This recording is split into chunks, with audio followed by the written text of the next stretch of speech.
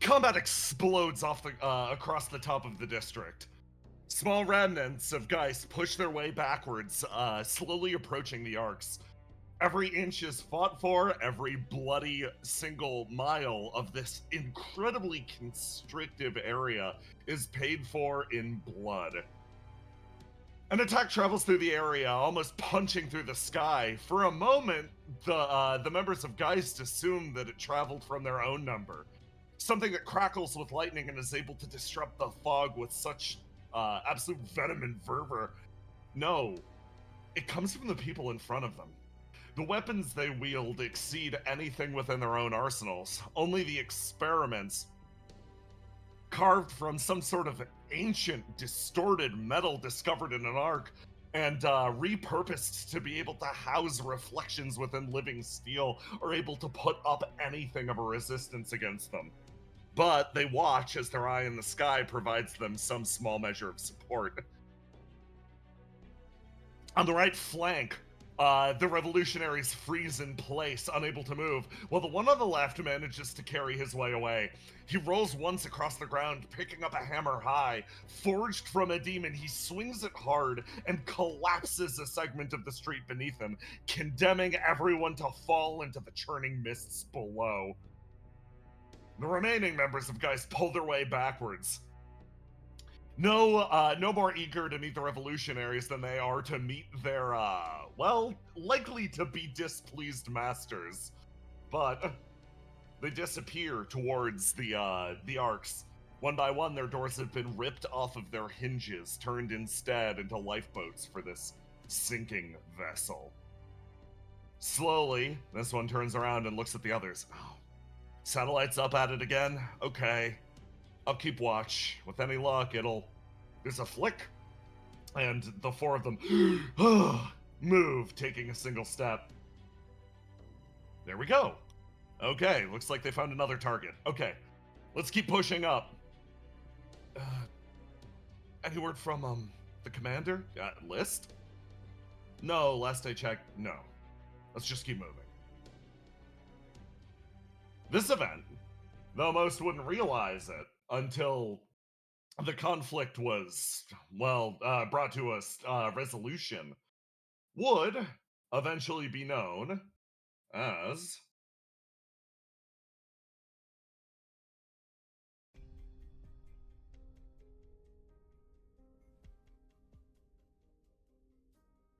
for the few people remaining in Skypoint, and for Geist itself, with no outside interference, this was a battle that would be fought on the interior of World 12, using weapons born of people here and using the various resources gathered focused on Skypoint.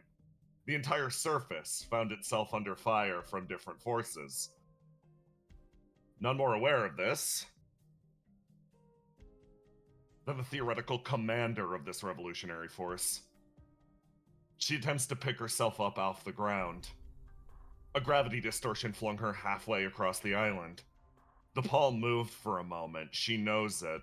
Maybe it was a twitch of the thumb, but that slightest amount of movement, the slightest amount of manipulation from this once abandoned colossus was enough to put her over here and borderline bury her. She tries to move, and blood splats against the ground as she slowly rises up. This shouldn't be happening, she thinks to herself, as she sways unsteadily. Why is she wounded? Why now? She knows she didn't take a hit. And then she sort of holds the side of her head. Of course, if the commander's missing, lost in some big explosion, of course there would be people that would assume that she'd been destroyed in the attack. Of course there would be people that assumed she was struck by some large piece of debris or shrapnel. That even she couldn't survive a fall like that. Her body caves in under the perceptions of others slightly as she rises, picks up her hand, places it to her temple, and attempts to connect her comms. And all she hears as she starts to move is utter chaos. Skypoint's on fire. But not everywhere. Two people touch down like shadows separating themselves from the brighter part of Sky Point. Yeah, this is the place. Come on. Sort This of is the gestures with place. his head. What kind of place? Ah. Bakery that's open this early. You look half near starved. Come on. Mm-hmm. So, like, Jess, Eh? I assume Field's since still you open were for one you. of List's old friends, you're a local to Skypoint? Local. Yeah. Well, when you're from here, you can be a local to like. I'm a local from the basically like the docks far side of town. Not a local to this segment of town because it's a little bit fucking nicer. Mm-hmm. But I got a little more familiar with it when I started working with List. Hey, good morning. Sort of works in. Oh, hi. Uh, Sort of like looks between the two of you. Kind of a shock you're still out here working. She shrugs. Can I help you? Yeah, no, sausage, egg, and cheese for the both of us. Okay. She moves her way back over, quietly watching you, Ace, the entire time. He pops the mask up. So, as I was saying, Mm-hmm. not exactly a local to this side of town, but yeah, it's my home city. Why are you asking? I guess I never really thought of it. I mean, a lot of us aren't from here. A lot of us have no personal connections, but this might be a little bit more personal to you. Oh. He sort of like, she slides the sandwich over to him and he like grabs it. Thanks. Um, hey, Carmen, why are you still here? She sort of like looks between the two of you. Everybody's evacuating the area. Why are you still out here actually keeping the place open? Place might get flattened by a stray artillery shell or something. She shrugs. If Skypoint goes down like everybody says it is, it'll hit the surface and pretty much burn everything. Even if I were able to secret away on an arc or something, one way or the other, this world's ending, so I figure I might as well do what I always do. He sort of gestures with his thumb. More or less that. Yeah. Yeah, it's personal. But I guess I'm playing with the same hand that I think nah, fuck it actually. He sort of like turns over and like sits down on the counter and pats it next to him. I was about to say some weak shit like I'm playing the same hand that absolutely everybody else is, right? Because you're always fighting for the sake of the world, blah blah blah blah blah. No, But yeah, you probably noticed it at some point. It isn't quite the same when you're fighting for your homeland, right? it's it is your world. Turns over, and you notice that the mask actually sort of like opens up lightly. It aids in his chewing to a certain extent as he like takes a bite. Yeah, pretty Uh, much that. I had a friend. He was from Silt Islands. After everything that happened there, he just sort of, I wouldn't say gave up, but just everything lost a lot of purpose. No one's really ever asked him what he's exactly lost there, but we can all make the assumption. It's Yeah. dire. And if you held something so dear and it's gone, yeah, there's the altruistic thing of trying to defend the world just in general, but if there's nothing there left for you, what's the point? He sort of like looks down, looks across the room, sort of shrugs, and exhales. You see the rebreather actually light up for a moment. Type of shit that pretty much everybody's wrestling with here. But it's kind of easy to forget, right? Like, see that over there? He points out the window beyond you. You still see that vague glow of purple off in the distance. Yeah. That's that main building with the God of Reality attached to it. I covered it in purple neon lights almost as a reminder. So, most people right now, they're not exactly thinking about it in the same way, right? Like, this isn't just a battle to save Sky Point. It's like a battle for the entire fate of the world. It's, to some extent, a fucking joke. Because, you're not gonna remember this. Whether we wind up as a pile of ashes. Whether we wind up as, some staging point for driving guys back from all this. They're not gonna fucking remember a segment of that. Because this wasn't a battle to save Skypoint. This was a battle to defeat Geist. Yeah. But, like, it's always been the same, right? You guys managed to drive back the God of Frost, but Silt Island's wound up a crater. And then Gravnir is now a pile of glass.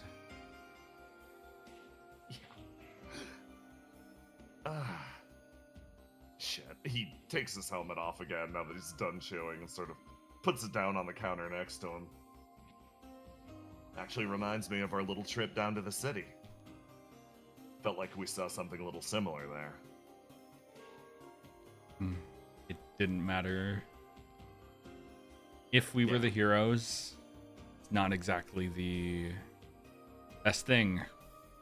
Saving a place that you don't really care for is difficult because you won't know what to save. He actually lets out a laugh. Yeah, didn't matter if you were the heroes or not. It's funny. You feel a little bit of a spark at the back of your head. The same place that your flame sits and constantly cooks your brain to some extent. You feel the slightest pinch as fire almost starts to lick away at the back of your eyes, and you see a scene that was carried to you from another flame. A return of a certain gift.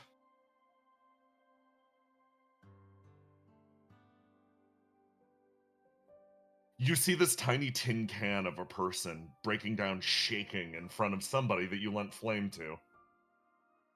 He asks for a simple favor, a simple directive, regardless of whatever happened. He wanted to show the world that the masks were cool. She listened to that, held it close to herself. Did everything she could to pack you guys up, and then, not a damn thing panned out.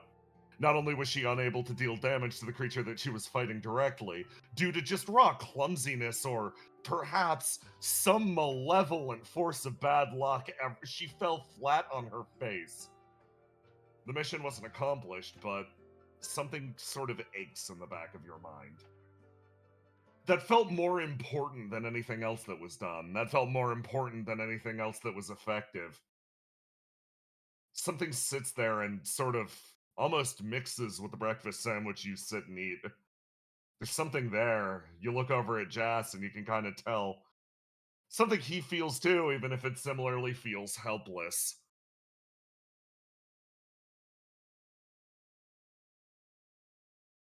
Well, Ace just kind of finishes the breakfast sandwich real quick and stands up. This is different for me, though. How's that? I may not know Skypoint that well. I've only been here a few times. Hell, I was married up here. But this place is important to people important to me. I'm going to try to do my best for you. You sort of feel him smile a little bit. His eyes continue to watch you very carefully, and you get a genuine... he keeps a very light persona, almost always, on purpose. You can tell years of spy work have honed this into him, but even then, it's not the type of guy that tries to bring the mood down. even when sincerity would cut through to the point a little more clearly for what he's feeling. But you feel those eyes focusing on you, and you feel that dagger almost driven forward. Not judging, but still inquisitive. At what point does something different happen? Like, at one point, does it stop being about uh the big success, the somebody steamrolling over a place like this and running it down as the not the Battle of Sky Point, but the Battle of Geist. One point does that stop, Ace? When you win. Nah. He shakes his head actually lightly. No, no, no, no, no, no. I don't even. I don't think we, he pats his chest, can truly win here. And even if we do, still be that Battle of World 12. No. What changed? What changed in that city? What did you see? What changed in that city? What made that any different? He sits there thinking about the city, about the people, about how even after they left, just a new force came in and invaded. And he just kind of like takes the brim of his hat and like adjusts it a bit. Honestly, I don't know. Yeah. Because it's hard for guys like you and me to see. Yeah. Your wife's fucking fighting her heart out there. Based on what I'm seeing on the comms, things aren't going well.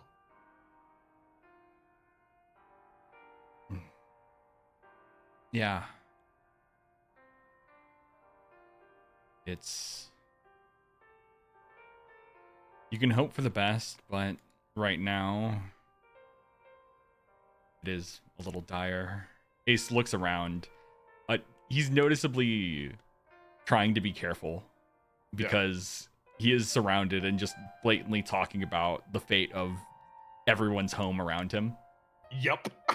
If Skypoint went down, he'd still have a place to live. He'd still have a place. He'd still be probably alive. All these people around him don't have that kind of hope. They are hostages to a situation beyond their control.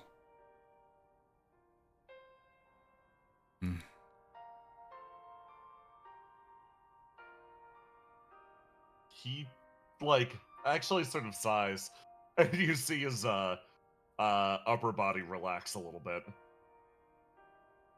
Thanks for helping me thanks for helping me get my own brain straight. Picking your brain. It's not like I have an answer to this question. No, it's Oh. something hard to get an answer for. All I know is, I can't really wrap my head around it. I think it's important that your wife is trying. I mean, if you don't try, how do you succeed in the first place? Yeah. Yeah. He sort of like looks over at the rest of the room. The failure would be heartbreaking at this point.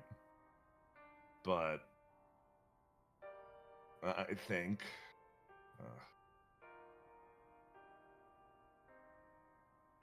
I don't know how to put it. Fuck, this is speaking from a guy. This is coming from a guy before I met Sable Prince.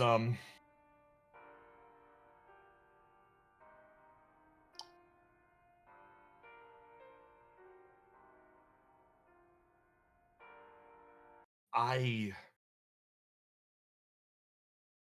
want it to work out for her.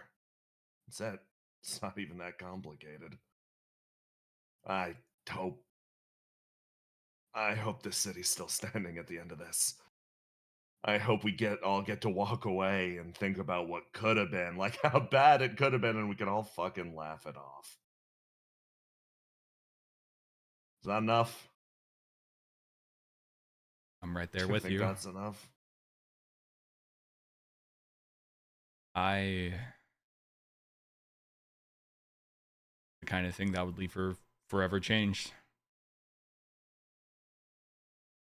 Yeah. And I'm not sure if I really want to see that. He sort of closes his eyes. Food was delicious today, as always. Of course, take it easy out there. Make sure that you come back okay, alright? Yeah. Based on how many people are evacuating to the Arks, not sure how many people are even going to be left in Skypoint, even if you do get your victory. Fuck me. I mean, if the world gets saved, the arcs would be useless, right? She sort of smiles, maintaining position on the other side of the table. That's assuming they'd come back. They might not come back, but I know someone who really cares about this place, someone who wants to build a better Skypoint. Even if they don't come back, maybe their kids will, or maybe their grandkids will. Oh, the same expression stays locked, and she stops arranging the various big goods. A clear, like, the nerves in this place are high, but it is an almost like it's this firm resolution to remain regardless of almost what happens. Sort of like looks over at Jess. Who's this guy again? Zay Saleas. Oh, Saleas. Thanks for stopping by. Yeah, thanks for serving us. She smiles and maintains position. Jess sighs, picks up his helmet, puts it on, sort of stands up. Thanks for humoring me. It's least I can do. You're kind of my taxi right now. Yeah, even if you weren't running out of fuel, I was. He looks around at the room, inhales through the rebreather, so you know he's not even getting a hint of the scent. Sort of takes it in, nods, starts to walk away.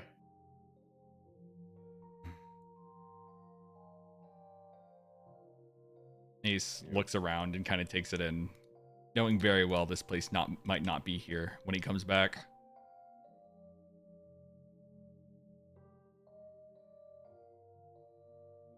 The door slowly cracks open and the two of you sort of exit.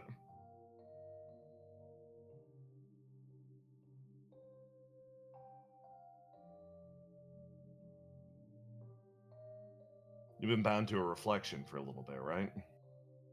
Yeah. You ever think, like, I don't know, this thought's always bugged me.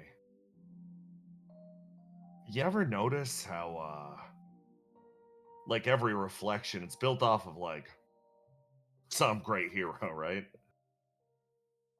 Yeah. I mean, for the most part, I honestly don't. My reflection's a little weird, but Hmm. Like, no disrespect to my partner. They're a little different than the, like, save the world with sword and board type. So maybe I just have a slightly different perspective on it. But, you ever you ever wonder why we were able to save so little? it just remembers when he jumped off Skypoint to stop the rockets and everything that followed.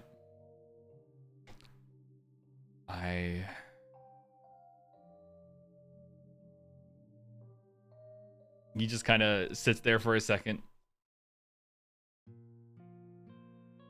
It's because just because we wield the weapons of legendary heroes doesn't mean that we instantly become them.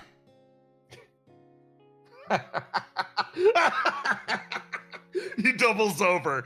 Ah, so that's what type of guy you are. Oh shit.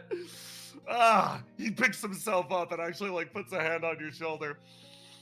Oh man. It still hurts you, doesn't it? All the people you couldn't save. Fuck. No, that. Oh, sorry. That just gave me a far better understanding of who you are as a person. You're not half as bad as people say. He takes off the mask Yeah. and sort of like lets himself breathe. No, I'm talking about how you get a reflection and you just hear about some legendary hero's perspective of their world. I don't know shit about the country they came from, the people they saw on their journey. I don't know shit about even a part of that history. All I know is about this guy here. Why are we only able to save so little? Why do only these guys get to hang on? Why do guys like you only get to hang on?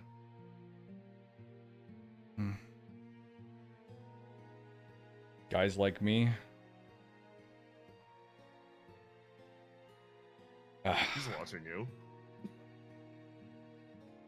Ace thinks about 20 different responses that are very self-deprecating. Decides not to say them. It's because, I don't know, maybe deep down through everything I still hope for something more. What do you hope for, Jess? Ooh.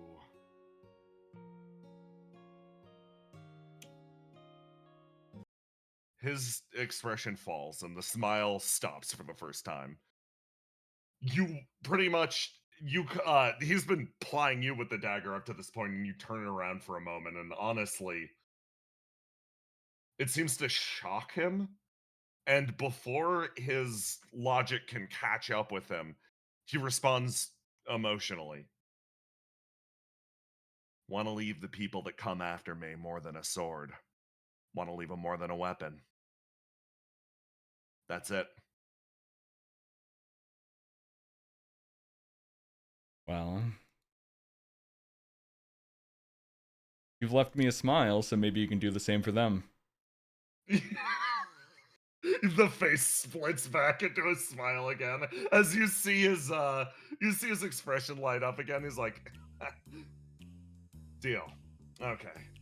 Well, in that case, he sort of holds his hand out to him. Taxi service is back fully in motion. Not to act like I'm complaining about this little guy. He's been extremely useful up to this point. Pulls out the crossbow and sort of aims it up and over. Of course, I know you can teleport yourself, but why travel like that when you could travel in style? Come on. Certainly saves me the energy.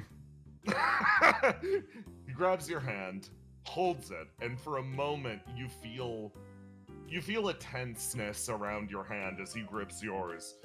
And it's the slightest disruption almost. Like something you said back there cut through the persona, cut through the exterior. It's a shift of adrenaline, shaking slightly. There's concern in the back of his mind, but it feels like you made him question something. Cuts through as he aims the crossbow up and fires off a bolt, disappearing into the darkness.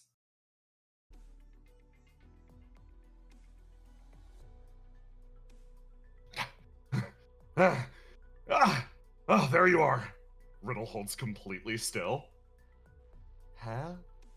Hello, guys? She speaks very slowly. What's the matter?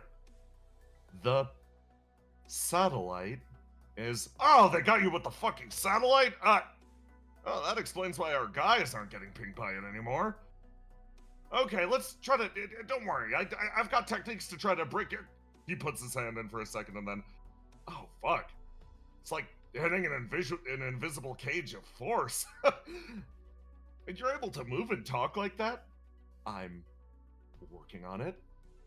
Very slowly. Shit.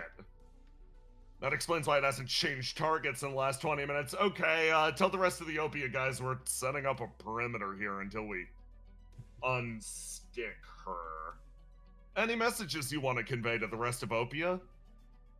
Good luck. Argos. I's gonna love that. The Sojourner turns around and starts to punch away on a keypad as Riddle continues to focus her flame.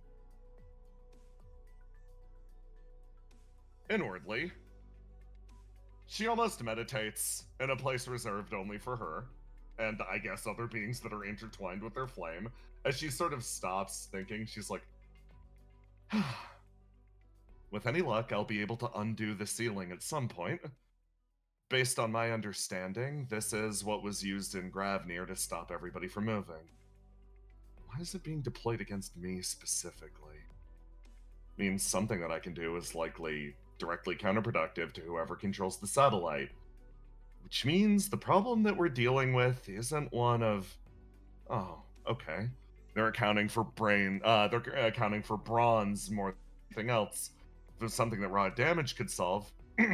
Spring sort of clears her throat. Oh, hey, the two sort of make eye contact.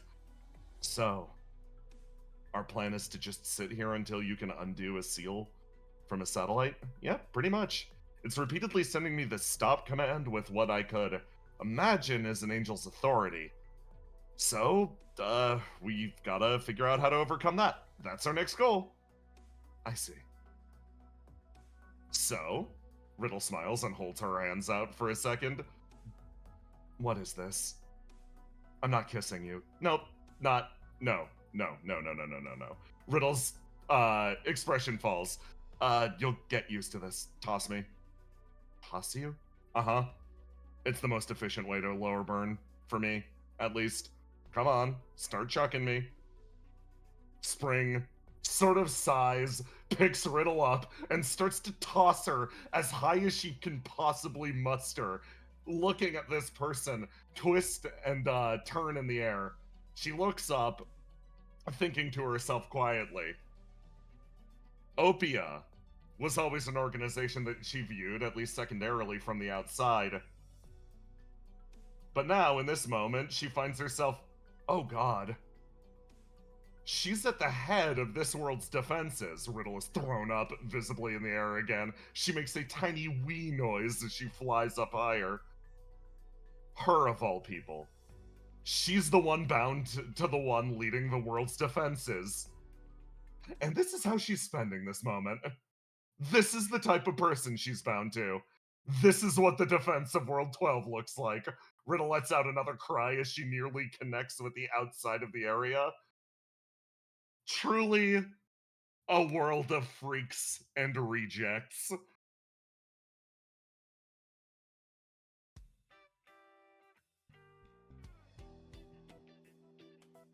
Argos!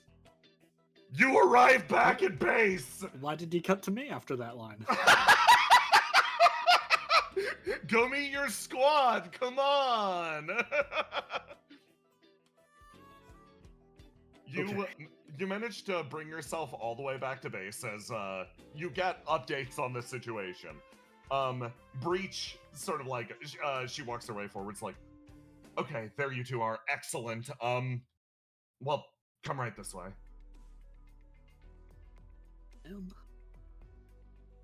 Oh, Jerry's still here. Clearly things can't be going absolutely terrible. Yeah, good observation. It's good to have some humor in these times.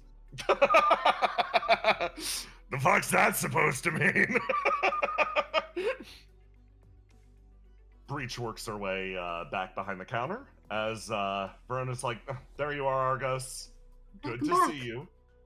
Hello, everyone. How did it go? Good. Some of it, yeah. For the most part. We accomplished all of our objectives. Yeah. Like, and our part of the plan went flawlessly. Okay? Before anyone asks.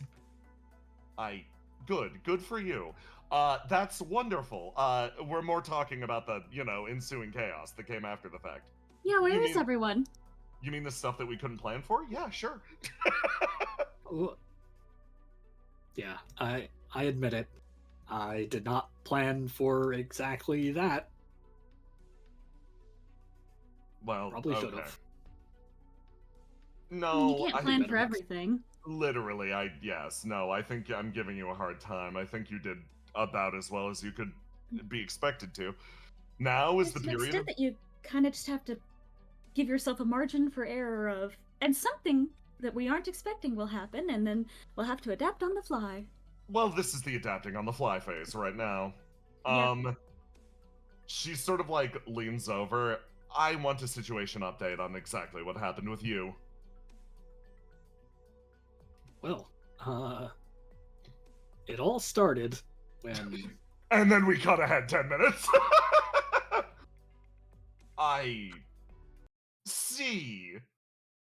I see. Okay, so Willow did and that, that's how we huh? adopted a cannonball. Kest sort of punches you in the arm a little bit. That's what it is at this point, I think. I guess technically that is what it is. Wonderful. And that's currently missing. That's MIA along with Will-O-Wisp. Great, wonderful, great. So, So I our can... top priority should be finding Willow then, right? No. No, unfortunately, no. We need to make sure that this city is still standing first. So we'll catch you up to speed with what things looked like from our perspective. For us, the entire city lit up for a moment red. That profusion of flame hasn't stopped since you did whatever you did. But this arm of the god actually moved for a moment. Gravity was distorted and people were displaced all over the area. We found you under a pile of rubble, almost like somebody wanted to swiftly get rid of you. But the others, they vanished and we have not been able to pick up their trail. So it wasn't just like the arm twitched, it's like someone's controlling it? It seemed very, very considered, yes. For some of you.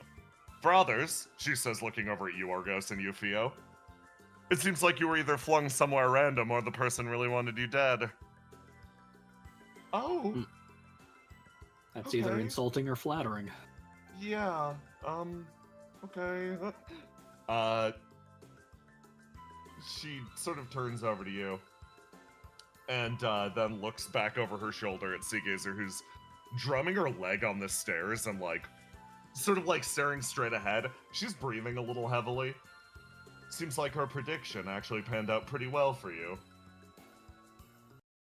Well, so far. I did my best to, throw a wrench in the works, but it doesn't seem like we're out of the woods yet. She sort of smiles and Seagazer looks over at you, and this is the exact point that I reveal what the actual prediction was and what you prevented. So,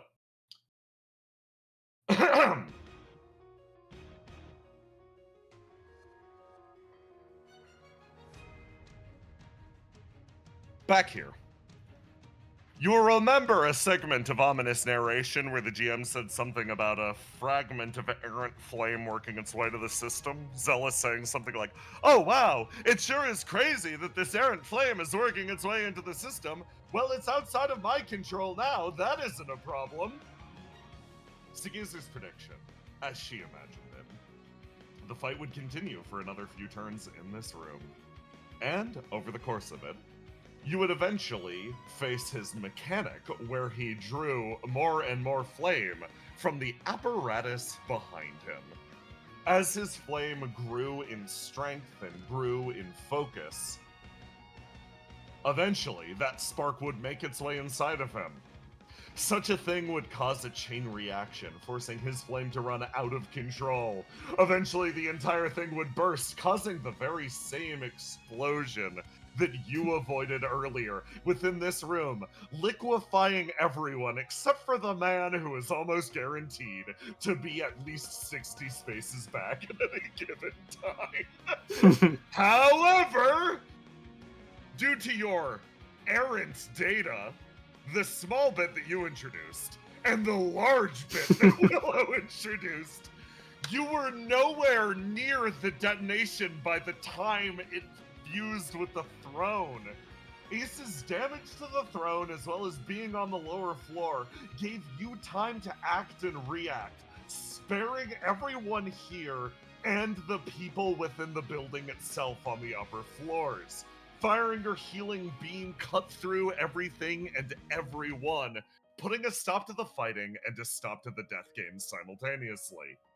Almost in response to this moment, the hand moved as if revitalized. Twitching its fingers, it almost snapped them for a moment, and gravity distorted, flinging you all to the winds.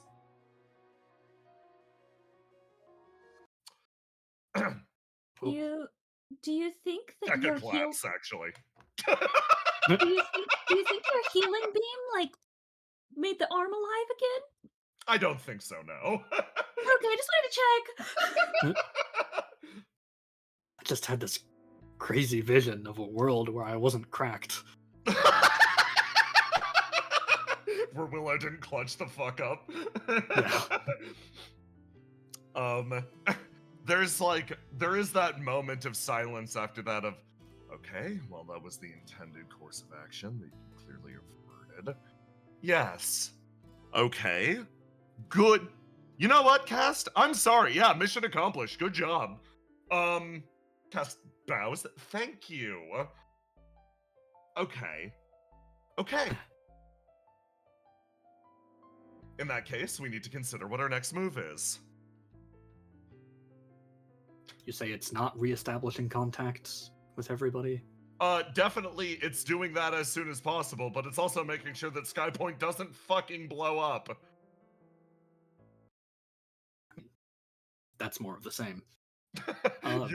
You hear a crack over comms as Breach is like, oh, we're finally getting a call back from Riddle. Okay, Riddle, how are things go? Oh, okay.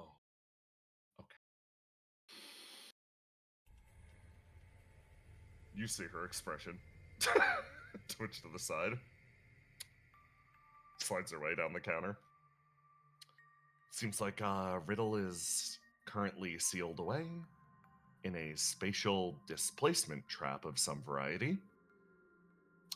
She had a simple message for everybody here, if you're ready to hear it. Okay. Good luck, Argos.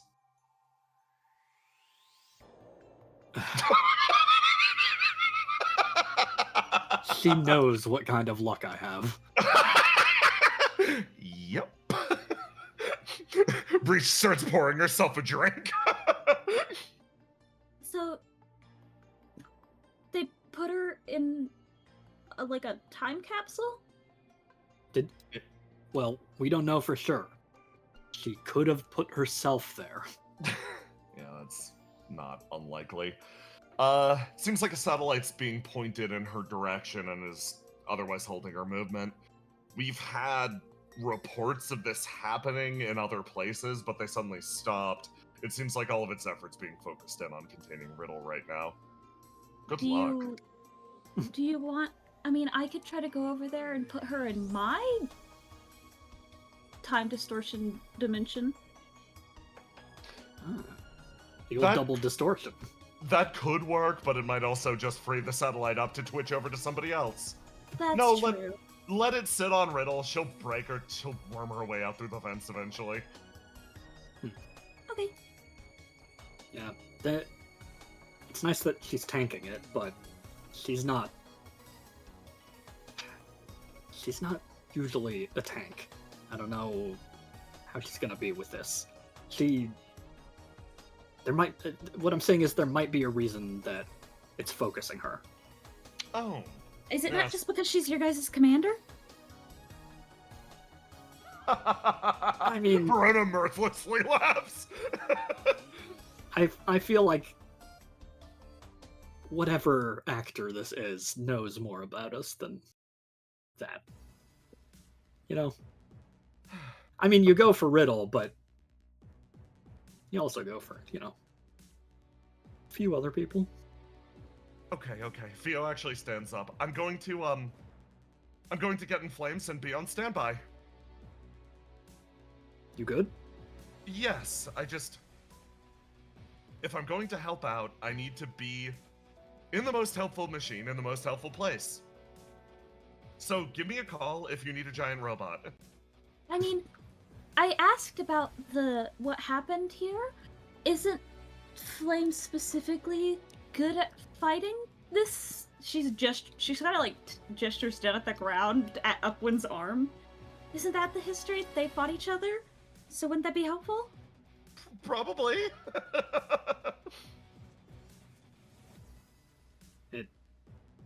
You'll be fine, Theo. It's not just flames fighting this arm. If we're even fighting this arm. Yeah. If I had to guess, our problem are still the people living on the arm and the people trying to control it. Deca stands up and actually just throws you a communicator. I'll also be on standby. Call me if you need me. Sure thing. I'll also be on standby. I'm just here.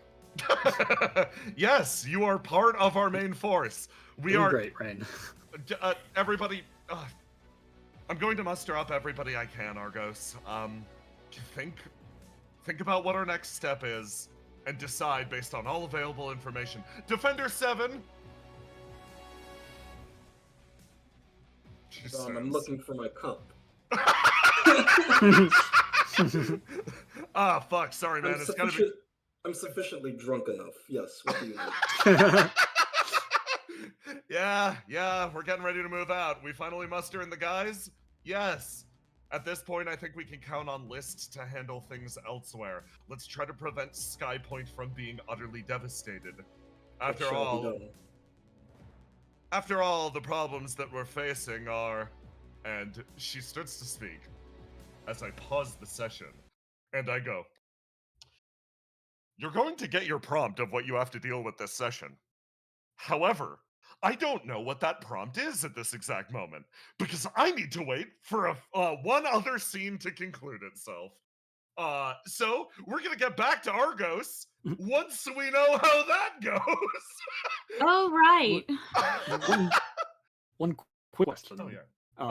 Yeah. The communications disruption, Yes. is it just kind of blanketing everything, all communications, or is it specifically the people who have been flung or in any way unique?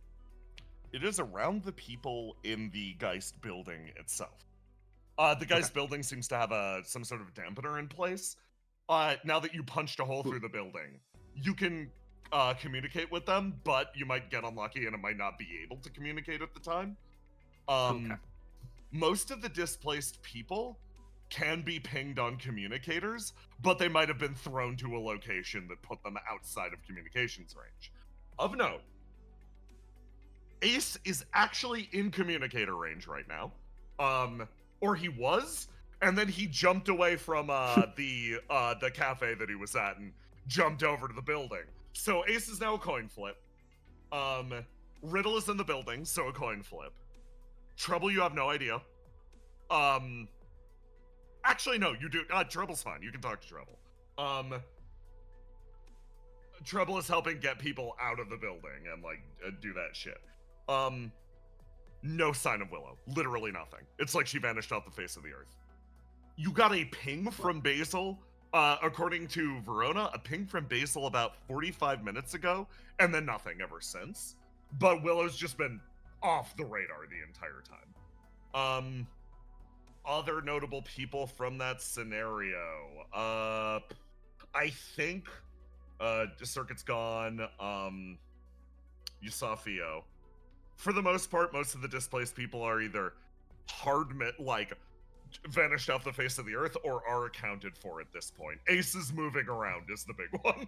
Yeah, he'll do that. Yeah, he will do that. It is indeed after midnight.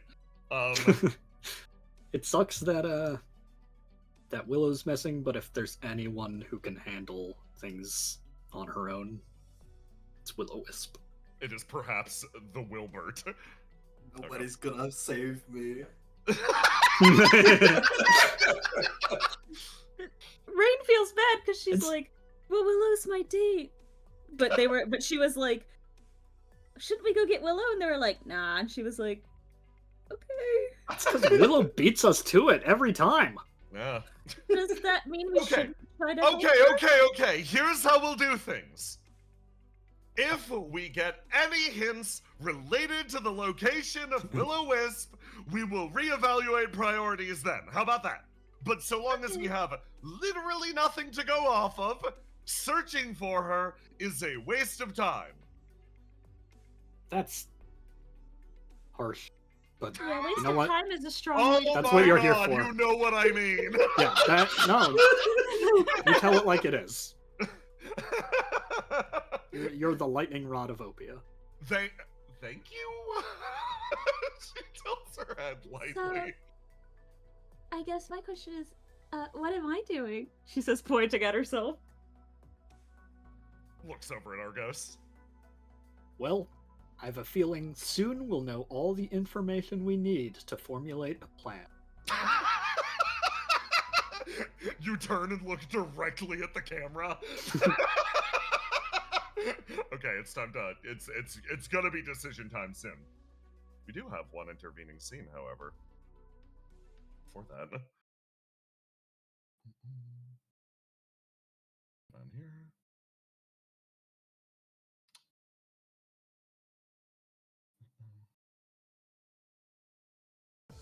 No, that's a little too active.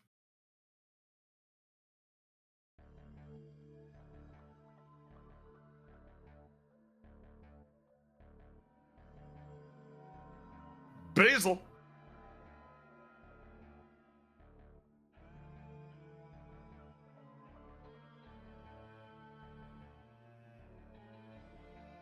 You've come to consciousness in this almost like throbbing purple area.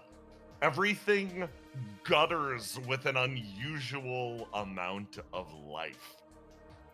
The machinery feels borderline alive. The ground under you feels like it's comprised, to some extent, of synthetic flesh. This area is off-putting, to say the least, but the more you focus on it, the more it feels like this is what being inside of Ideal's orb felt like.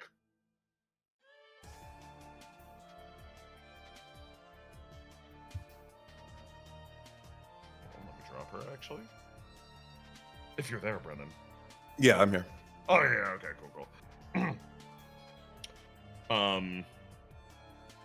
Kind of like looks around the area like, this is where I chased every hint back to. Do you know where we are? Yeah. She's like her face is all red. She was crying and then she was like dry heaving crying. Yeah. Like there were no more tears, and then she slapped her face and then kind of just snapped back into it. He looks around. Yeah. A lot of the god of reality was cannibalized for parts. This is a segment of it that has been placed inside the unliving flesh of Skypoint. I don't know exactly how to describe it other than it feels closer to a like a skin graft for machines. He sort of shudders a little bit. It's like the material of this place and the material that comprises Skypoint itself were fused together and forced to regenerate one into the other. This area is clearly the god of reality, but he points. These machines, particularly that big one here, I know that they were originally part of Upwind. They've been sort of crudely fused together. Well, isn't that what Geist does? He... How many times have we seen two people that aren't supposed to be together fused together? Isn't that just what this is? He looks back over at you, pauses, looks over at Ideal. I suppose so. He clearly didn't like admitting that.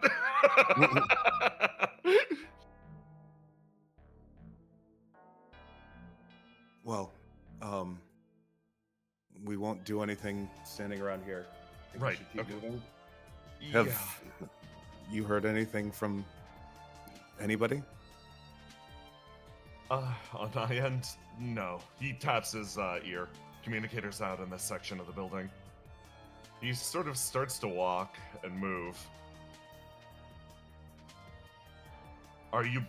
And then pauses. Are you good enough to move? That... It seems like you've been through a lot. I hate to say it, but does it matter? Matters to me. If I can't move, we stay here. And what? If you can't move, I'll carry you.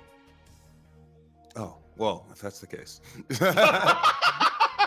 He actually lifts you up and starts to move quietly. I don't know how to put it. He said that very bravely in the moment, but definitely immediately becomes sheepish the second that he lifts you up and sort of starts to quietly walk as you see pulsing flame move out from the area nearby over here. It That looks almost really good right now. contorts. Yes, it does. It does, but it also doesn't. It is activating parts of your brain where you look at meat, but you don't know what type of creature that meat is from, and it is flicking back and forth in the uncanny valley. You're talking to the wrong character. True. The inside of the tube almost contorts as the flame pushes itself up against the glass, and it almost seems to form a hand reaching out for you that eddies against the glass and spreads off, splitting into nothingness. Guy does not notice this. So, do we know what happened back there? How we ended up Back here? there. No. He sort of looks over at you and then tilts his head. I thought you threw yourself like a really far distance. Is that not what happened? I couldn't tell you. Okay. I kind of, if you don't remember, I kind of blacked out a little bit. Sorry about that. No, I walked here. I walked. So nothing unusual on my end, at least. Ideal is the one that speaks up. It seems like a gravity distortion flung us over in this direction. I did manage to drag us a good deal of the way, though. Oh, it's you. Okay. Our goal was to find her body, correct? Yep. Yeah, it was. The last thing we have to do here. Yeah. Sort of make your way over, and you sort of round the corner. And Guy actually freezes as you hear a call out. Don't move. Don't move. Don't move. Don't move. Group of guards sits weapons raised, almost like they were holding position at this point. They almost vanish amidst the around them, it casting long shadows that they naturally blend into. But you see one figure almost separate himself from the crowd as he stumbles his way forward. So, Basil? Yes. You're alive. I am. By no small miracle. You are too. It's, despite everything. Right. He shoves them aside and sort of starts to step forward. Well, of course. I understand why you're here. It could only be for one thing, right? What do you think it is? You're here for the body you left behind, correct? There's a warble in Yeah. his throat. I am. That's wonderful. Here, come this way. Come this way. They all feverishly move out of the way. The guards are jumpy. Something isn't right here. What is right? True enough. He walks his way to the edge of the platform and he sort of gestures. He's like, I kept it for you.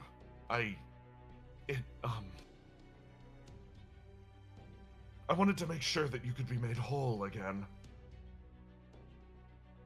Right. So where is it? You No. look over into the heart of the machine.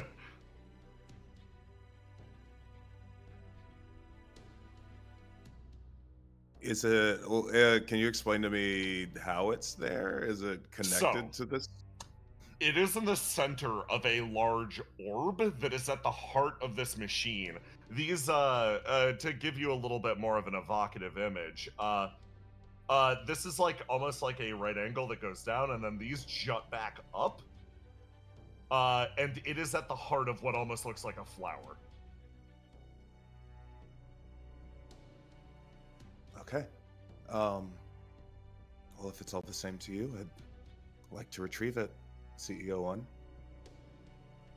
Retrieve it. Right.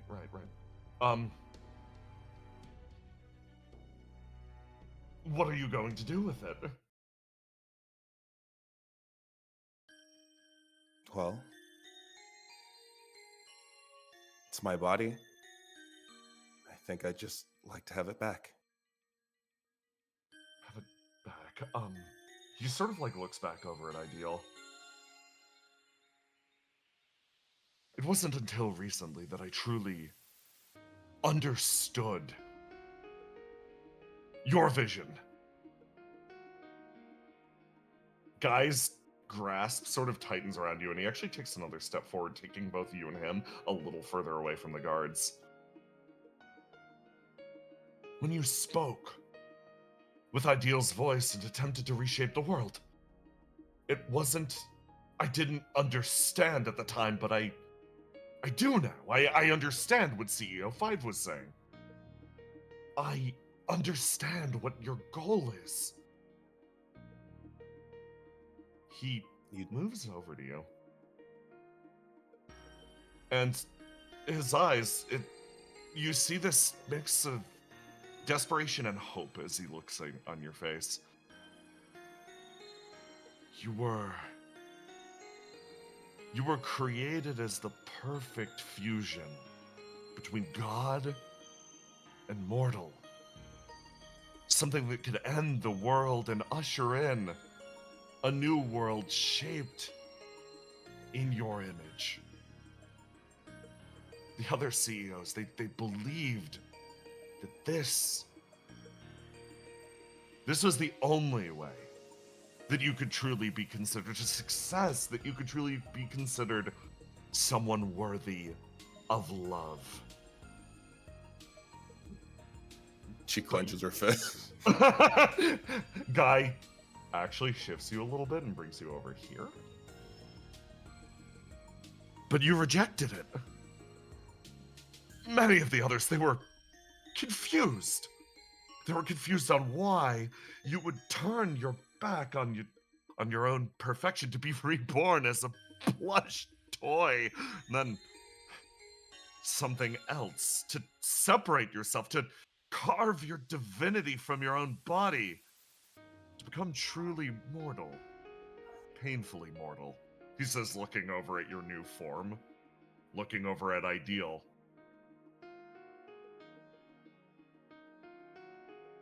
Do you know where we made a mistake? It's because we assumed we knew better than you. We couldn't see your vision. We were too busy stuck on Lafadels.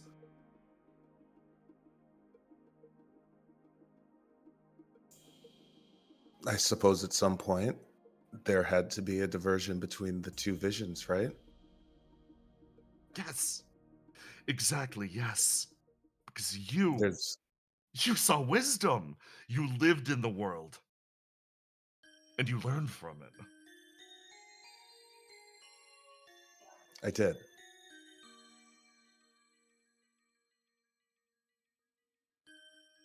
The guards continue to watch you really fucking closely. Despite the fact that he is...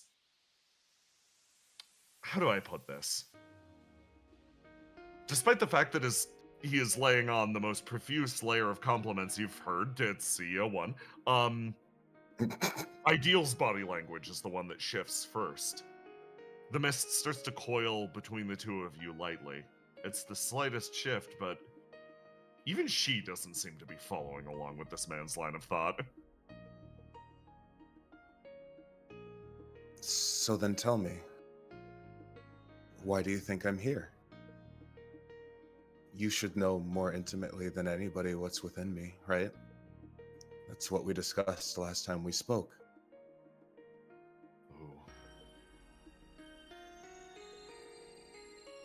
He closes his eyes, he inhales, and then you feel a spike of something travel from the back of his mind to the front. His face splits into an uncharacteristic smile, mouth hanging open slightly. Of course. You're here to issue us into a new age of rebirth. You are here to show us the route that new humanity can take. You are here to become the motherless mother of reality, of humanity. You who have disconnected yourself from your pure immortality. You have lost your soul and live as flesh. And in reflecting your image, we can live as humans too. She kind of laughs. It's honestly funny. I don't think I've ever experienced this level of trust and faith from anybody. And it makes me sick. He takes a step backwards. Last time we spoke, you mentioned that you're the reason that I'm good, right? You put the good in me. I could never presume. But that's what you said. You're the reason I'm good. But for some reason, whenever I black out, whenever I'm not in control, no matter what I do, I can't seem to find that good. He freezes. His body starts to shake. Every time I close my eyes and I'm not in control, my body defaults to destroying, to hurting people I care about, to hurting people that might understand me. Who told you this? Who did this to you? He looks over at the only person in the room that he can logistically blame. Sees him gesturing over at Guy. The Geist guards look over for a moment. Guy picks up his blade. Garny is the only thing left to defend him as they dive forwards. Basil? Ideal, can you handle the guards, please? Of course. Thought you never asked. She sweeps over to the side and, giving you almost a quiet moment, CEO one thumbs forward, driven forward a single step, as Guy drives himself forward as well. He thumps into you and finally recognizes exactly what happened to your body. And then he recoils viscerally.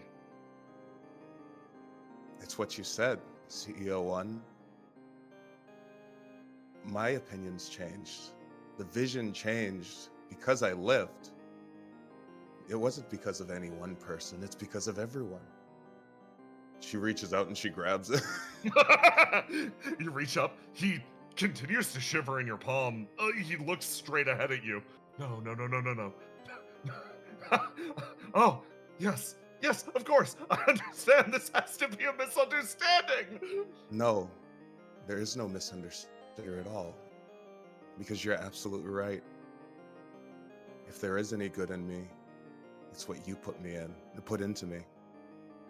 And anything you put into me, it certainly can't be good, now can it? And she's gonna throw him into this, she's gonna try and shatter the glass with his body. Give me a roll to do.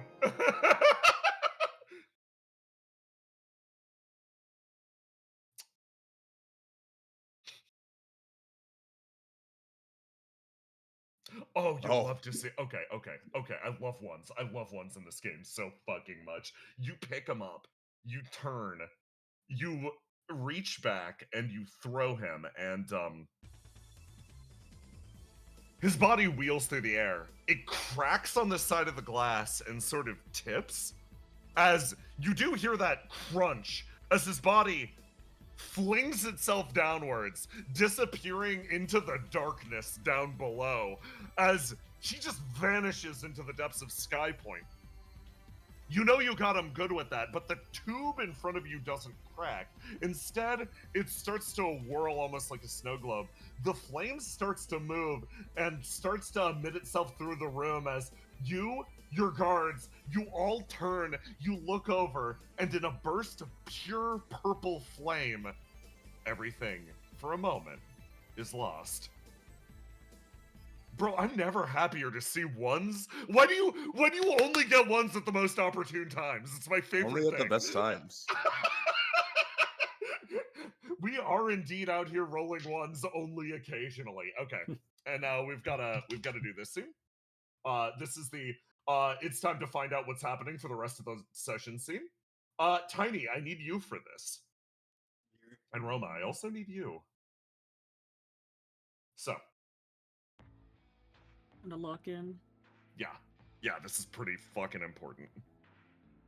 Whisper, you're not present in this scene. However, you did one very important thing. Before pulling Radamanthus to the side to have this discussion with him, you coached little Bebo on exactly what she should be doing in this scene. As a result, I'm going to need you to relay your points in real time through her. We're going to three-legged race this. And if you're able to do it, if you're able to convince this guy to de-escalate, walk his way back, the nature of the rest of the session changes. So, that's how we're doing things. So,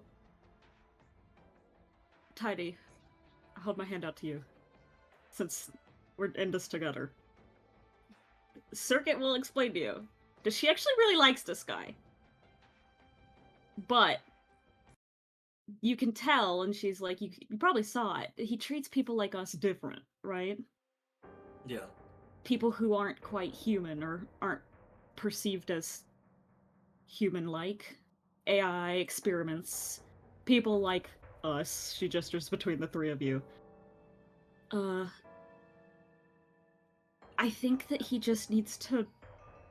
I mean, I might be giving him too much the benefit of the doubt, but I think he just grew up in Geist and has never seen the world outside of it, Yeah. and kind of just assumes that everyone's like that, and the only way to convince people that he and all of us are just like them is to force them to go through something like he did. I think the whole reason Whisper wanted to bring Radamanthus to the derelict was specifically to show him the Simulacrum Village, a place Ooh. where there are people like him, but definitely didn't grow up with his experience. Give him a little bit of a view of, you can be an experiment, you could be a ghost in the shell. Pingbird. But you don't have to be fucked up.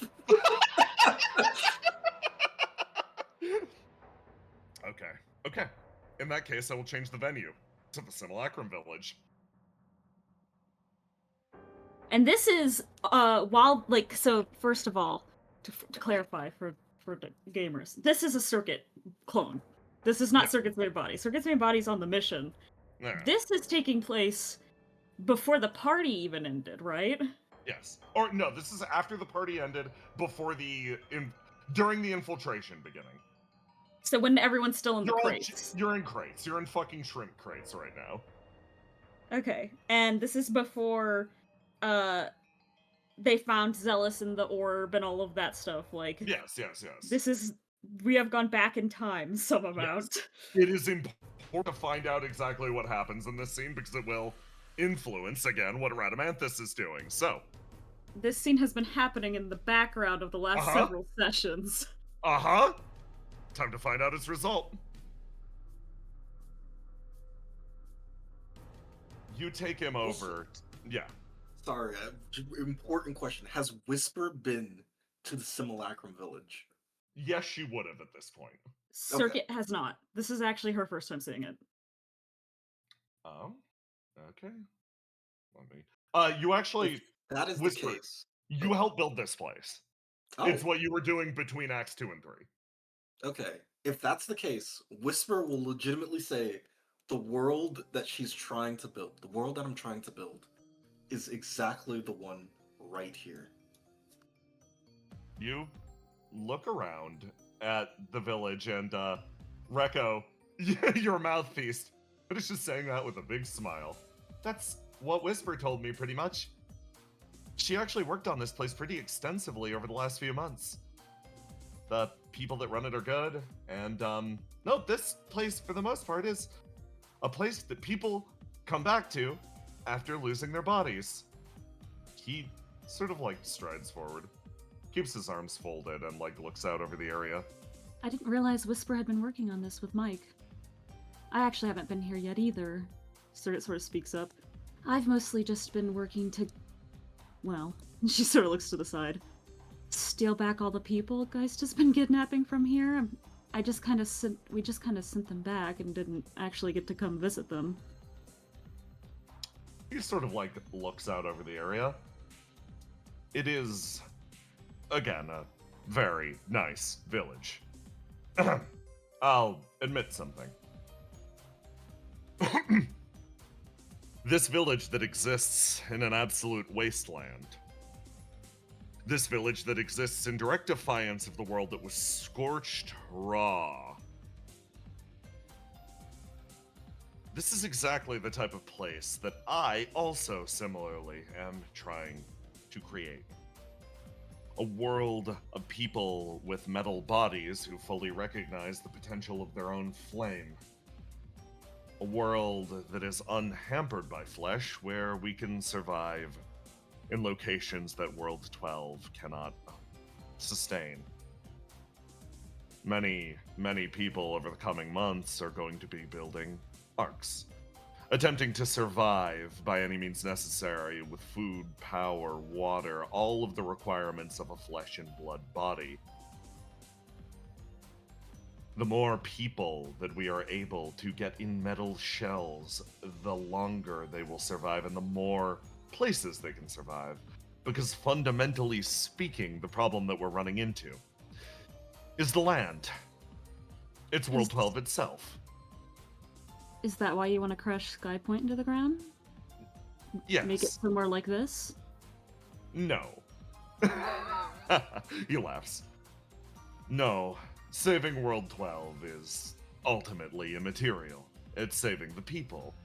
If the people are able to survive in this shape, in this old world, then they will recognize the truth of their own existence and be able to build something better.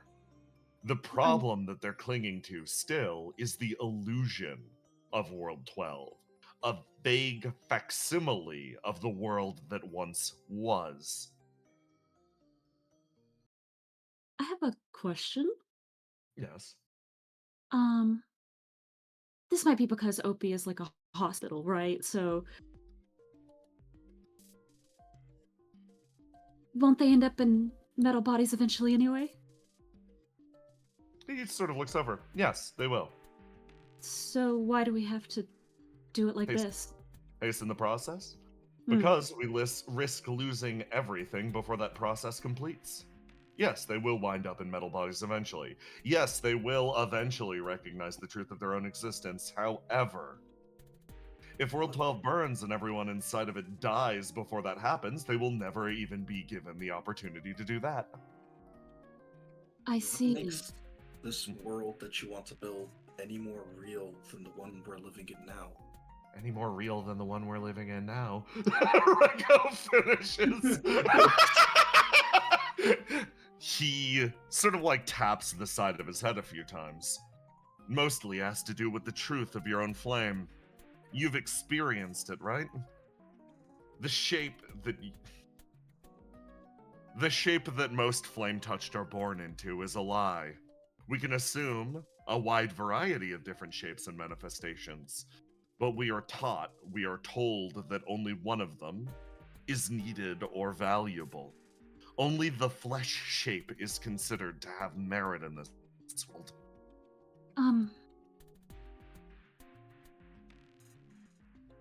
That's not entirely true. He looks over at you. I think that's quite a generalization. I mean, it was a collaboration between our world and the derelict that made this place, right? Indeed. It was the people of our world that made us, right? Indeed. I know Geist has this fixation on humanity. He says, sort of doing like a hand-flicking gesture, like it's a little silly. But at Opia, it was never treated... I mean, maybe when we were first born and people were still figuring out exactly what we were, but most people were pretty accepting of the AI shape. He maintains his expression. I think the important thing, I think the thing that you're missing is that shape is important inherently. Flame itself is your soul, but the shape that you take is infinitely more valuable. Infinitely more valuable. Right? Like, she sort of gestures Sorry, over puppy to dog eyes. Reko. To Reko. How would you feel if somebody forced you to become human? Pretty abysmal, yes. No, I understand. Emphasizing the importance in being able to determine one's own shape. That I understand. He raises his hands, and that is the regrettable part of this plan. It is an unfortunate abbreviation of the process to simply skip everybody ahead to the machine state, to force them to engage with this reality, but it's almost what Circuit said earlier, right? You'll find people who are willing to accept. Yes, you will find people who are willing to accept your status as an AI, to accept your existence as a metallic being. However, can you actually say, beyond a shadow of a doubt, that these interests, the interests of Flame Touch, the interests of AI that will span for thousands, if not millions of years, are adequately represented by your organization? By Opia? Opia's... Yes. So, when you say you specifically mean metallic people. For example, me, right? I'm, first of all, technically not even with Opia right now, I don't think, but we don't have a representative for them here right now. Technically, right now, I'm not even metallic anymore. This demon body, I don't even know if it's organic either, she says, sort of patting her arm. It is, though, an enduring body. I won't die of old age or anything like that. Even if it's not metallic. There are people in Opia, though, who have gone from organic to metallic and the other way around. Let me put it like this. Your existence will span for millennia. Not a single thing in this world is adequately equipped to deal with that reality. This world, this derelict, yes, I see it here. I see it everywhere here. This village, what you've shown me, is indeed built to endure unless somebody intentionally shatters this piece. Opia, however, it continues to persist on an assumption that you will be living in mortal bodies, that you do not account in millennia, you count in minutes and hours hard won from a very difficult fight. I understand that, and I also understand that you are not with Opia. What I'm saying is that organization has no vision for the future. This plan of mine, yes, it is brutal. Yes, it is gruesome. It accounts for a future beyond tomorrow. Right now, if nothing is done, your world will burn, every soul will be consumed, resubmitted to the process of reincarnation, and no being will have a chance to even realize that their lives span in millennia. Cricket sort of crosses That's her arms. not true. The thing that Opia fights for is a choice. A choice to keep going. A choice to keep the body that they want. A choice to see if they can live to fight for another day. What you do is exactly what Geist likes to do. To rip the choice from other people and choose for them. Choose for them. Rekko finishes up as Radamanthus actually... You see him sort of like actually bite down on his lip a little bit. Denying others the choice. Hey, Not... she sort of like looks at him. Is that how you feel? He folds his arms. Explain. Well, what Willow just said, right? Is that how you feel? Rekko. Or not Willow, I guess Rekko. Sorry, I forget that they aren't here.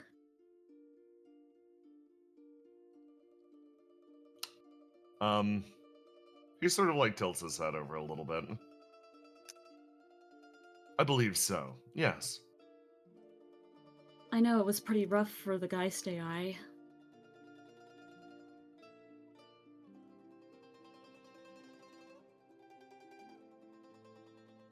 He keeps his expression on you. Emphasis on the ability to choose. Fascinating. With the question, of course. It's nice to say. But with half-hearted ideals like that, do you think you can actually truly save anything? You might have been able to choose, yes, certainly, but could you actually make a difference? Could you actually change a damn thing? If you choose to emphasize one's ability, their own personal freedom above all else, in the threat of something like this, in the threat of the incoming flame, will you actually be able to say you made a difference? Or will you simply burn, saying that the kindling had every opportunity to choose this fate for themselves? If I had to answer honestly, if we had a chance, if there even is a chance, with our lofty ideals and our impossible goals, it's that, no,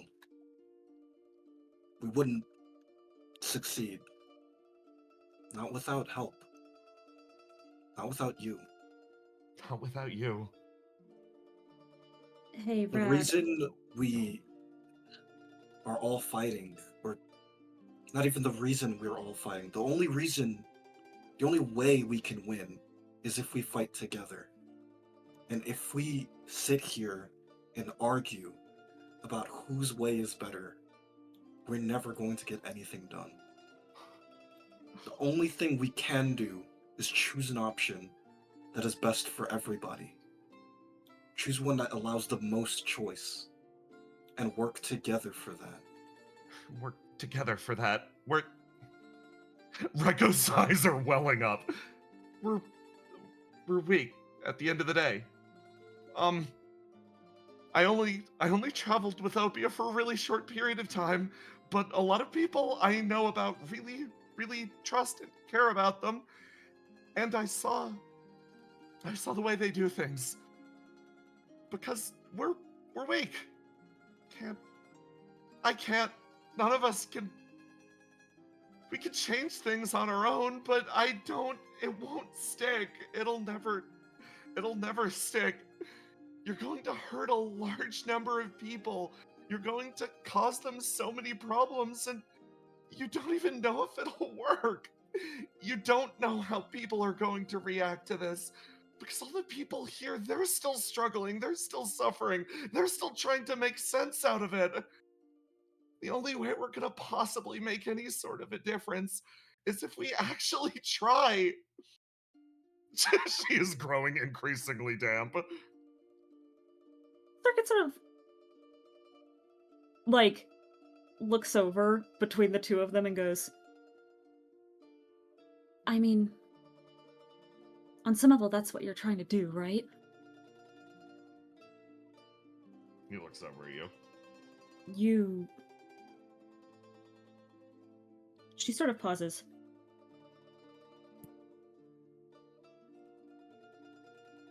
You're worried about everyone, right? His expression remains locked on you. He gives you no confirmation any direction.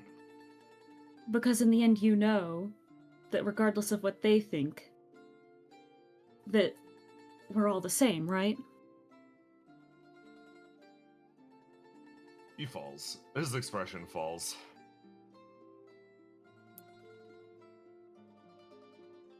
No, I don't necessarily believe that you're all the same. Really? Of course not.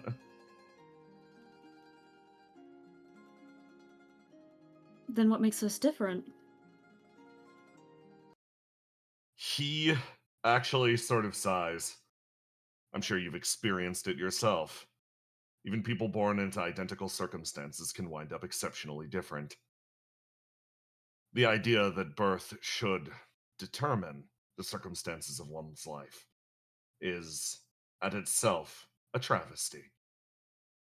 You've Ah. seen, probably amidst your siblings, how each of you have manifested into vastly different people.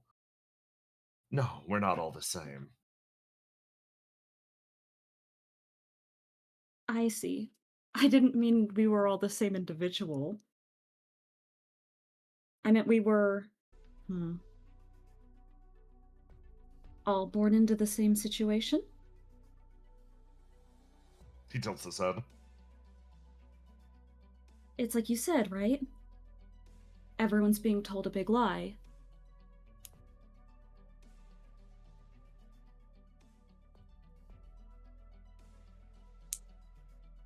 Yes.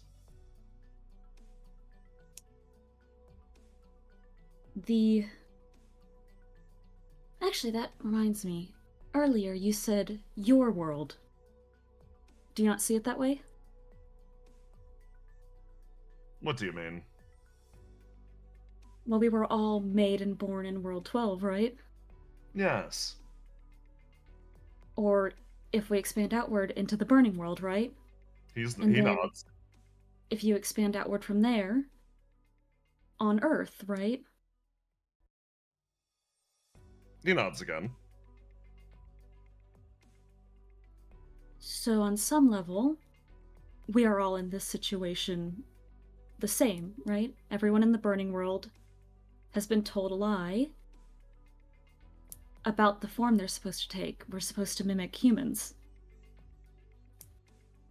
But we don't have to? He nods. Because on some level, we are all the same type of being. And then if you expand outwards from that, we are all people who live in this world, Earth, she says, doing quotation marks, right? He nods again. So even if we're all vastly different people, even if all of us develop differently, even though we're in the same situation, we are all still in the same situation, right? Yes. That's the logic that you're following, and that's why you think you have to show people that, right? He nods. Because right now, everyone is too busy being divided because of these arbitrary ideas to see the situation that we're all trapped in. He nods again. And then, like Rekko said, the only way we're going to actually change this situation is if we help each other, right? He looks over. Rekko continues to water a damp at him.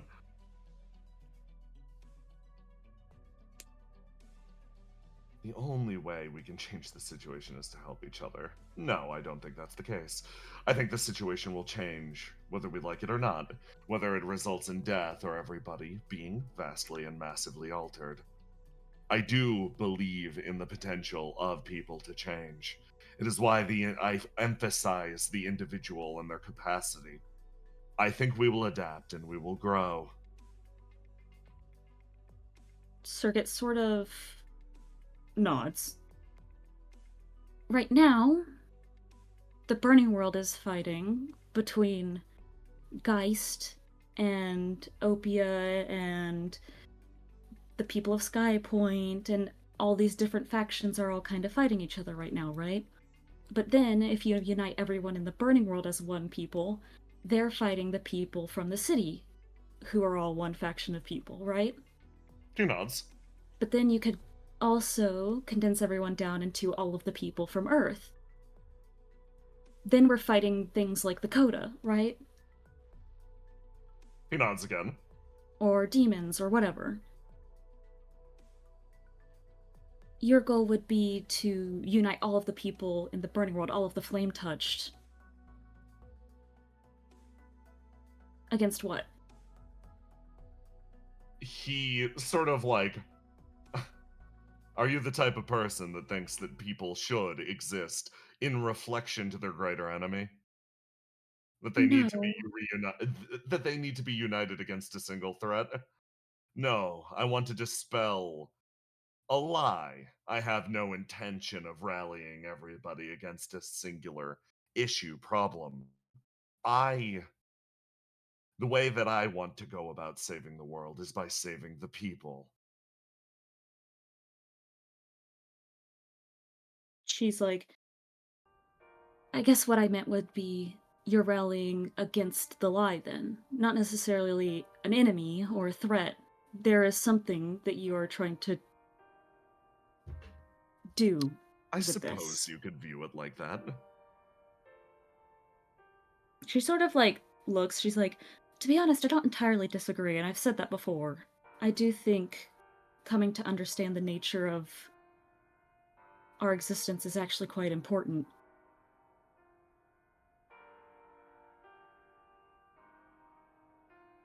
But I also don't. She sort of looks to the side. Did you see all the way back when I was in the Demiurge system the second time? And CEO 5 wanted me to turn everyone human? He nods. Technically, couldn't I have completed your objective then? Yes. Why didn't you ask me? He sort of shakes his head. Reducing everybody to ashes at that exact moment, I didn't think you'd do it. Simple as that. I didn't have to reduce everyone to ashes. The way that it seemed like I could do, I could have just made everyone's bodies metallic on the spot. Ooh. He sort of like turns his head. I guess I didn't trust you to do that. Do you know why I didn't make everyone human? Why? It definitely would have changed things. But I don't think it would have changed things the way that we need them to change. Or the way that we want them to change. I would have just been enforcing my will on a bunch of people. The same as the people in the city are doing to us. And the same that the Coda is doing to us, she says, just extrapolating it bigger and bigger. And then, if you look at it from the perspective of the outer demons, the same way the flame is. I don't think enforcing a large scale of change has worked very well so far. He sort of like folds his hands. And this is something you stick by? This is something that gives meaning to your life?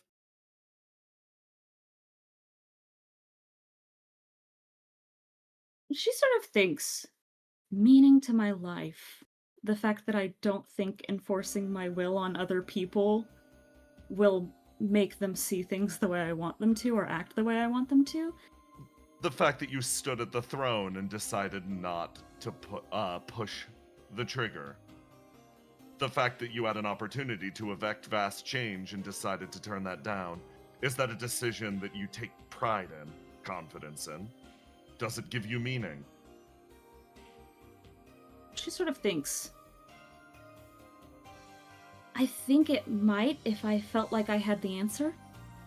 Yes, that is one of the things I am most deeply afraid of, frankly. The idea that I have lived so convinced in accomplishing nothing that I take pride in it.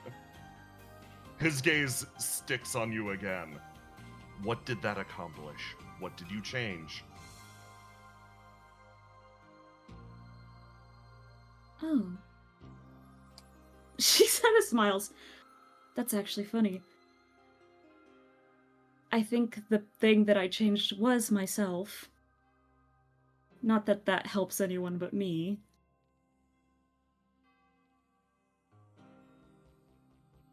He sort of like sighs and he like scratches the back of his head. Given the opportunity to do something else, looks back over to Rekko. Any wise parting words? She freezes. Whisper, you got anything? Wise parting words? No. The only thing I can say is I disagree with what you believe is to be the lie.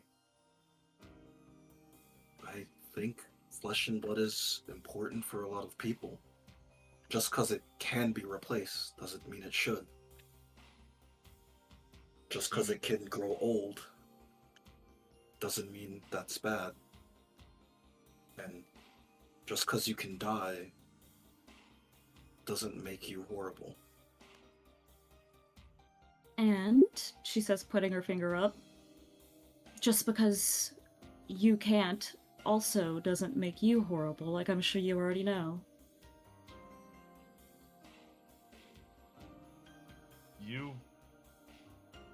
You see his expression sort of twitch over to you. Go back to Rekko. Stay there for a second. He sort of tilts his head back. I see. Well, in that case, have you shown me everything that you want to show me? No. But it seems like you have run out of patience. He sort of nods. He turns. May I see the derelict again, then?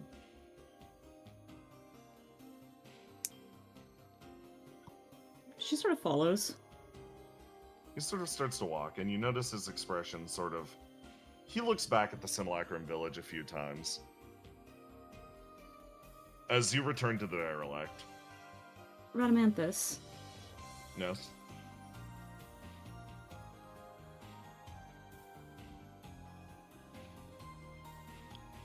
you know, if you do this, you're just going to be... She pauses, like she's hesitating, like very visibly. I don't want you to be like everyone else, Radamanthus.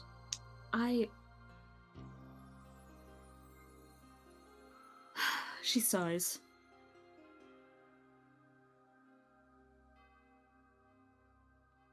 There's so many people that want to take everything away from the people, every choice that they've had, and put them in the way, the shape that they want them to be. I saw this in the city.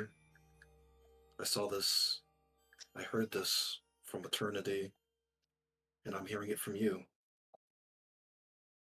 It's the same mistake everybody falls into. Circuit goes, is it alright if I touch you? He, like, recoils a little bit, but then kind of like, why? I'm just a touchy person, I guess. But I figured you aren't the kind of person that likes to be touched. He gives you a look that more or less communicates correct on both counts. She nods. She puts her hands up like, alright then. So, I don't know if this is the right way to say this, so cut me some slack if this comes out kind of wrong. I actually like and respect you quite a lot. And the reason I keep emphasizing that I actually don't entirely disagree with you and keep, I don't want to say saying placations, but trying to keep reinforcing the fact that there is actually nothing wrong with the way that you exist or the way that other people who are different from you and I exist, is because I feel on some level I'm sympathizing with the parts of you that seem to have been hurt. Not that I fully understand them or anything, she says, sort of waving her hands like she's trying to make sure she isn't, like, overstepping too much. The reason why I dislike your plan is because, one, it's going to hurt a lot of people. Right? The very obvious sacrifice that your plan requires. You're not unaware of this. It's very...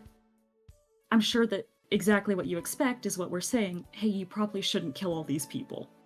But for you, that's a calculated decision you're making, right? He nods. The other reason I don't like your plan is because it's just...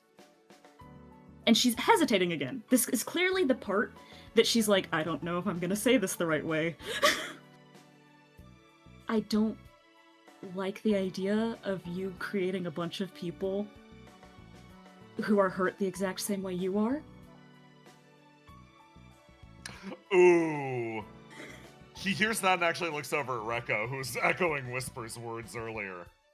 And you just see him, it's like he bites a fucking grape. And, you walk your way back to the derelict. Eventually, you sit here for long enough, and, Circuit, you Yeah. do actually... You get called back eventually. Like, disruptions and distortions eventually cause your form to start wheeling, dissipating, while Rekko quietly waits around the corner to sit and report. While the following bit isn't something that would be properly communicated for quite some time. It's more like a feeling you get, more than anything else. He stands waiting at the edge of the rose garden and he thinks. He looks up at the sky and goes down his list. Cooperation with Opia, that's physically impossible. With everything that Rekko said, with everything that she drew attention to, parentheses, Whisper's words, helping them. That is how they operate, yes. By getting assistance from increasingly deranged individuals. I have enough pride to not engage with something like that. But just the same, he sort of thinks.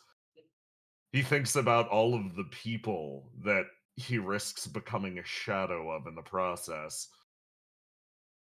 Change, something doable, something changeable, or passivity, something weak, ineffectual. He turns these thoughts one over the other in his own head while he stares out and inhales, and I'm gonna roll his dice based on the conversation.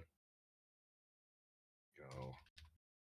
I might even Circuit's need... just sitting in my head like, change is not always bad, but are you sure you want to change everyone else the way that they forced onto you?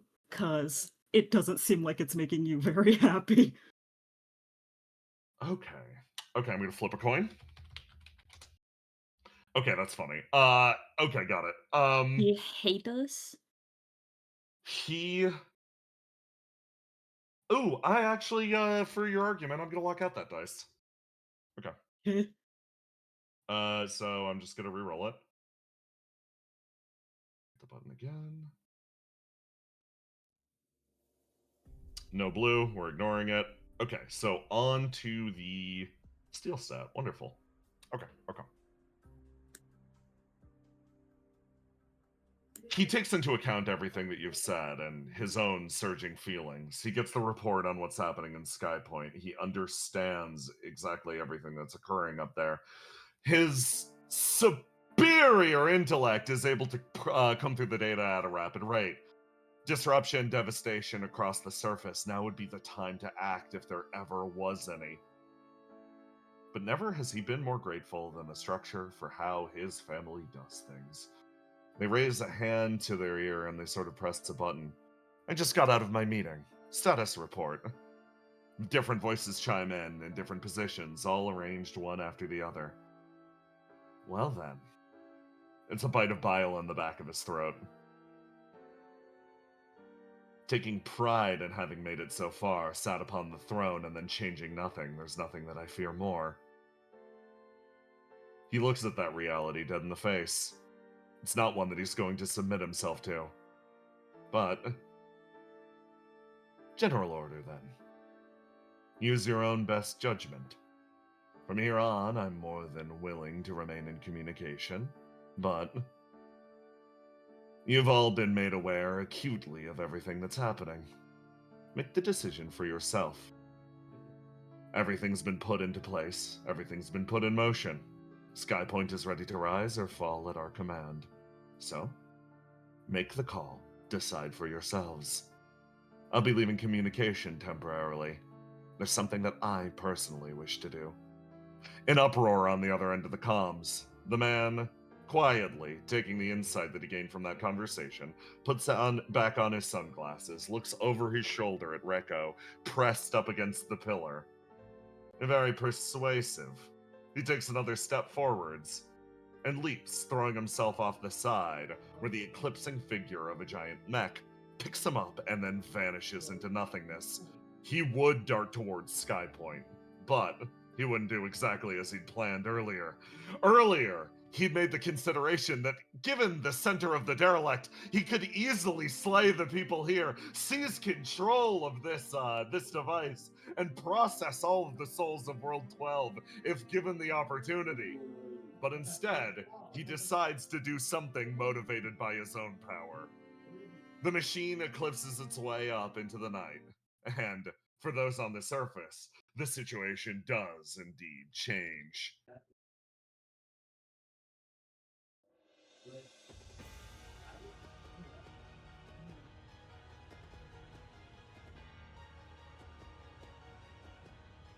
Don't know how to say this, this thorn thing? Whatever, the big spire. It started fucking going crazy. It's spitting insane amounts of flame. We're gonna get out of here before we get melted.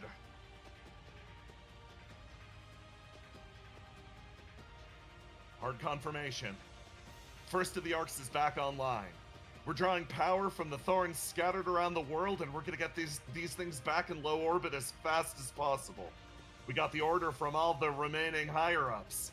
We gotta get this thing moving. Did you hear about what happened to the 6th arc? You mean the one that blew up? No. The one that got overwhelmed and literally pirated. Fuck, just get it moving. You see that glow around the backside of the arm? Yeah. Skypoint's going down. Get everybody out of here. Doesn't matter if they're our boss or otherwise. We just gotta fucking move. Okay, aye. To what we want. Huh. Okay, that's interesting then. Well, let's change target. We're grabbing one of these arcs. Every AI is more than welcome aboard.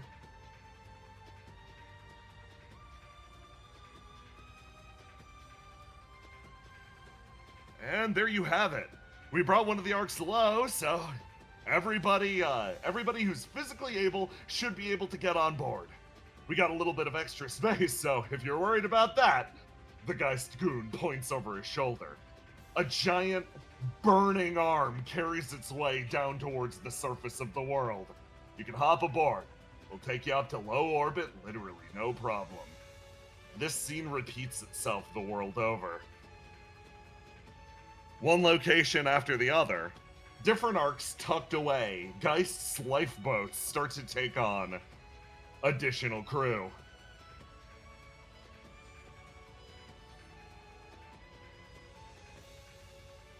Aeacus, are you serious? You're actually bringing that thing down? What about Radamanthus? Oh. Completely incommunicado. That's a shame. That's a real shame.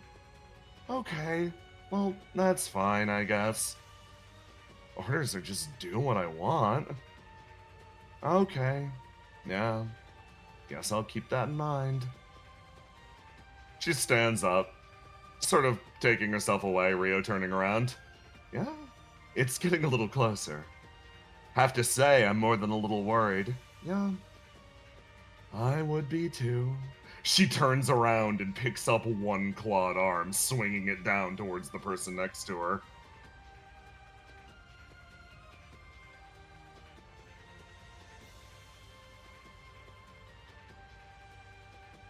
One being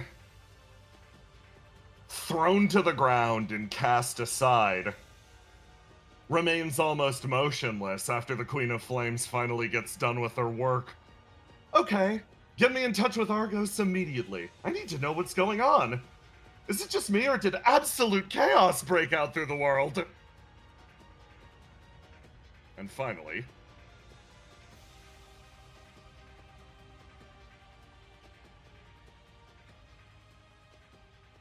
at the bottom of the world, an unintended consequence plays itself out fully. Something not caused by the AI uprising, something not caused by that shift. Instead, this is born from a different sin. Somebody watches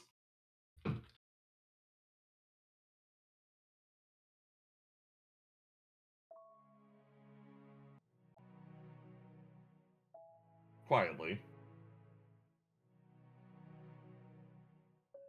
as the thing that she built burns.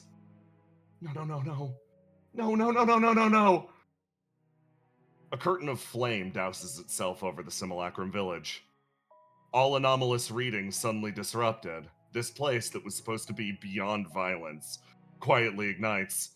She runs her way inside, sprints through the building, checking for any sign of life, and runs out with an armful of burning plushes. She slides her way across the ground, barely pulling herself to as she looks at her hard work evaporate behind her. Figures pull themselves out of the fire, moving forwards. Why? They step forwards and sort of move in. We've got her. Yeah, we got her. A pulse of emotion travels through from their bodies through hers. These aren't normal Geist guards. A vision moves in front of her eyes. She sees a church dedicated to someone, dedicated to the vision that she had of a unified world. And she looks at the simulacrum village in front of her, something that stood in the direct face of unity, as far as they imagined it. Mike's body sort of tenses up. She grips the ashes, touching down through her fingers, and she slowly starts to rise as more and more of them come in. She doesn't want this, you know? They turn, they pick up their weapons, and before they can even answer, she darts forward, a fury of motion and violence. And that's where we're gonna call our first break. Son of a bitch. Everybody take 5! Yippee! Yippee! Oh my god.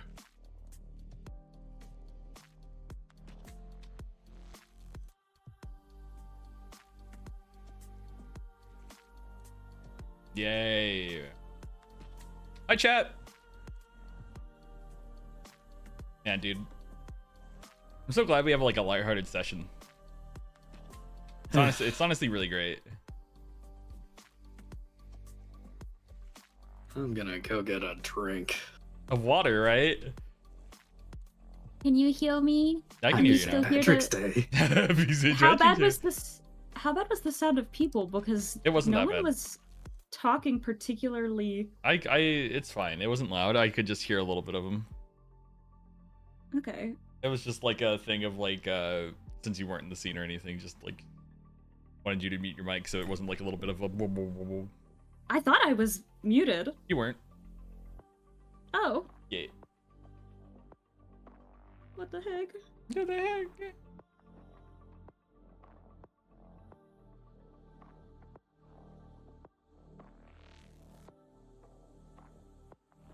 Possession or reflection AC is a sandwich. Yeah. Confirmed eater. Also, I saw some people being like, I don't think I've ever seen a reflection character have ears before. Half the characters in this cast. I mean, they do, have... but they're talking about like icon-wise. Like, you got to think of like, I think Ace's original icon had ears. List's original icon had ears. I think like human ears or elf ears? Because a lot of characters have ears. I mean, like ears, human ears, elf ears, I guess. 8 has ears. I mean, yeah, 8 has ears.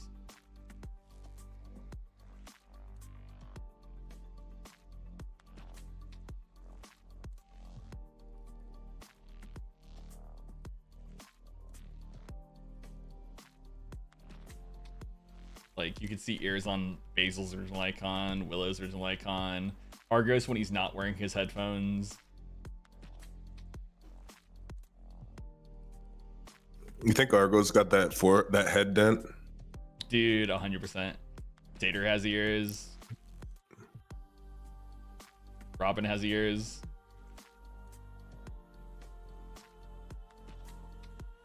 Not so many human ears. I mean, Saru has ears. I'm naming all the ears to you guys. You just don't believe. Yeah, those are all ears. Ruth has ears, human ears. I'm like, let me go look. Cal has ears. Don't take anything else away from Basil's body. That's all she's got is ears. Isabeau has ears. Verona has ears.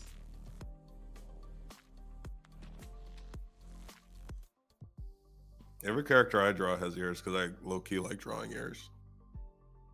I draw ears all the time. I'm just like, yeah, you can see Serv's ears in Serv's icon. I'm usually mad if the hair falls in such a way that I can't show off ears. Yeah, you can see Cursor's ears. Like, I just saw that. I wanted to say it.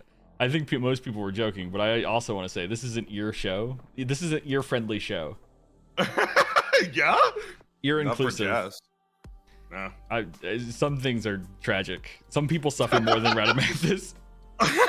So a few things. One, I want to clarify, we now know what Argos' objective is. So that's good. We gotta start. Bro has to stop the colony drop of Skypoint. So you know. Sorry, I didn't successfully talk Homeboy out of it. No, you did talk Homeboy out of it. But hey, look, man. You told him. Homeboy ain't gonna stop his family though. you say you're right. Thou wilt. You're right. Yeah, the most literally. important thing is people to have choice. So I'm giving my evil ass family the choice to do what they want. You know what? I can't complain. Yeah, literally, like, I love the, like, Monkey paw. It was such a, like, yeah, isn't the scariest thing ever having all the power in the world and doing nothing with it? And he's like, damn, kind of cooked myself with that one. Anyway, guys, do as you will. I'm gonna do what I want to do. And tips. So, like, you got through to him. So if things had gone bad, he would have definitely jumped you guys in the derelict, potentially killing Nectar, taking control of the thing, and all that other shit. Killing Nectar on St. Patty's Day? She's the Irish representation. What do you mean? That's a Latina. That's a literally. Oh, You can be both. You know exactly how that fight would have gone too. Nectar would have rolled a 1 and then been killed instantly. Like that's how she she is. Petrifying stare, go. Rolls 1. Well, I guess I die. I also want you to know, before her body destabilized, Circuit was like, "Wow, Rekko, you did so good." Because Rekko was kind of cooking. Rekko was cooking. Whispers tells Rekko, good job. Yeah, everyone like, Rekko, you did so Who? good. I like it because... Shut up. I like it because Guy Squad has this, like, energy to them of, like, yeah, you just have to, like, help each other. Like, you just, like, you don't need to change the whole world. Just, like, help the guy next to you. I think it's like... I think the fact that Whisper leaned into that being like Opia's like MO and them having genuinely a really good track record backing that up is like, fuck, you guys do recruit every serial killer. Okay. And now you're walking up on me. Yeah, now you're walking up on me, and he's like, I've got a little too much pride for that. I'm sorry. I can't be the next serial killer. I cannot be serial killer number 7 as much as I appreciate it. Like, genuinely, you said that, he's like, fucking damn it. Circuit just likes him. Circuit's just like, So, okay, you're cool and awesome. okay, so that was the good outcome. There was definitely like a bad ending, but I'm gonna be real, there wasn't necessarily a good ending. Even in the best ending, I think if you got Homeboy going, no, you're absolutely correct. We will become pacifists now. The other AI would be like, dude, what are you on? We're doing it anyway. Shut the fuck up. Because, like, Circuit doesn't necessarily, like, it's why like, he's like, oh, did you believe, like, you had all the power in the world and you didn't use it? Is this, like, something that you're like, that's cool based? And Circuit's like, bro, I don't know. I just didn't think that it would be a good thing. Like, I know I would be miserable if someone did that to me, so I didn't want to do that to someone else. That's literally it. And she's like, and that's when I'm looking at you, and you're looking at everyone and going, if I hurt them the same way I was hurt, they'll understand. And she's like, yeah, you're miserable. Like, you did not have a good time with this, homeboy, and I don't think you actually want to hurt other people the way that you got hurt. I don't think you want this. I don't think you like this, because you didn't like it when it was you. Whisper just wants to stop this guy from turning into every other villain so far. Like, don't worry, guys, I have the idea. We kill everyone. It's like, no, that's what every other villain No, it didn't work out for the last two, guys. What are you doing? They're just like, dude, I get it. Like, I get the logic. I do. It's not this. Yeah.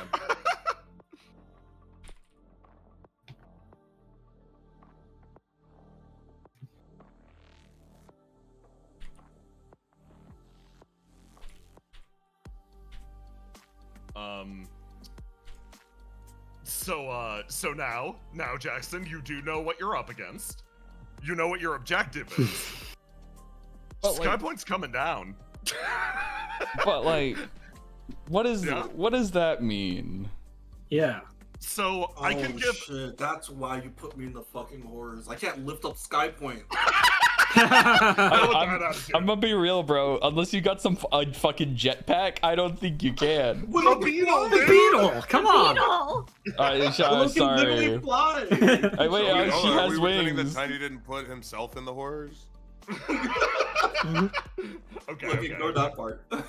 So, I can bring us back, and you can. I'm gonna just give the characters an update. So, like, because for everybody at home that skips this section, they need this information. So I'm gonna bring us back, but we're gonna stay kind of above table with discussing the actual logistics of what's happening here. So this is for everyone in the call. Everyone knows this. Basil, as far as you know, things are just a little rumbly right now. They're just a little rumbly, but that's about it. Willow, redacted. Ace, Argos, Treble. What you see and what you engage with is all that red that was moving through the district is Jay? Uh-oh. Uh-oh. God. They got him! It's gonna be harder than I Got thought. him! No! I thought it was just me.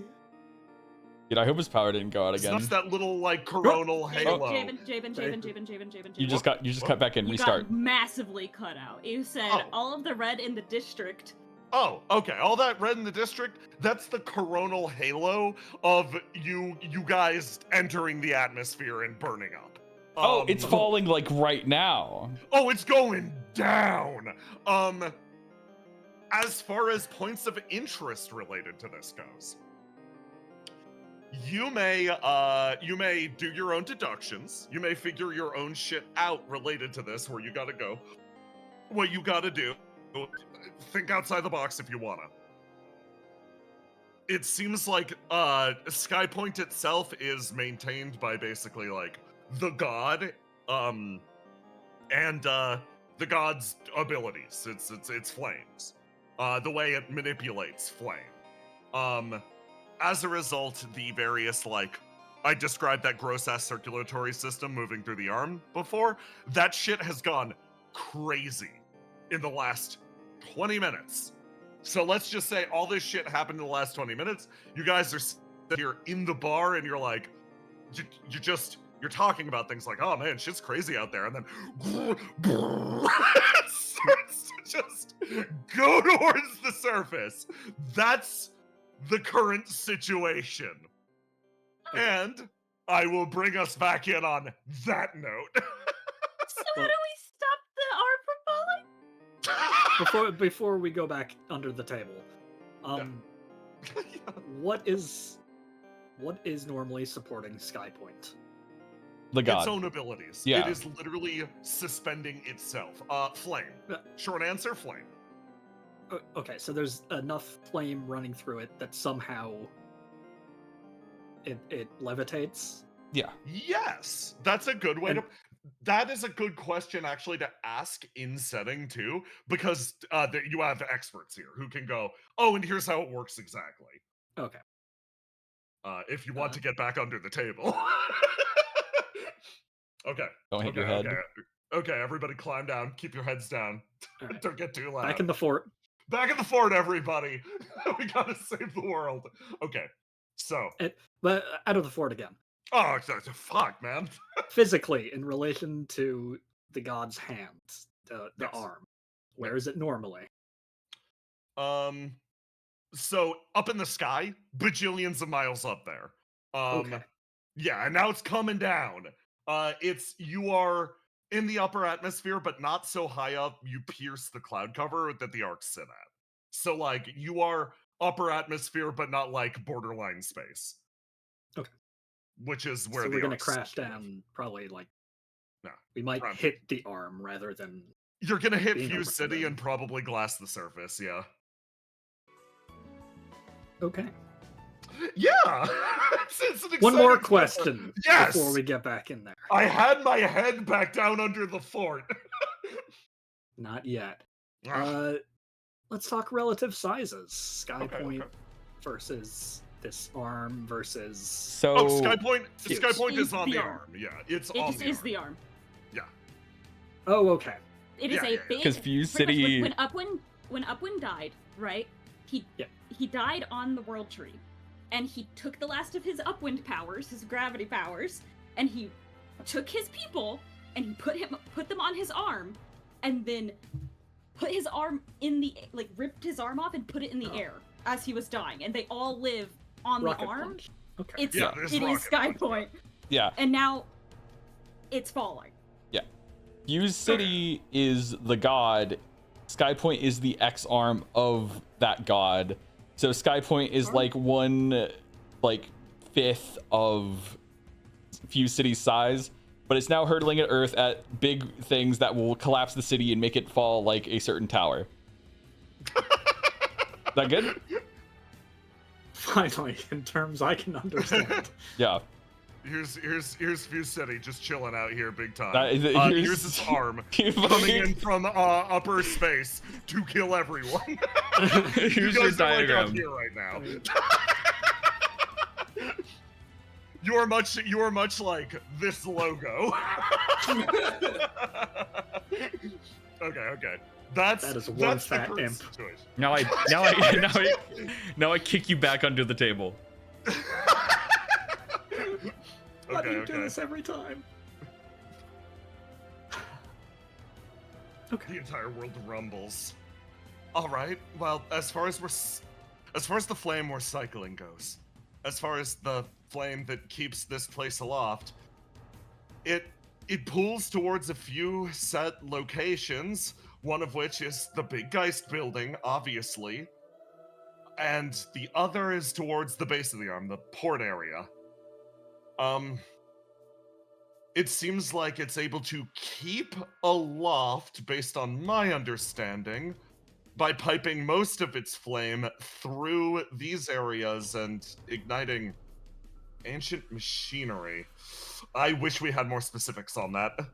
Wouldn't it be like the gods' power, right? It's like they're she creature who doesn't know all the world 12 science and is trying to reconcile the thought, her understanding and the things that's been hearing. Right, so the god has, like, its ability, right? And its abilities to control gravity. And it channeled all of its flame.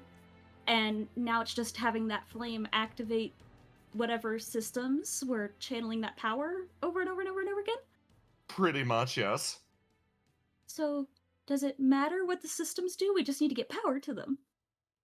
Pretty What's much. the status of has the flame stopped circulating? The flame has actually reached higher levels of circulation than ever seen before. It seems like the system's been usurped. Like it's instead of a go up, it is now a go down system. Oh, like something is telling it to go down. To instead go of stay down, up. yes. Oh, okay. So if So we we just lose need all of the flame, we die because we just fall out of the sky. We just need to get the system to go back into go up mode. That Or is not what- even go up mode. Stop going down mode. yes, that sounds good.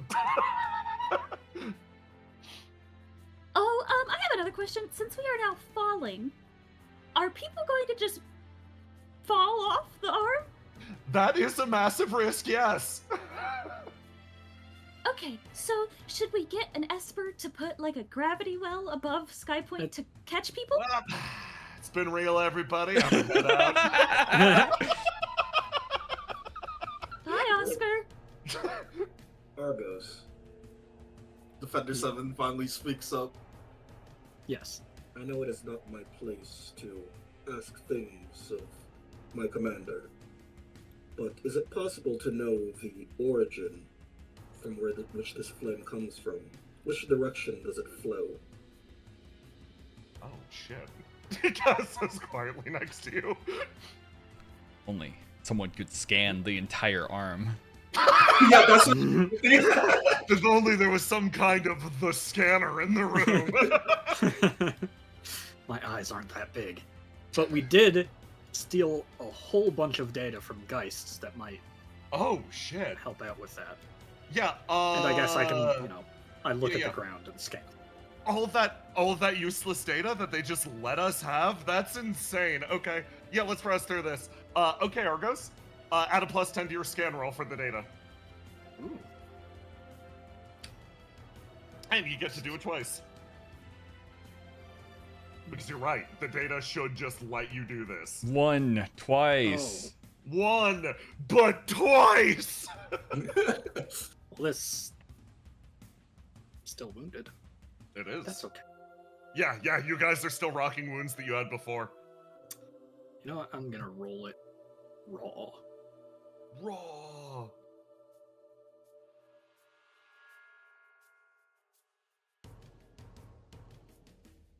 Oh, that's not what roll to complex does. Oh! Oh my god. Oh my god, he's him! He is him. With the +10. Wait, roll it again, roll it again, roll it again. Two Yeah, 20s? roll it again for fun. Yeah. 220s? 220s? 220s? Ah, 17, Oh you my fucking god, it's suck. good twice though. All right. Okay, Argos, tell me how you figure this out instantly. Well, first, I enter analyzing mode,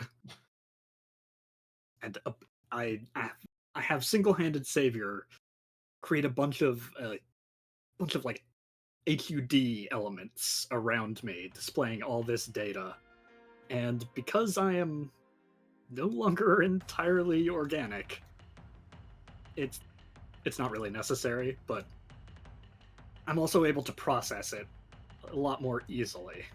Yeah. Things aren't getting in the way, like the wording of stuff or how things are formatted. I can extract it pretty cleanly.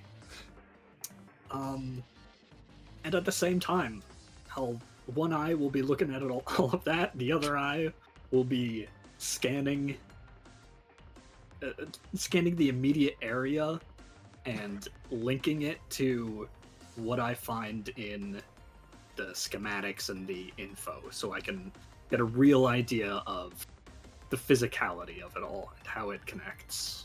Cass sits next to you through this entire thing and does the thing where their hands split open to like make multi-fingers, and they start doing like, they hack as fast as physically possible. The big thing here is it's functionally 2 supercomputers against a large amount of municipal data.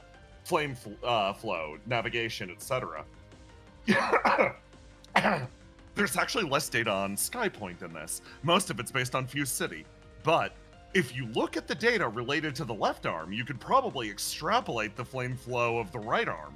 You use that to patch in every single gap and logically drive this to a conclusion. Where is all of this flowing from? And that's where you arrive at an answer that nobody else would. It isn't flowing from the back of the arm as anticipated, the docks. Instead, it's flowing from a nearby, this is sort of like a municipal district. It's close to where their like government buildings are, where their old government buildings are. The area's completely run down these days. And the flame, distorted flame, is running to and from that. I will give you that with a crit. You know exactly where it is. But there's a second point of interest, of course. The Geist building on the other end. It's like this thing has two brains. One sending a signal from one end, one sending a signal from the other. It's functionally giving it the command to descend simultaneously.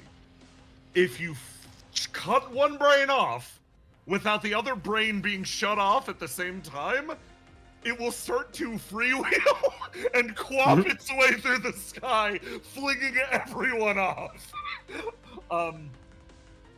Coincidentally, over at the Geist building itself, you have a few agents there already. You have Riddle, you've got Ace. That's it, but like that's great.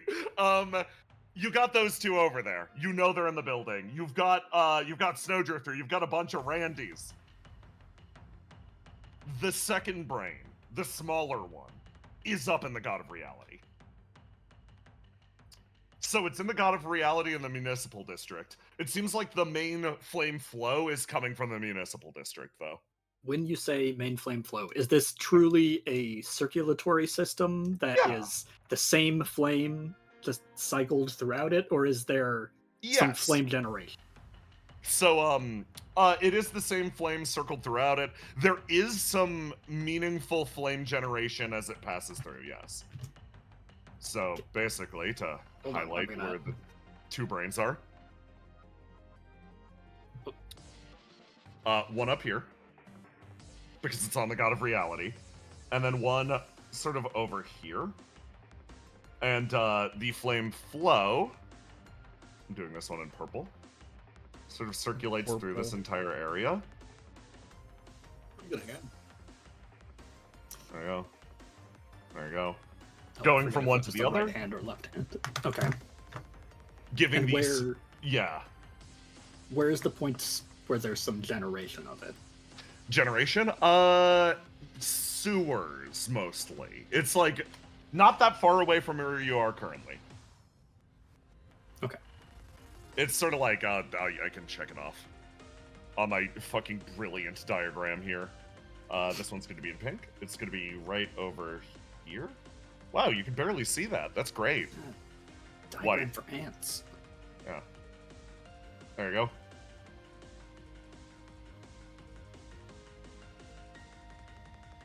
Okay. And now it's time to formulate your plan.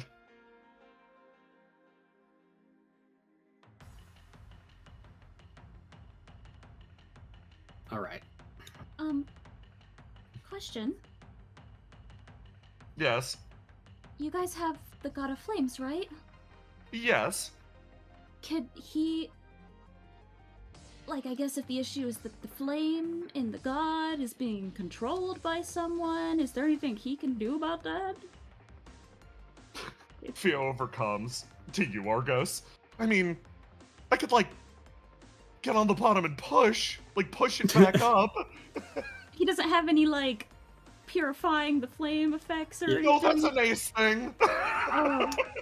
Where is Ace? At the other brain. Okay. The God of Reality. Yes. So is it just that's the location of where this other brain is, or do we know that the God of Reality has the ability to? No, it's God of Reality was parasitized in order to host this system. This is not one of the God of Reality's abilities. It just had systems conducive for this. Okay. Would that mean the God of Flames would have similar systems? If it decided to pass it through its own body, again, same consideration that Rain brought up. If Ace were piloting it, yes. With Theo piloting it, no. Also, wouldn't that force? He's like a guy, right? Listen, I'm just learning. Here, Ace, Yeah, you're learning. hold either side of this live wire. Okay. So, I mean, him being underneath pushing up would buy us time, right? I think the scale here is. Yeah, but didn't he Too fight great. this guy before? I'll do it. I'm already on it. I'm moving out below. Just, this thing's got wings. It's pretty strong. Even if it buys you seconds, it's still good, right? Okay. Wait, he has a mech too? Wait, you guys have two of them? Everyone has mechs except for me.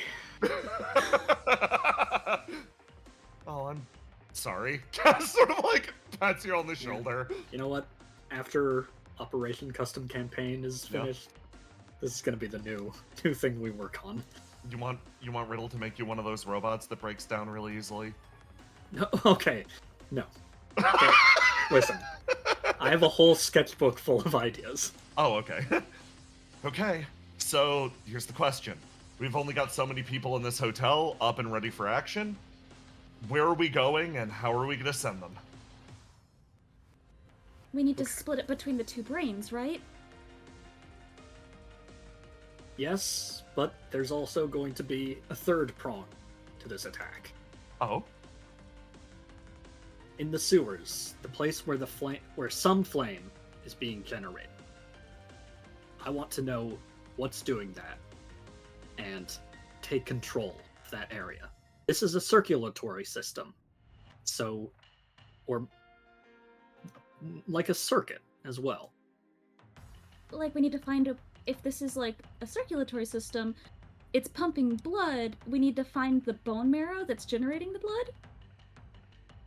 Not so much as if it's a circuit, if we interrupt the current, none of it can continue to flow. Oh, Neither brain will be powered. like when you have a hose and you bend it so that it builds up and doesn't come out the end? No. Oh.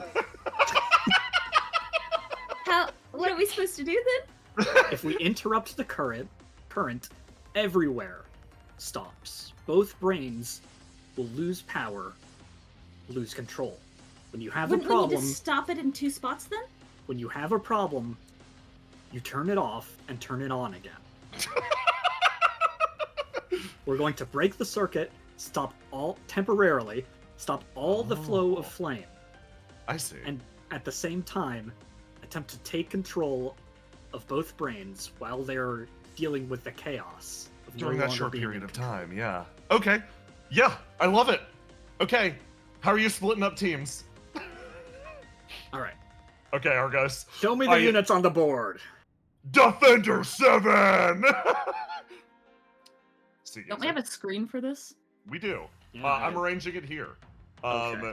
I mean, I was hoping it would be more than the people just in this room. I'm so sorry you don't have many people. Bring Everybody's... Jerry up. Looks like it's time Robin? to get enhanced. Yeah, Robin is Is asleep drunk. in the room. Robin is hungover as fuck. Okay, well, Get her a coffee. I'll put her on here. Wake her up. Wake her the fuck up. You got Theo on standby. Yeah, this is... I'm gonna be real. This is most of what you're looking at right Is- now. Is Hector gone already? Yeah. You've got, Damn. Vanished. Where is Mike? She In- is In hell? in hell right now, yeah. Well, I know.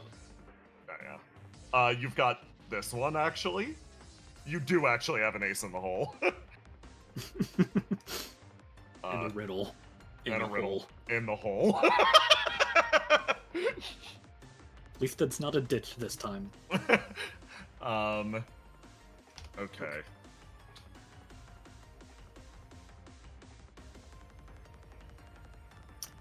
trying to think if there's literally anybody else for you guys to call on.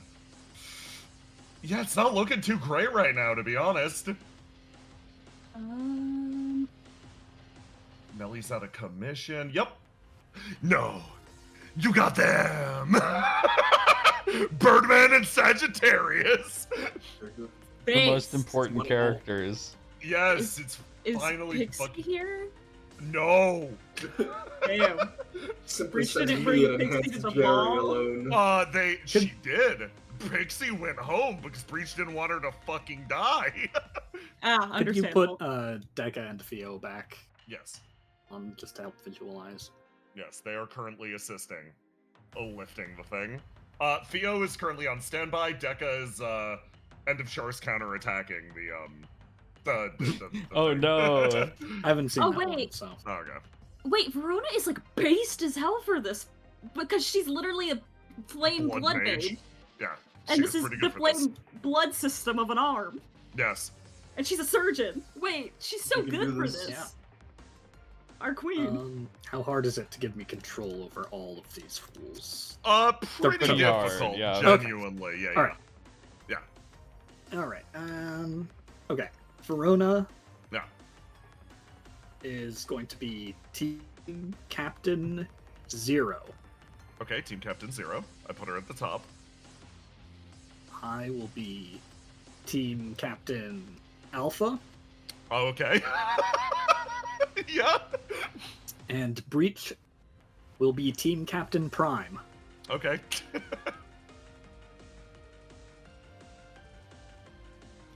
Your place. Okay.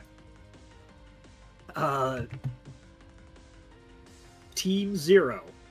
Yeah. 0 because you will be turning off the power, so to speak. Uh-huh. That will be infiltration. Well, no. That we don't know what Yeah, that is, so we need flexible people.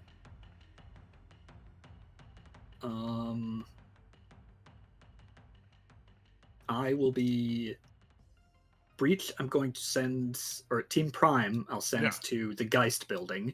Okay. Ace To and back up Riddle. Ace. Yeah. Yeah. They are powerhouses. And who knows who else is lurking there. Maybe even Willow. I will go to the God. Team Alpha will go to the God of Reality. Okay, okay. Theo? Oh, you mean the, sorry. There's, are you sending Breach to the, you're sending Breach to back up, Ace at the God of Reality. You would be going he's to a- the municipal building, yeah. So there's 3 points, right? There's okay. you want to find the source of the flame generation in Skypoint. Then there's Brain 1 and Brain 2, right? Yeah. Okay.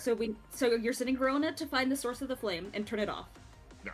One team is going to the God of Reality for the brain there, back and up one team Ace. is going to back up Ace, and one team is going to handle the normal Skypoint brain. Yes. Right? That's Okay, the plan? Yes, that is the Yes. plan. Sea Gazer with me. Let's go.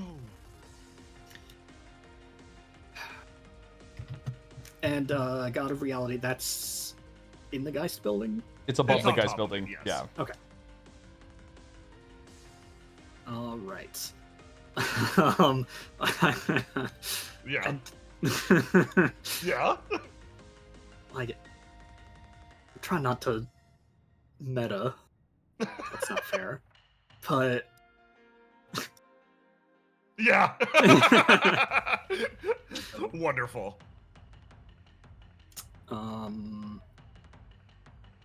Base. Is Team Verona turning off the flame? Yes. yes. Do you Going want to into send the Defender sewers. 7 there? I can potentially jump into the flame vein and die instantly. Why would you do Erase- that? Verona can just turn it off with her. No, he raises a good I'm point. joking. Yeah, we gotta make it dramatic, okay? Boom. But I can block the passage of flame in a pinch if Yes. need be. We don't know what's there. We need a defender to So. deal with what's up. cast. Where do I want? Oh god. Well, Rain I is can't say standing next that to on stream, Ascalon. but Cast is really strong. okay. You already Cast. got Sea Gazer. I want you on Team Prime. I have a feeling things are gonna get wacky there, and you Over here? can Okay. you can change things. They smile.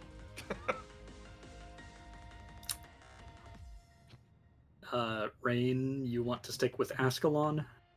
Oh, no, Rain is terrified of Ascalon. Oh, okay. I'll try not to meta this, but Like, she's not indicating, like, there was a moment where Ascalon stood next to her, and Rain was like...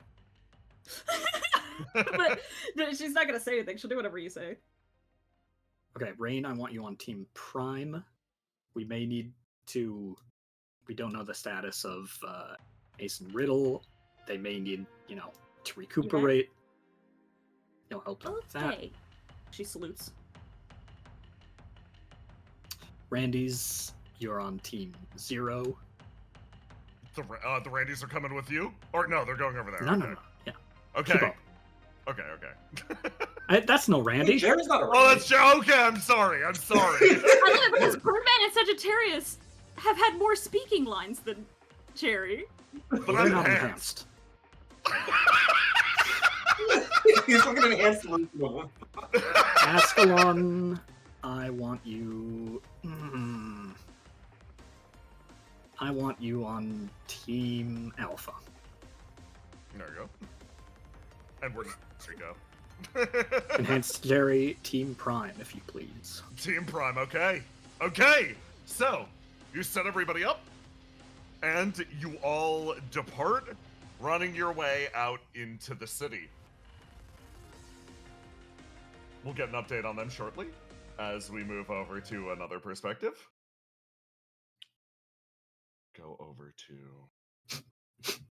I just realized something. Yeah, it's fun. I have something I have to DM you, Jay. I just need to make sure that that's what just happened. Have I fucked up royally? You have to say so if it's true. That's the law. That's the law of this land. Thunk!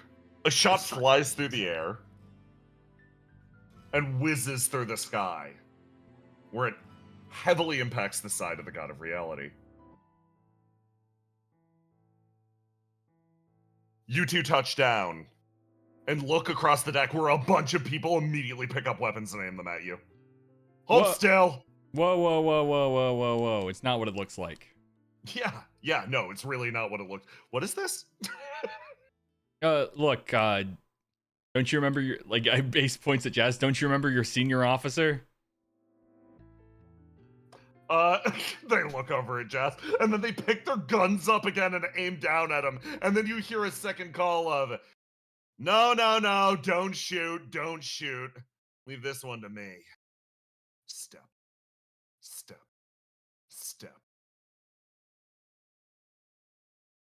Oh my god. Hey there, Ace. Long time no see. Hey. She gestures, and all of them sort of fall back. It's been so long, I thought you wouldn't even recognize this face anymore. I don't know, it's the first time I'm meeting Skippy Shrimp. Yeah, I think it is. Come on. Let me show you to the rumpus room. The rumpus room? He sort of starts to walk. The different guards all sort of take a look at him. For a moment, he pauses. His eye catches on yours, and then he keeps walking. Well, Ace, I gotta say, things have changed since the last time I saw you. Since the last time you saw me. I've been reborn as a different type of man. Move aside, get the hell out of my way. They all pull back. You're still kind of an asshole. That hasn't changed. No. You're just addressing my very CEO-ly aura. He continues to walk. Jess is like, sort of keeping an eye on these guys that are watching you very closely. See, it's actually pretty simple. You left me so long in this place, I adapted like a fish to the sewage. Yes. I learned about this place. I learned what it took to survive, and you know what? More than anything else, I'm a survivor. I'm a shark. I know how to float. I know how to fight, Ace. Yeah. Like, sort of like, I'll look at each other like, well, this is if he's with Skippy Shrimp. Travel inside.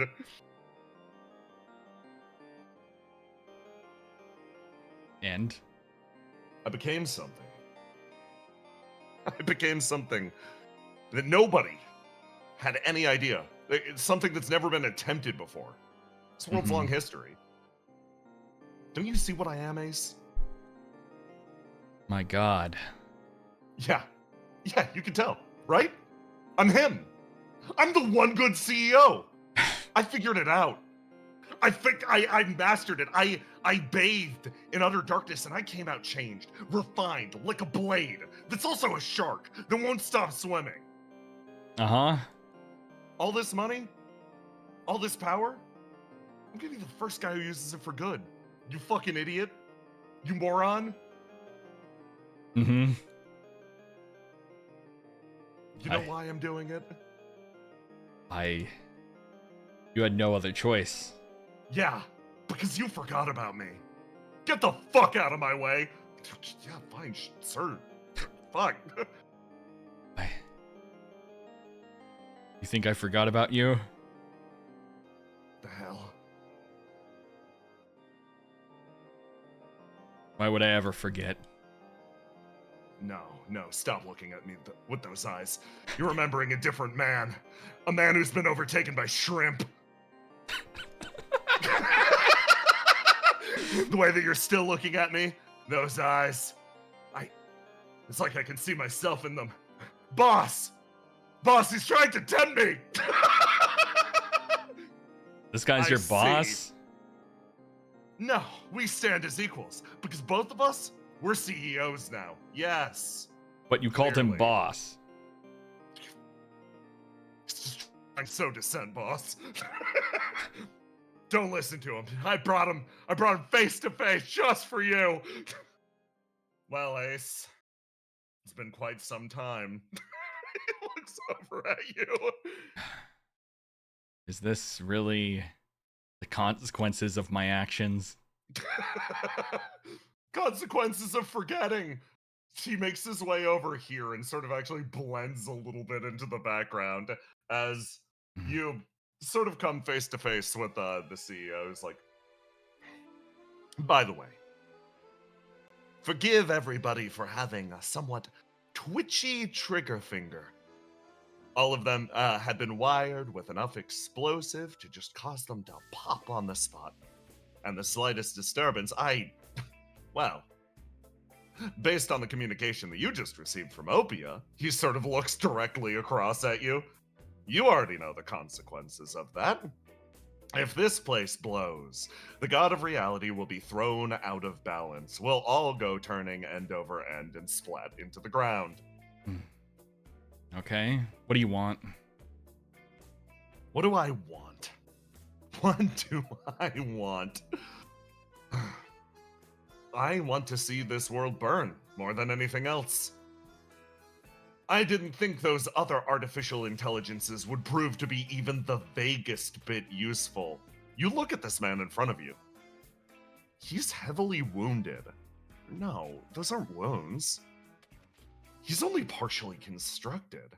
This isn't a whole person. It's like you killed him. And then the world, or this god, started to put him back together. But it's only been able to regenerate a certain number of his attributes. No. I want to see everything burn at this point. I've been betrayed one too many times. I wanted to see that being known as Ideal's death. It was a personal responsibility of mine to see that meatbag off into oblivion. And yet she shirked her responsibilities. She found a way to live forever. How unsporting is that? It's really annoying when people just don't know when to die. I agree. Jess lets out a little laugh next to you. So, with you here, with this entire place held hostage, the beloved homeland of your beloved wife, I have to ask you for one thing. Take a few steps forward. Show me your forehead. Oh, you're gonna plant a bomb in me? Yes, I am. I was actually about to ask you to. What? In exchange for some stuff.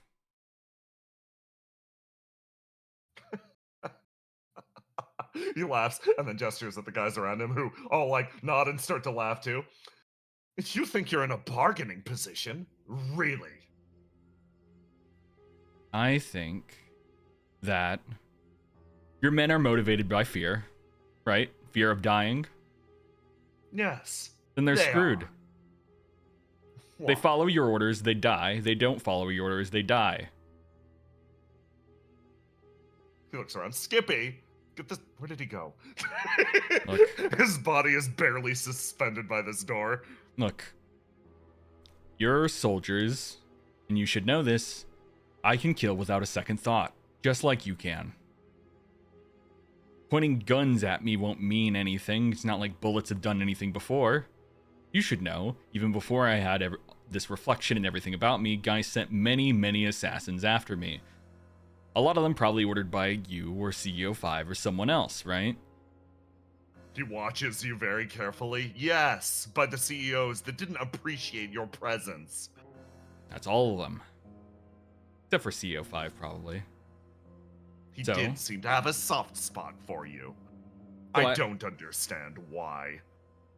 So, I'll let you plant a bomb in me, as long as you and your men leave this place right now. I won't Ooh. kill you immediately. You can do whatever you want with me with that bomb, right? I mean, with an order, you could probably kill me. Give me a roll to do. Mm-hmm. Let me, since it's a new thing, we can draw swing. Roll to die. Blue. And then roll to do. Son of a bitch! He looks. I don't see why I should have to maintain position here. Yes, good. Take a step forward. I mean, this entire God of Reality is just kind of, pointless to you. He holds his hand out and reaches for you. Nice. Yeah. You This know could go exactly. one of- Yeah. This could go one of two directions. I want to know what setting you want this to be.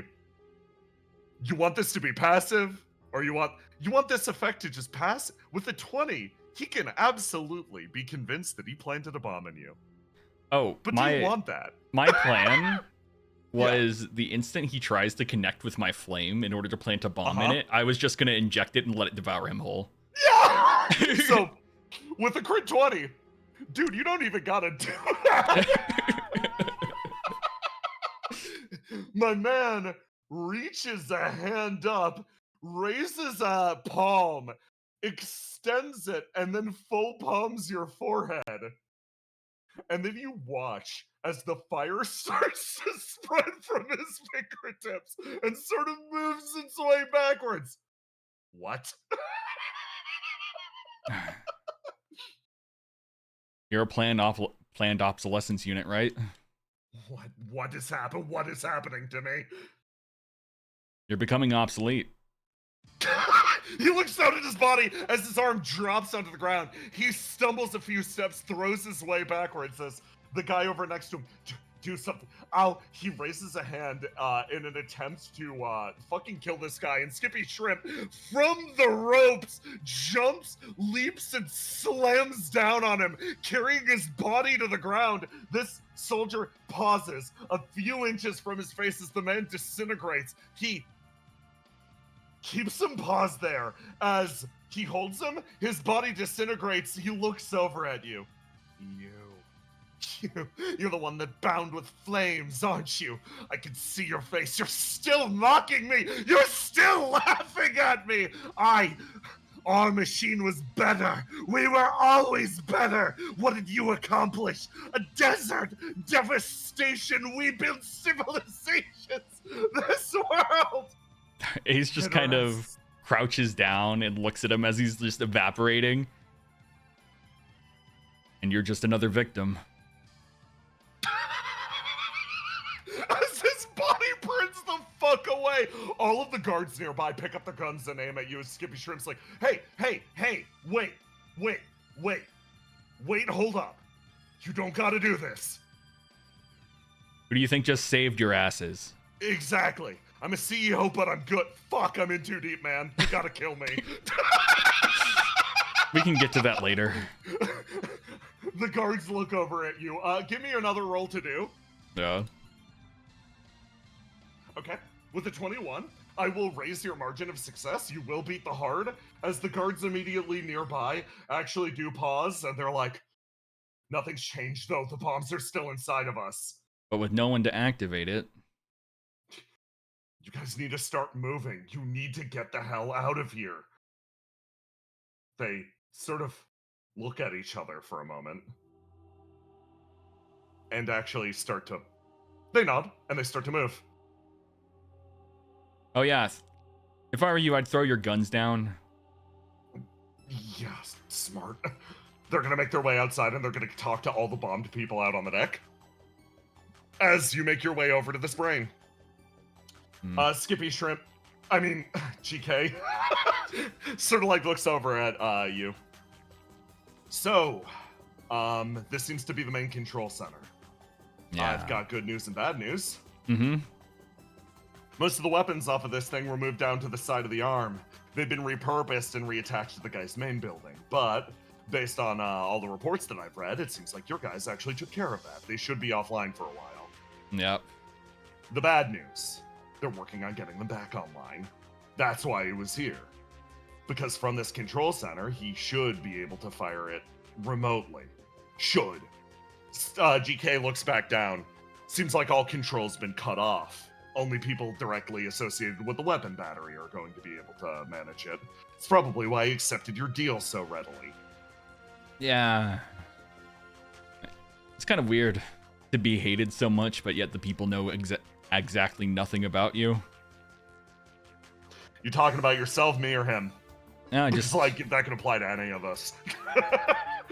just in general, I guess. In general, yeah, man, your reputation sucks. But just the same, couldn't be happier to see you. World's going to hell out there. Yeah, Ace just kind of looks at this like brain and just kind of like he crosses his arms, looks at it. I have no idea how to operate this thing. Allow me to assist you, then. Something flies past you and sticks directly into it. A spear sparks and spurts, sending individual rivulets of flame out through the area. It catches you, catches the GK as you're thrown backwards, catches Jas as you see a man standing on the other end of the area. Did I hear that correctly? None of the weapons can be operated from this location. Yeah, none of them can. Sorry, it's been replaced with whatever the hell this thing is. That's a shame. There are so many ripe targets out there right now. He takes another step forward. So many lifeboats attempting to flee the surface of the world. Finally. So you've come. I have. His Finally, face splits into a smile. someone without half-hearted hate who actually knows a damn thing about me. And we will come back to that. You're rolling for initiative, by the way, the second you come back. It's zero hesitation, dude. Oh It's yeah, on no, site. I'm not talking to this fucker. I'm throwing hands. No! Okay. That's them. Me Okay. screaming at the top of my lungs. Next up, we are going to do updates for other characters. So let's go over to... Let's talk about Basil's crit 1. Let's take a sec to talk about Basil's crit 1. Okay.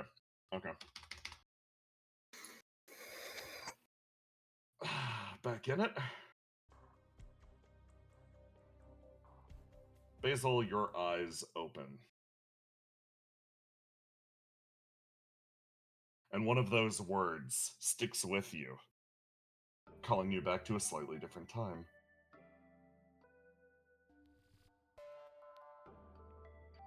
Well, I think that would make you some sort of inner good. Yeah, you're gonna have to forgive me. I just don't see it. Really? Unfortunately. I guess, I don't know. I want to know more about you. Me? Not Why? like the you before all of this. I'm just worried about the person that I am and the person that I'll become, and I'm concerned that I don't know. If I try and fix everything, am I going to be worse for it? If I don't, am I going to be better for it? I just want my message to be kinder. Ooh. So, you want your message to be kinder. Would you say it is fundamentally a kind thing that you are saying? Is the message that you wish to spread? Is your existence a kind thing? My existence, no, it's not. Then I can help you. But I'm surrounded by kind people, and that's the message that I want to put forward. Her expression lightens. Then I definitely can help you. She becomes significantly less severe. You feel almost a gentle aura spread from her. The message that I carry with me is one of my own world's doom. This place, this area is just a reclamation of what came before, as you said earlier. It's a recreation so that I could better understand the place that I came from, the place that the people here should be.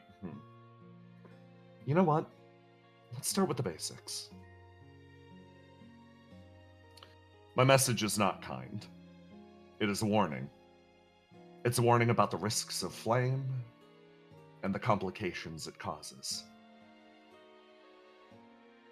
But I also carry with me innumerable things that I would consider fundamentally kind at their core. The gentle beings that make up this golden city. I And carry of all with the things that you could be to them, you choose to be their mother. I do. I do. And I think that's what's good about you. I think a mother is the kindest thing someone can choose to be for someone else.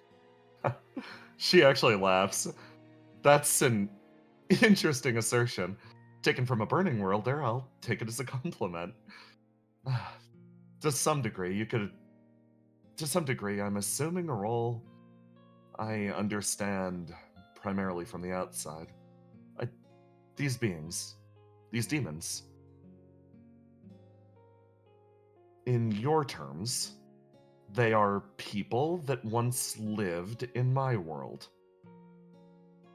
But they're more like a collection of different processes overlaid one on top of the other in wafer-thin layers. I myself am a layer that is applied to every process, and therefore every demon has a part of me in them. Therefore, I thought that Mother was the most correct or applicable role. But the more I realize, the more I look at your world, the more I recognize I could be a grave tender. I could be some record keeper. I could have been any number of things, but I chose that word. I wish I had a better frame of reference. She I laughs. don't really know what it's like to have one, so it's kind of weird that I relate to you, and that I don't think there's anything I'd rather be, even without that frame of reference. Do you know why I chose this word specifically, even beyond that? Why it resounds with me specifically, and why it makes me feel good, even beyond all of the logical steps I just explained? Sure. That's why I'm here. Because of instrumentality, my dear. Because, Huh. despite everything about my existence, despite everything that has danced through my fingertips, it was my own will, execution, the chaos of the universe, every event lining up in sequence that gave birth to this interaction. How could I call that as anything other than a miracle? A miracle of birth, you could call it, but just the same. You said you wanted your message to be kinder. It clearly weighs on you greatly that your existence erodes others like a curse. That your message could be taken for something vile. That your existence could be interpreted as a weapon, and that it could be used to hurt people. I think that's all it's ever been used. Have you thought about the incidentals? That which isn't contained inside of cosmic destiny, that which isn't your purpose, that which isn't preordained, and that which happens due to pure happenstance, that which you decided for yourself, and that which was left to the roll of the dice. I What guess do you when think? you're this deep into the forest, it's hard to tell the forest from the trees. Impossible to tell that which is not your own destiny, that which is an expression of your own free will? Yeah. I'll ask you something simple then. Do you regret meeting the people that you met? Do you regret loving them? Do you regret trusting them? No, it's the only reason why any of this was worth it. She actually closes her eyes and she sort of smiles. I think it's fine to say, well, huh. No, I think I understand actually. She sighs. I think the me of a week or two ago would understand exactly where you were coming from. I think it's fine to regret some of these relationships, to regret some of these connections, to regret how certain things worked out. She shakes her head. Right now, you're looking at things like, well, the people around you are the only good thing in your life, and everything that exists within you is bad. But in reality, those people in front of you, I'm sure they've done lots of things to hurt you, and you've done lots of things to hurt them. So long as you're not addressing things realistically, you will view them as the ultimate good and you as the ultimate evil. Again, trust me, this is the pot calling the kettle black. I guess what I'm worried about is, in theory, they have time to fix anything that they've done wrong. Yes, And I'm trying to do it all now. yeah. They might have time to fix it. They might not. Some wounds are irreversible. But you know what one can do with time? And I say this as a person who has only had time on her side. They can find some measure of peace. That's it. Fixing it. Altering it. Undoing the damage one did. That's a far, far more significant question that even I can wrap my mind around. But finding peace with myself, peace with my own existence, peace with the people around me, I think that would bring you far, far closer to fixing anything than anything else. After all, if you truly want to be a mother, if you want to be this existence for someone else, your first focus shouldn't be on redeeming yourself, becoming good through their existence. You should exist for and alongside them, right? And that's why I'm here. I could have taken a lot of other paths to be here, but I chose to be here as myself, for them, with me, She as sort I of am. nods. But You're no closer to discovering peace with that, are you? No. And it's not like I'm any closer to I'm trying to spend time with them, and I don't want to take away from the things that they're doing. It's selfish of me to try and do that. Yes, it is. She actually laughs. Ah. But that's what makes the effort worth it, isn't it? Yeah, I'm trying to be good, and I feel like it's an uphill battle. And I don't know if it's like that for everyone else. I don't know if it's the nature of how I was made or what, but I just want to be good. She watches you so carefully. I think. Oh, I understand a little bit. You're mourning what you're missing. Hmm. I see, I see. She sort of looks over at you. So, run me through it then. I don't necessarily need to know this exact message of yours.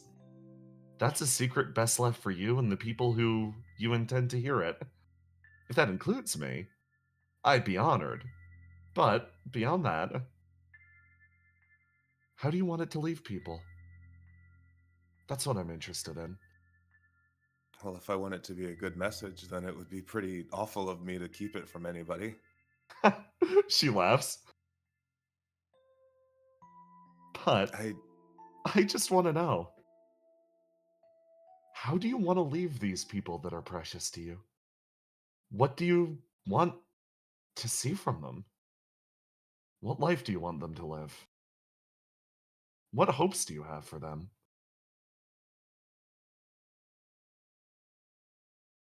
I think I just want them to understand how I feel about them. And if they could understand that, then only good can come from that. You But see that's her always been my trouble, you see her hands being slowly understood. open and close, like she was going to lean in, get something else, and then she actually just withdraws into her seat a little bit. Her expression grows a little more serious as she's like, "Oh, no. I do get that, actually. I'm sorry if any part of this came across as teasing." She, that golden eye, continues to sort of watch you carefully as tears well up. You want them to understand you. Yes. And your message is you. Yeah.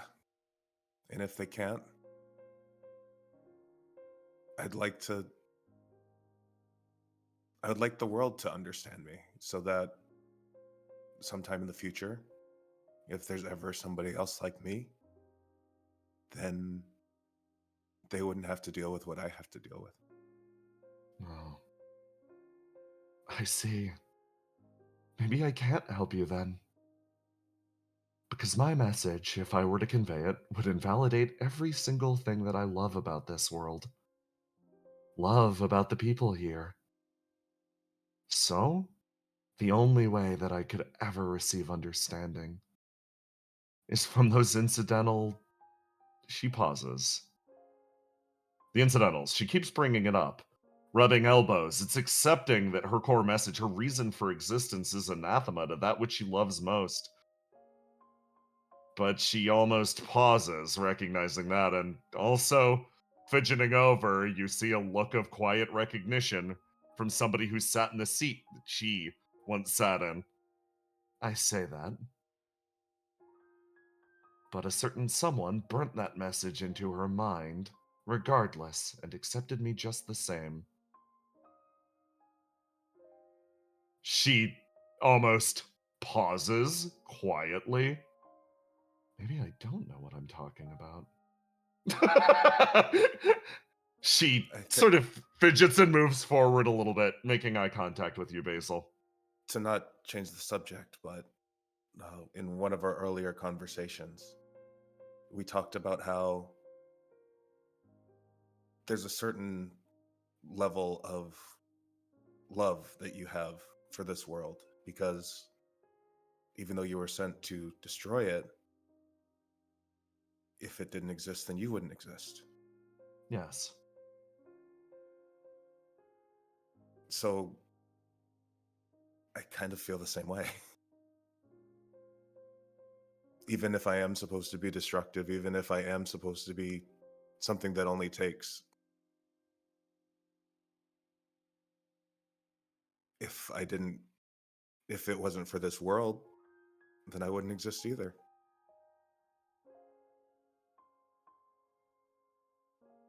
You see her smile sort of quietly return. I think it's my turn to ask you something extremely difficult then.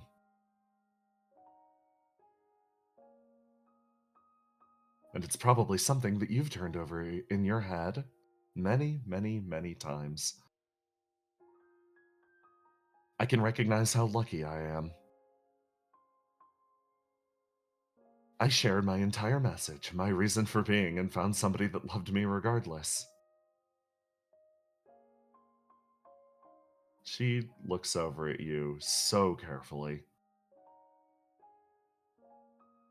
If you continue to be yourself, spread your message, speak your truth, share you with the outside, and it continues to hurt you,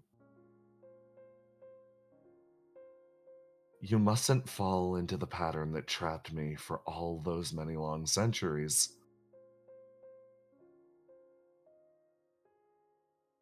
The miracle of one person understanding is indeed just that. It's something that changed my entire life, but it also forced me to recognize another truth. The acceptance of another will never, never fix my acceptance of myself.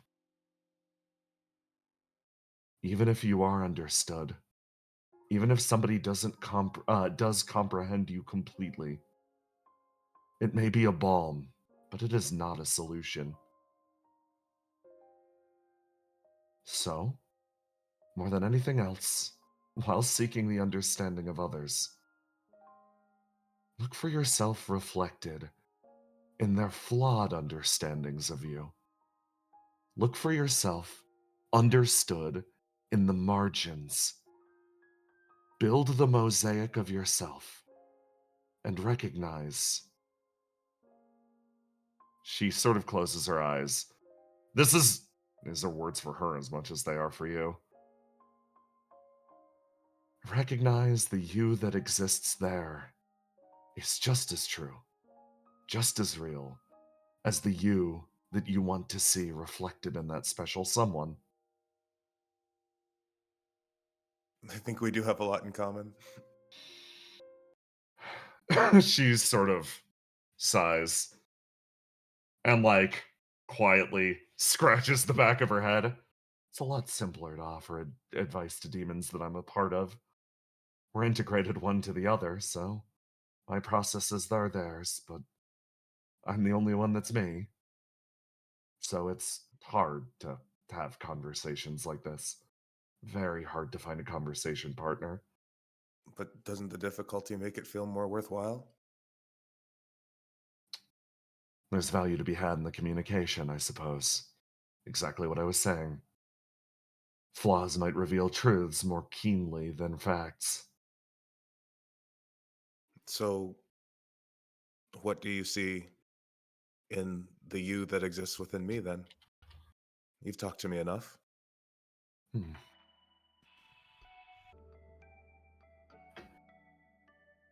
I see a you that's currently under development. She sort of laughs.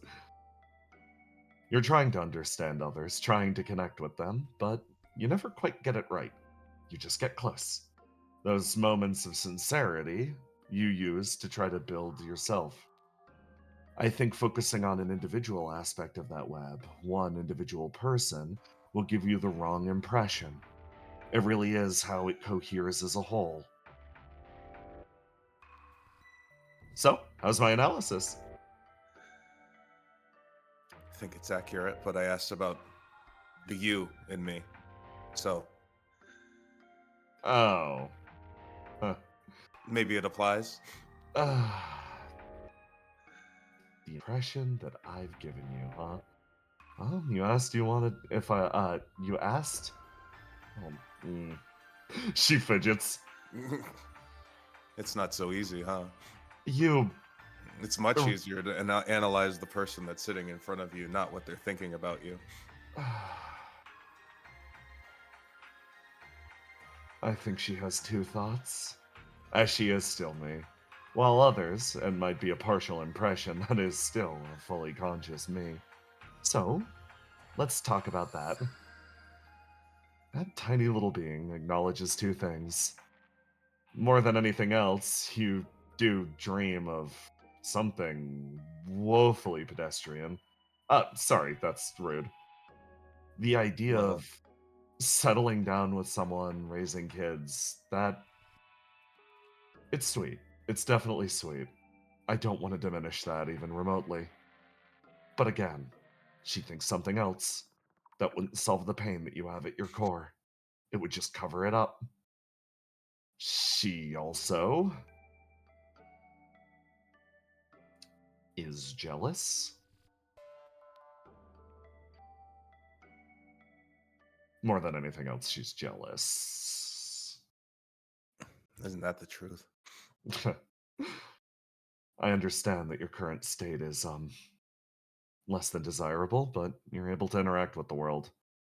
Touch people, feel their breath. There is still something so enviable about that.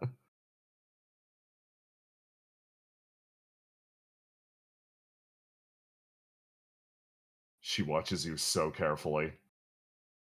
I feel the pain of what you mourn. The pain of what you've lost. The pain of what I never had? No. She points to your body from the neck down. That would hurt me too.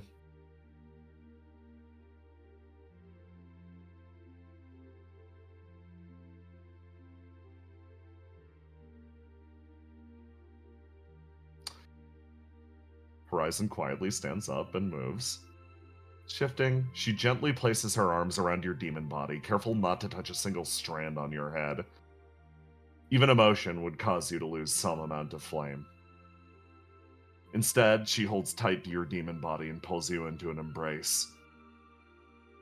Neither of us can feel a thing, right? No.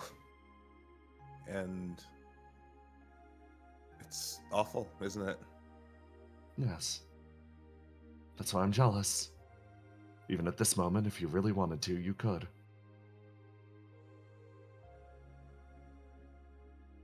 I love her too, you know. I know. Trust me, I know.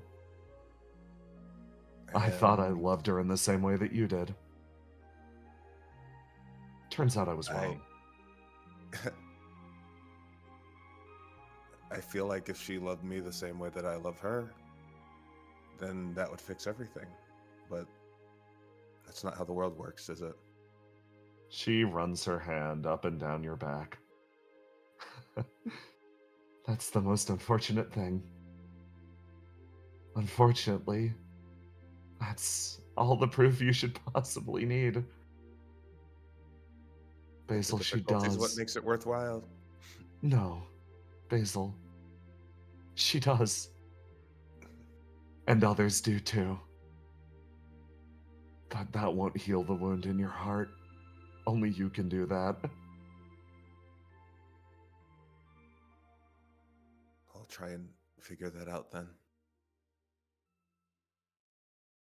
You say that as gently she runs her hand up and down your back.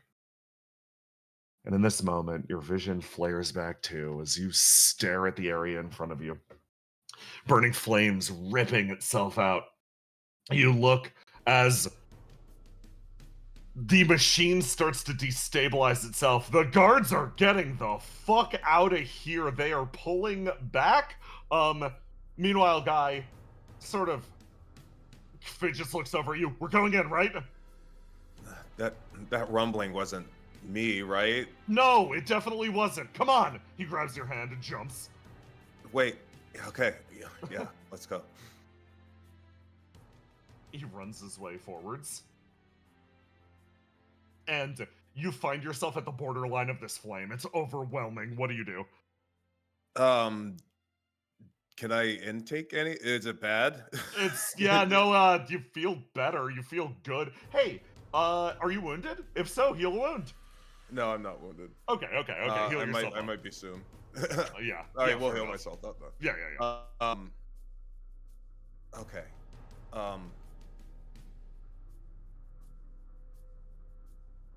That rumbling can't be good.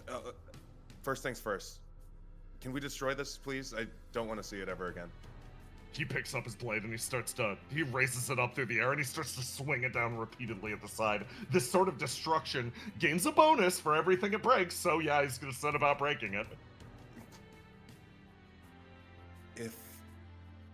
If this god goes down, then it spells very bad things for everyone else, right? Yes, absolutely, Ideal says calmly next to you. And is that what's happening right now? She sort of looks over. Seems to be. Big smile. Okay. Let's stop that. Oh? Where are we? We're inside You're in the god's fist. body right now. Yeah, We're you're in the fist. Okay. I have an idea. We're going to have to go to the center. Oh. The center of the body? Yeah. Okay. She sort of smiles and billows over. Your body is still lying there in the middle of this coagulation of flame. What do you do? I'm going to pick it up. Okay. So as you reach over, your demon body starts to react. It actually pulls itself backwards. Give me a roll to do. Love to see it. Oh, I know how one manifests in this exact moment. Okay. Why does this keep Oh my god. Oh, I'm so happy. Okay. I got it. Everything's great, actually.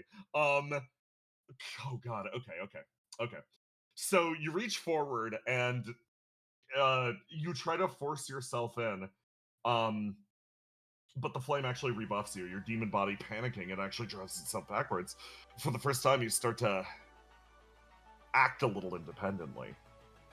Your body starts to quietly rebel, freaking out from that flame, and instead, you move backwards as Ideal reaches her way forwards, instead going for the body.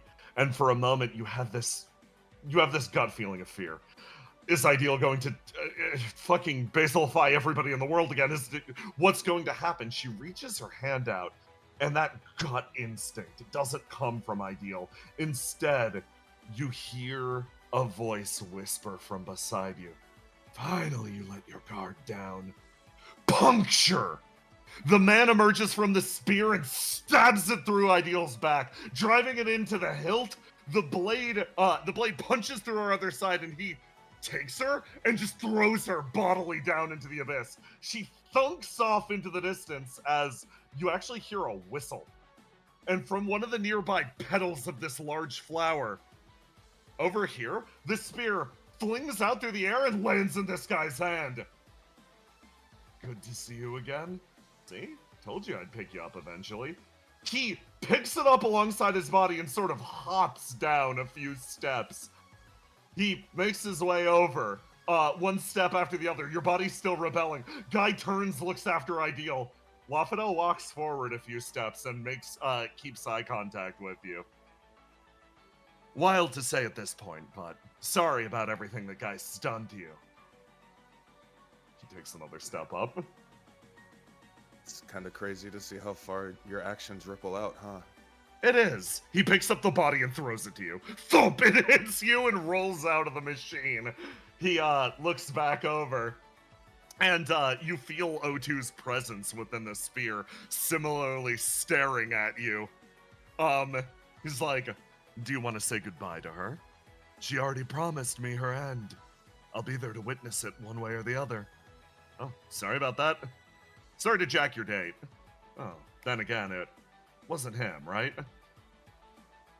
No, it wasn't. But I'd really prefer you don't take anything else from me. He starts to turn and walk. Like O2 remaining in his palm. Guy's like, do I go for it? Looking at you for confirmation.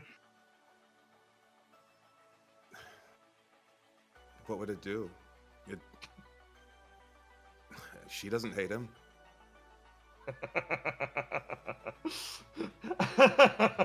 You see Lafadel taking a few steps forwards, keeping O2 braced in his palm. He grips it and then disappears. And seems to go somewhere else. The area rumbles. You don't feel your connection. She's still alive, but she's down below, somewhere in that darkened mass. Fuck, what do you do? What do you do? Basil, what do you do? Boy, okay. Trying to, I assume trying to summon her will not work. No, not at the moment. Girl Okay. just got impaled.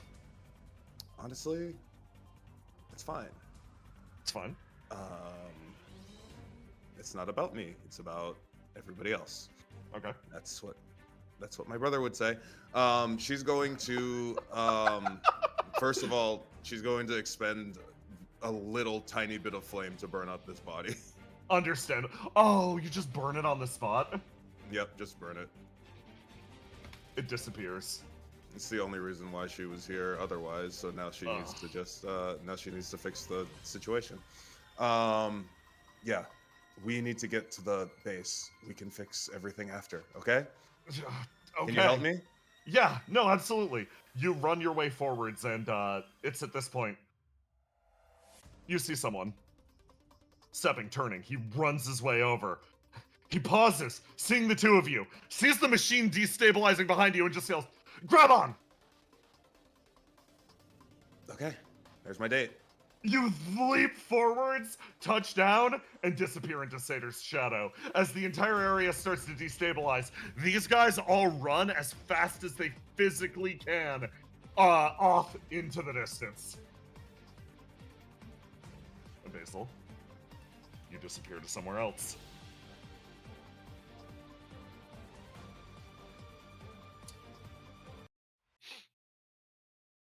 Hey, Willow.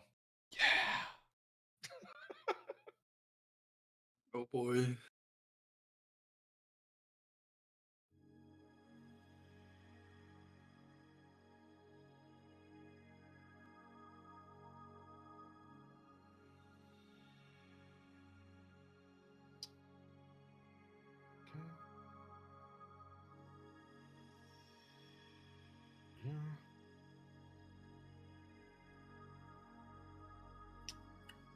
Where the fuck? Oh, you're in here somewhere. There you go.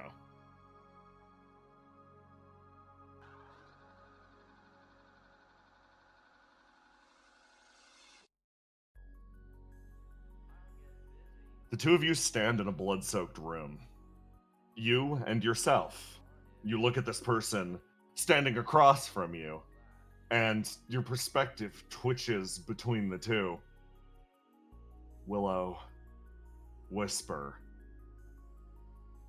I have a question.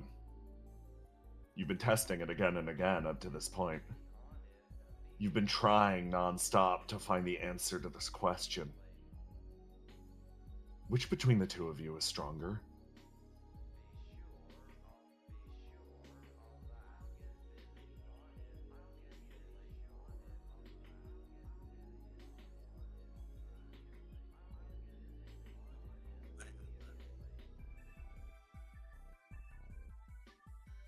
I think at this point, between both of them, Whisper has completely caught up with Willow. And, well, it's not just Whisper's caught up with Willow. It's that Willow is losing power, passing grasp to other people, while Whisper is gaining power.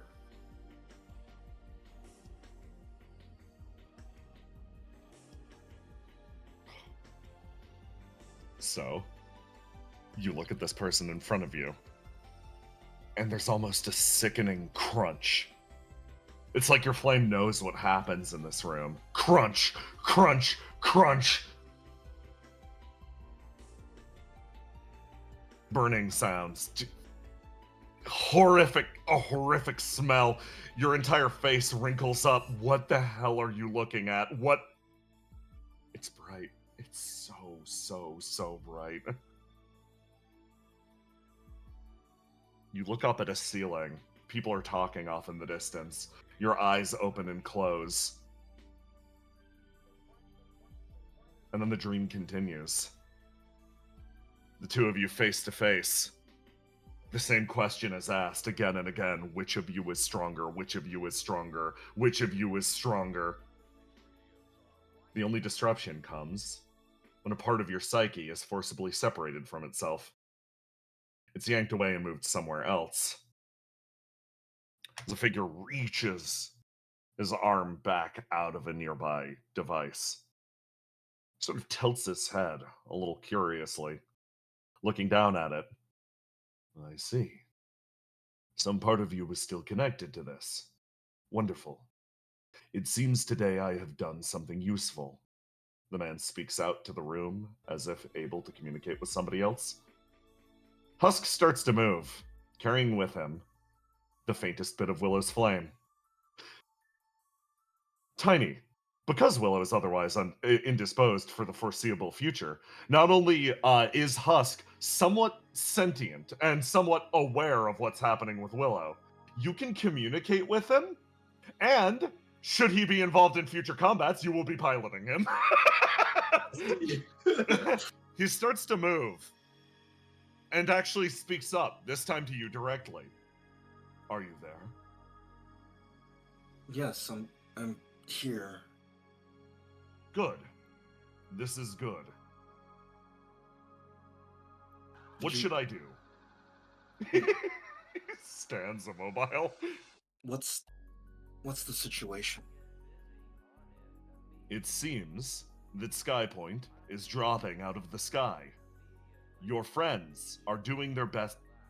Our friends are doing their best to stop it. Wait, really? Yes. It seems so. Well, I'd go to where Argo's. You don't have communications with him, don't you? I will find him. Well, Yeah.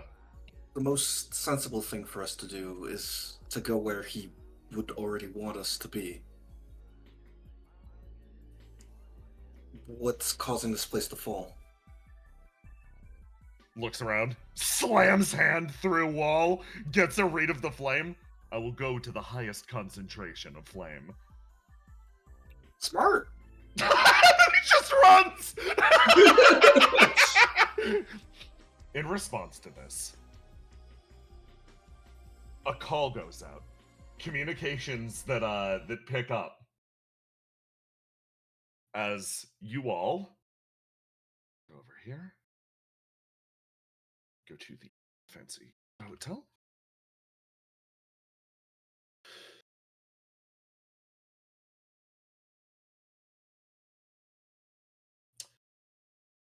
Dun.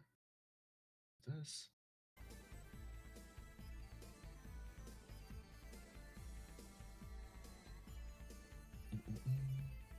It would be this one.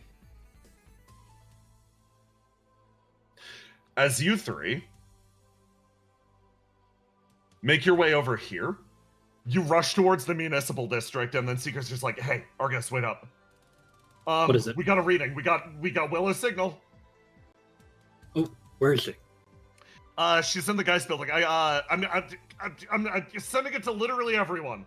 Seagazer hits the button and basically sends Willow's current coordinates. It's like a good deal directly beneath Ace. Somewhere in the bowels of the Geist building. What do you think? Can we send anybody over to... Oh my god, there's a fucking army in the way. Oh, in our way. Yeah. Ascalon, like, I think if we can work our way around, we don't have to go straight through. I think that's... Yeah. We definitely shouldn't fight them head on. If we're in danger of getting caught, I'll create a distraction, and then you go ahead, and I'll catch back up. You sure? Well, hopefully it won't come to that. You glance over at this area nearby, and from inside, these Geist husks seem to aim their way down, firing their guns. You hear people yelling from inside the building. As these two large constructions actually drive their way outwards, this larger one sort of sweeps long chaotic tendrils that strike back at the various husks. This one brings its large umbrella forwards, forcing them all backwards. These Geist AI seem to be shielding the people in the building immediately in front of you. Oh. And is it like screaming civilian style? Yeah.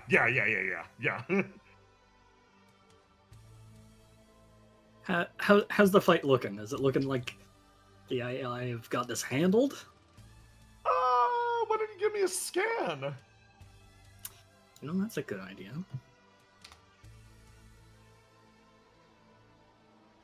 Can I do it twice, pretty please? Yes.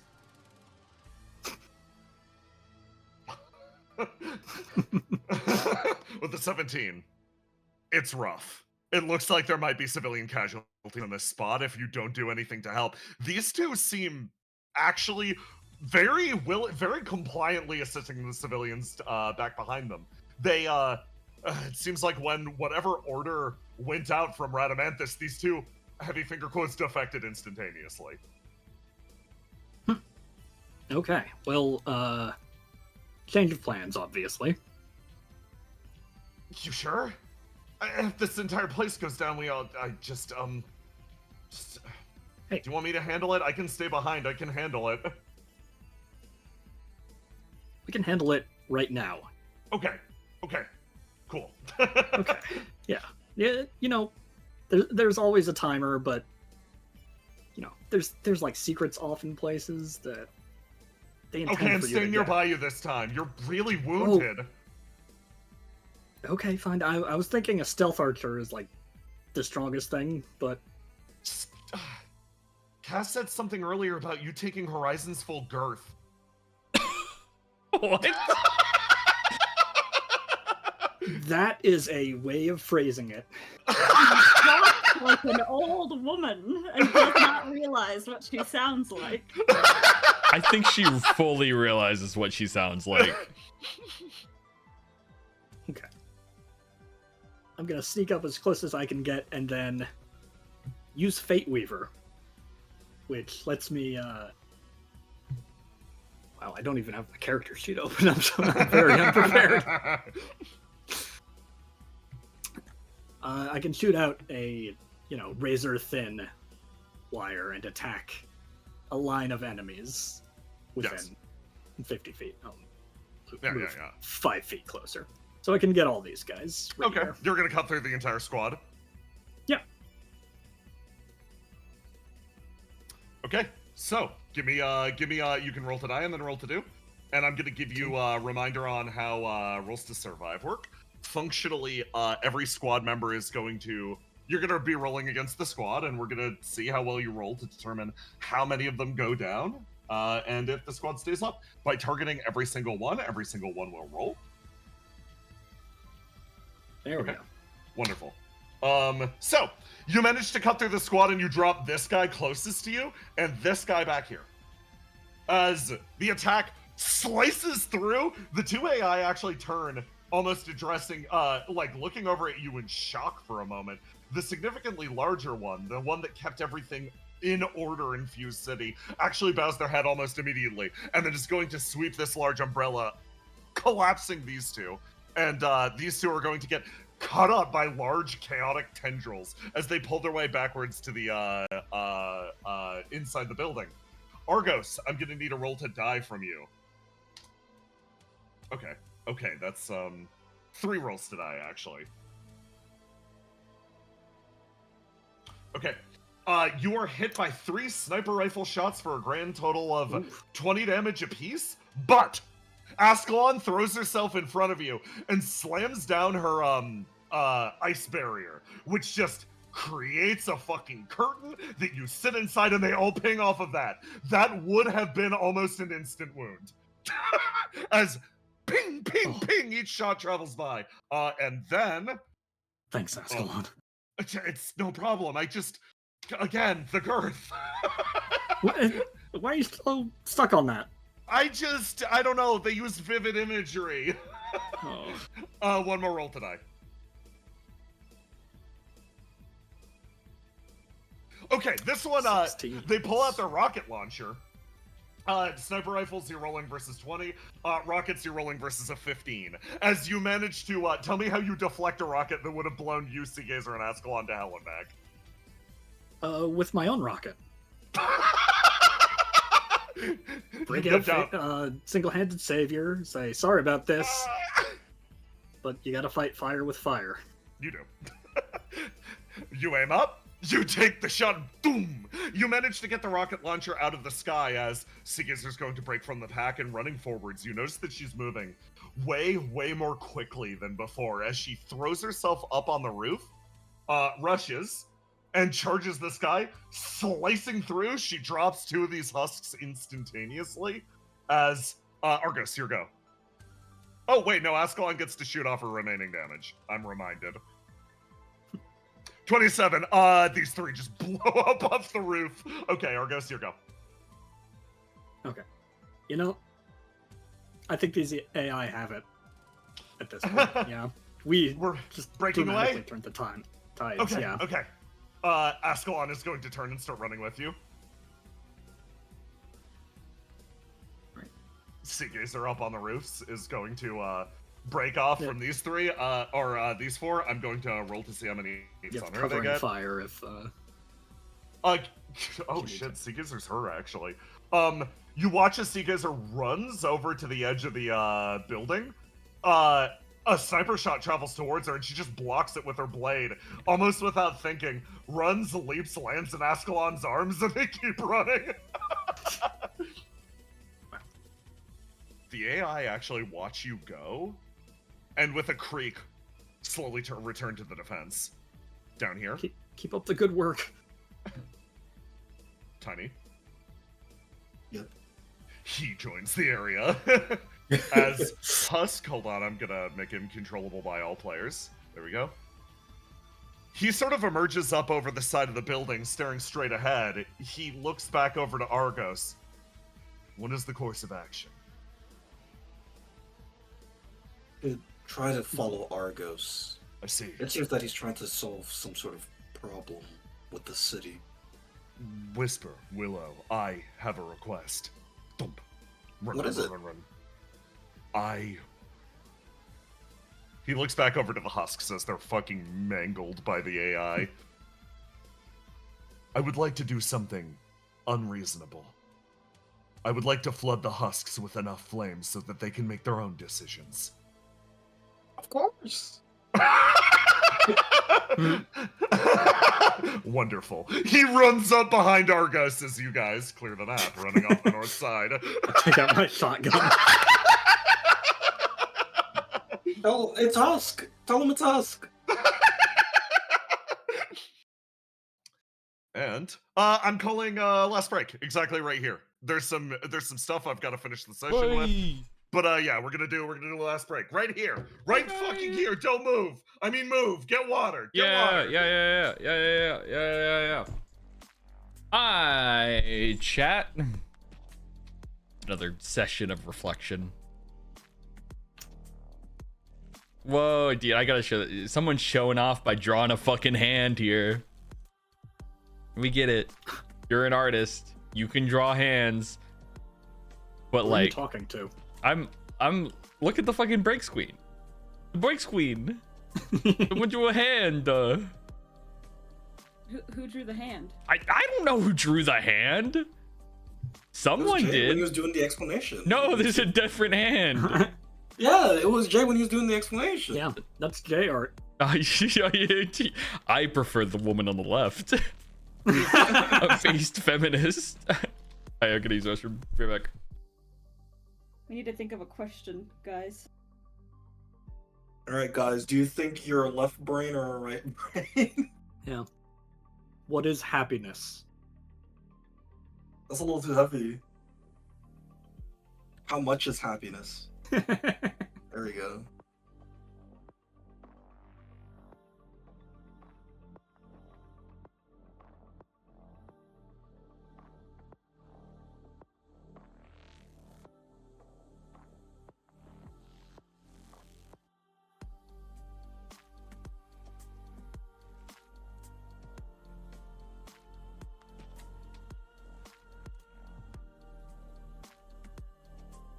I desperately need a diagram of the world.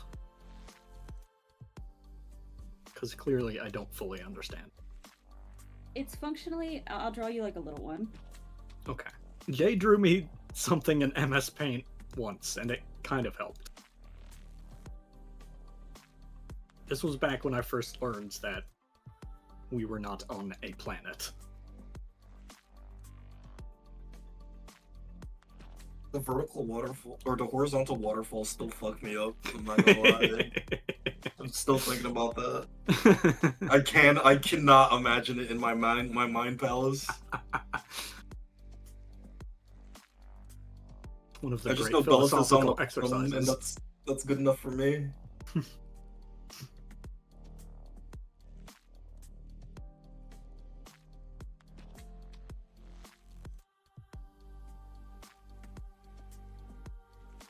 Does a pound of happiness weigh the same as a pound of sadness?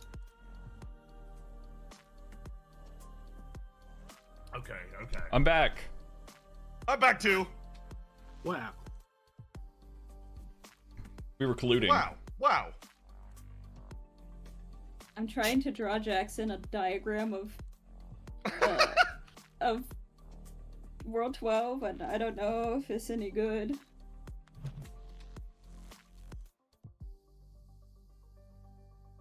It's fine. I'm sure it's great. I'm thinking about how to order the last scenes. I apologize if shit gets chaotic. Could we just have like 20 Willow scenes? Yeah. Okay. Yeah. She deserves it.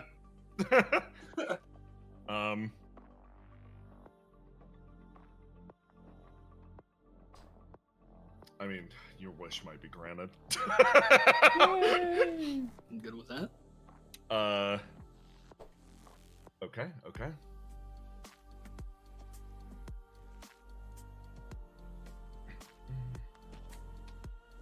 I'm gonna start doing so. Yeah, okay. I'm going for it. I'm doing it. Okay.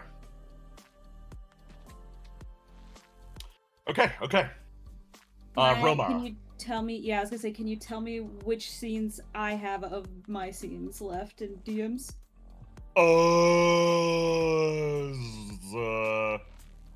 Yeah.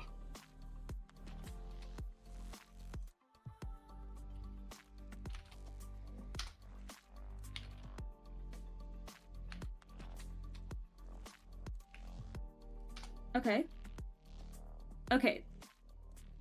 You got it, boss. Okay.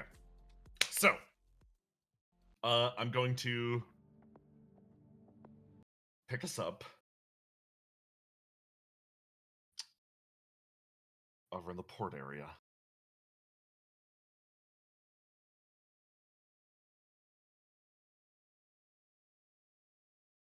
As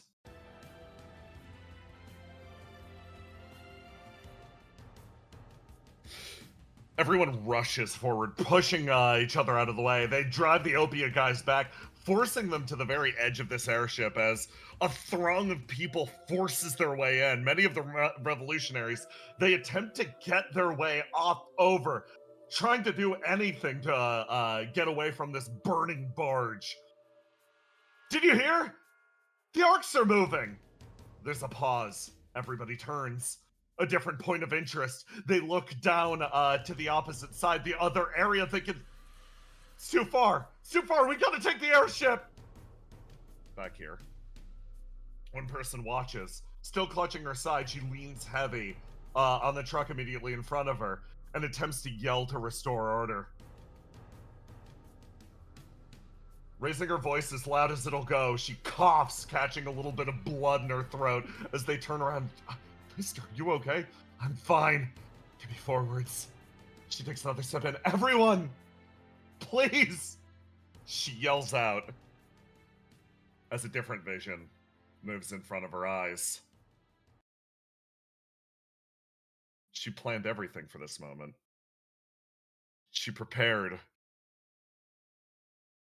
all of her time in Opia for exactly this. A chance to change the world, because she knew that the battle for World 12 would be a point that nobody else would be considering. She rested her entire weight on it. But in this moment, choking on her own blood, she recognizes something. Even that was likely too presumptuous. She thought she sacrificed everything? Like that would be enough to make a difference here? It's changing the world. There is no amount that can be sacrificed or cannot be sacrificed to make a difference. It's all... She thinks back to her casino. It's all bullshit and luck. It always has been. It's never been about what's right. It's never been about what's just. It's always been about the presentation. She heaves, rises back up, and lets out another call, barely puncturing the din of the crowd. Elsewhere,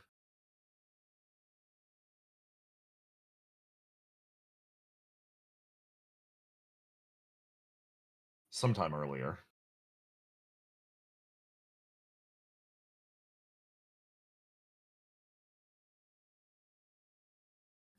two people sit on a rooftop.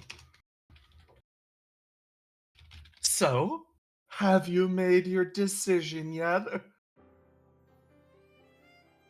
He sort of sighs. No, not really. Too many people want too many things from me. Oh, that's such a shame. I thought you would have come out clear, swinging it for, like, circuit's sake or somebody. Yeah. Yeah, I'm sure you would hope for that. So long as it's not his sake, right? The god of humanity? I don't think that guy needs any more, I don't think he needs anybody else in his corner. What about your side? What gives you the impression that I even have a side in this? You're talking to me. And, from nothingness, boom, two beings spring in. Visionary, I'm back! Hello. Trouble. Good to see you. I was just on my way out.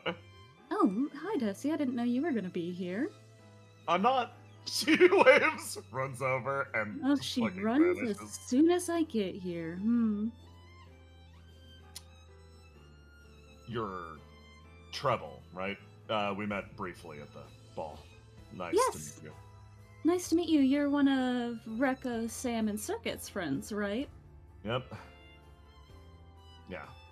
Part of that What group was- of lost souls. What was your name? Visionary. Hi, it's so nice to meet you, Visionary. I brought your friend back. You were the only one I could find. Well, we just got the order that we're allowed to do whatever we wanted, and I wanted to be here with you and the rest of the squad. Sorry about that. I'm sorry you went through all the motions of bringing him all the way over here, but I'm gonna have to ask you to go somewhere else. Oh. Most of the squad's in a bar on the far side of town. You mind dropping him off over there? Jabin, Yes. what is happening with this guy from Listen? Confused? He's feeling confused. Appreciate it. Really, I do. But, yeah. Better off over there. Plus, I think your guys are making a move on the municipal district right now. Where are you going? I'm going to try to find an answer for myself. That makes sense. Are you sure you don't want to go get your friends? He looks over at you. Sometimes you can only find an answer by listening to yourself. Trust me, I've heard them yap a little too much. Well, alright. Oh, trouble? I'm sorry.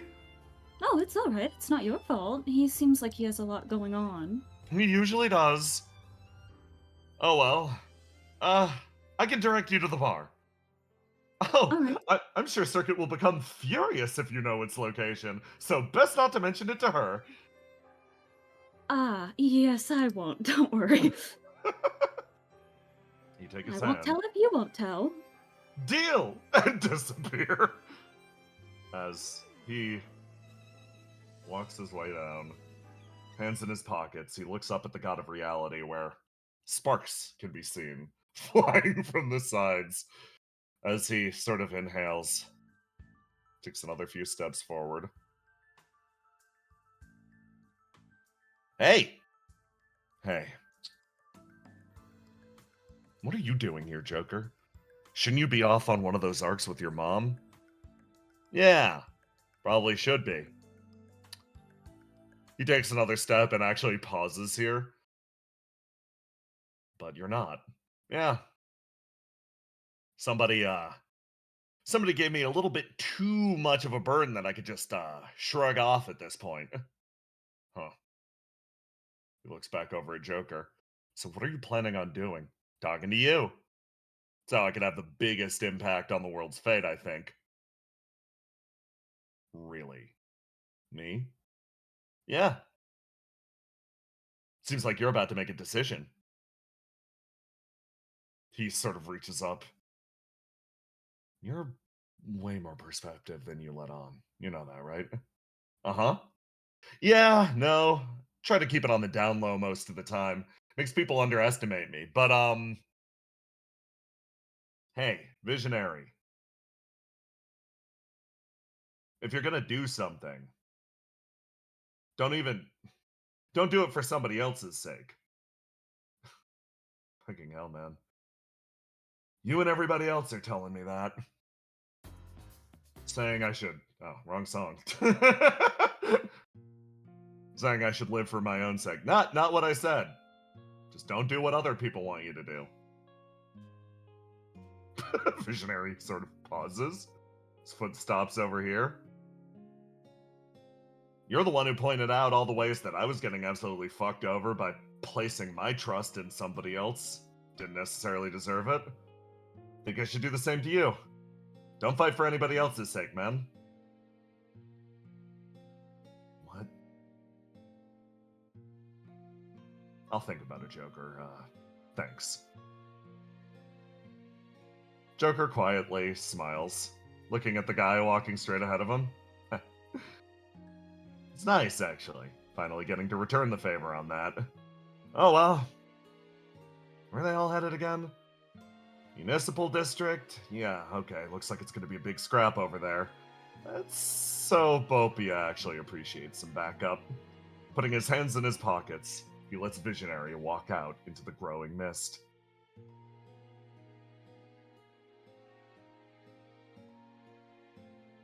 The airship sort of the airship flies low over Sky Point. I'm naturally finding it incredibly difficult to get an angle on landing on something that is currently falling out of the sky. I can do it, but I'm worried anybody who's on board might try to get us. Okay, Nanda is very specifically looking for a couple of people who are on the Ark. Yes. You continue to turn it over. It seems like they are on Skypoint, confused, unsure of where to go.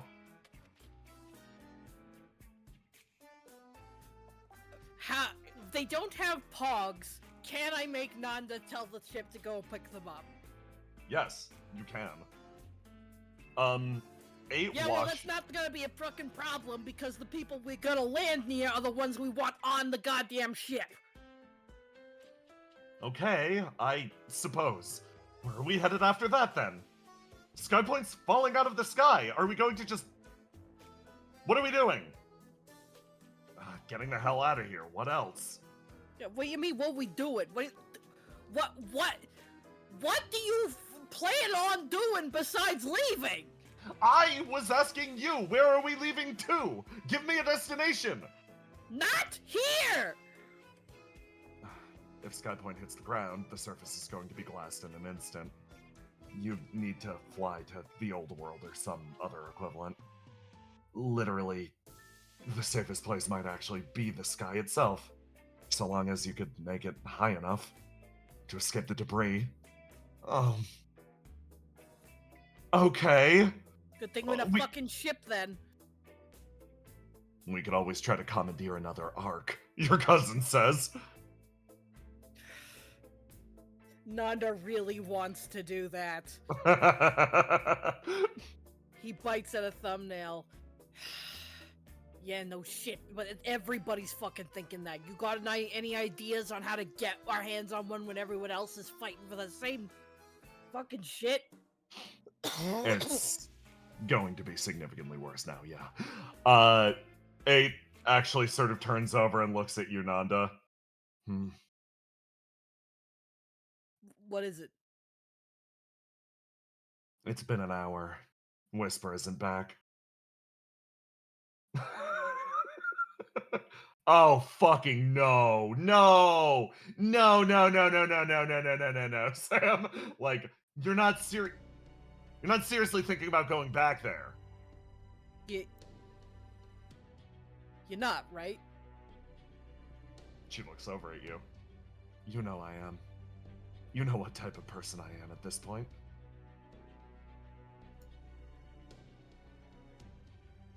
Nanda...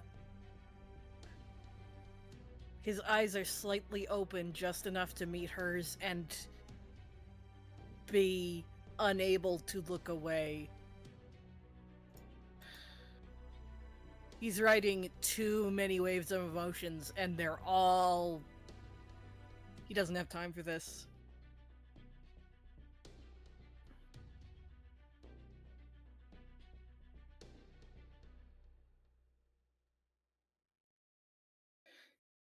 You can't be serious. The fucking world's falling down out there. It is. I can't provide you with logic this time. I can't even assure you that it'll be alright. And yet, still, I'm going to go back for her. A hand grips her sleeve weakly but desperately. I can't do this again.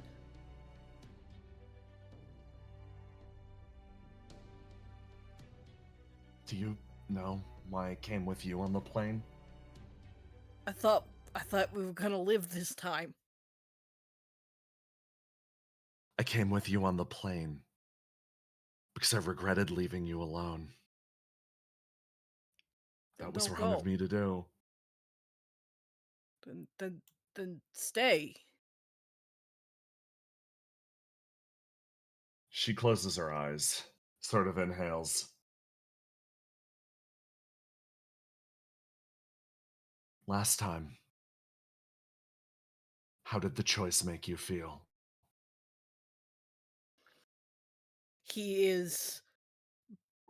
Images break over his head of exactly what that felt, and I'm gonna go ahead and knock him out of blue. Uh-huh.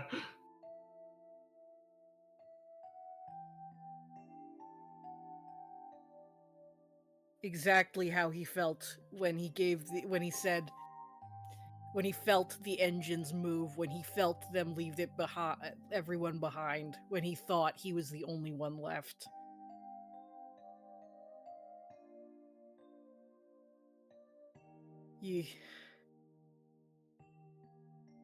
Sickness wells in his throat, choked in words. He stands silently looking at the floor for a long time on the outside, even longer on the inside.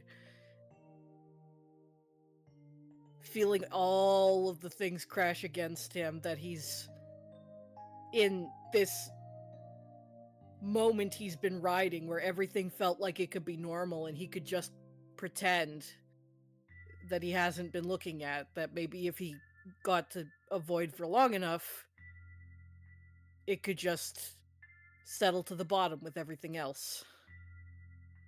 But that's not who she is.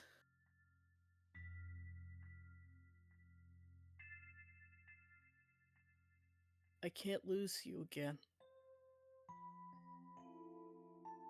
So, there's only one option left. She holds her hand out. Come with me. Gonna switch. Fuck, I deleted him instead of That's changing fine. his font. Put him back! Fine. Put him back! I Okay. got him, I got him.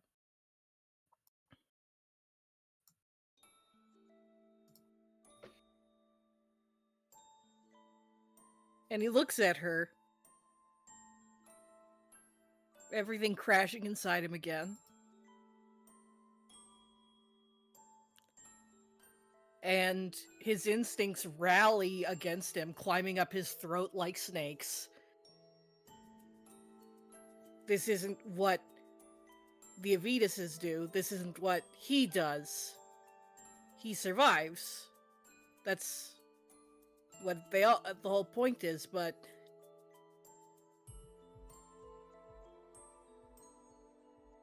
and it's not like there's any money to be made here. It's not like there's any way to advance. There's only one way forward, and it's to do what they've always done. It is to clutch onto this fragment of life in this little boat and survive long enough for the dust to blow over and pick up whatever is left. But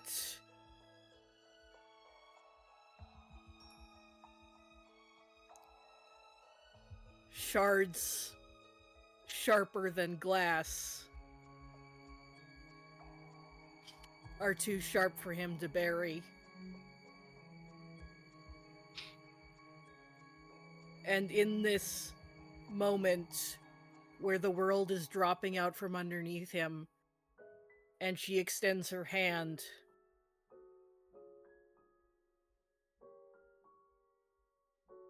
all he can do is hold on to it with both of his own.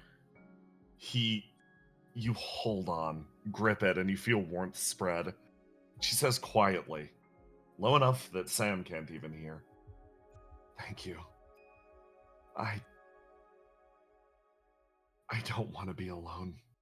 Not right now. Thank you for coming with me. She takes another step, pulls you in this direction. As Sam pauses, and then looks dead at you. Who are they? The guys we're picking up. Nanda, slowly shaken a little bit back to something to focus on. It's important, he says, voice raw.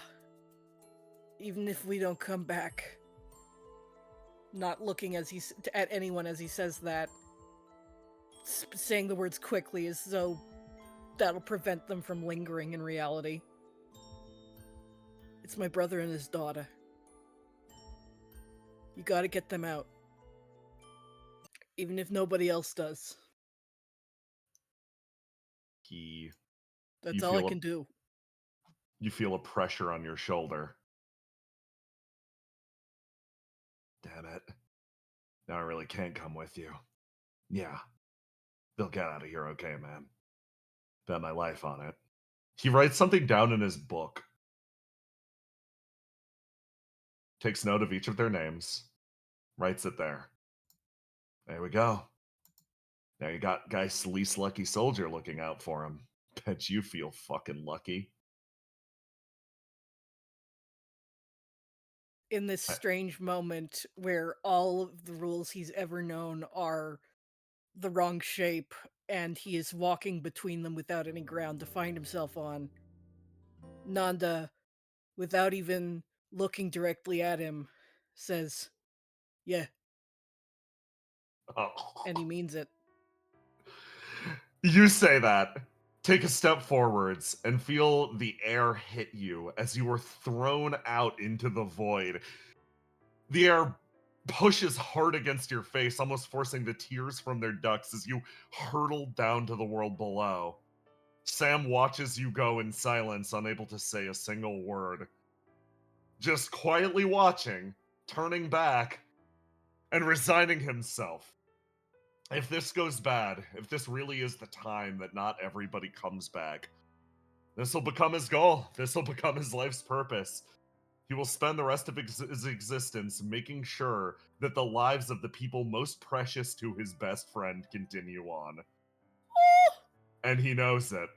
And it locks in his heart tighter than a curse. And elsewhere. Mass, that was phenomenal. I still I need have you for feelings about my best friend. I need you for more scenes later, but for Salute. now. For now. Screw now. soccer, let's kill each other.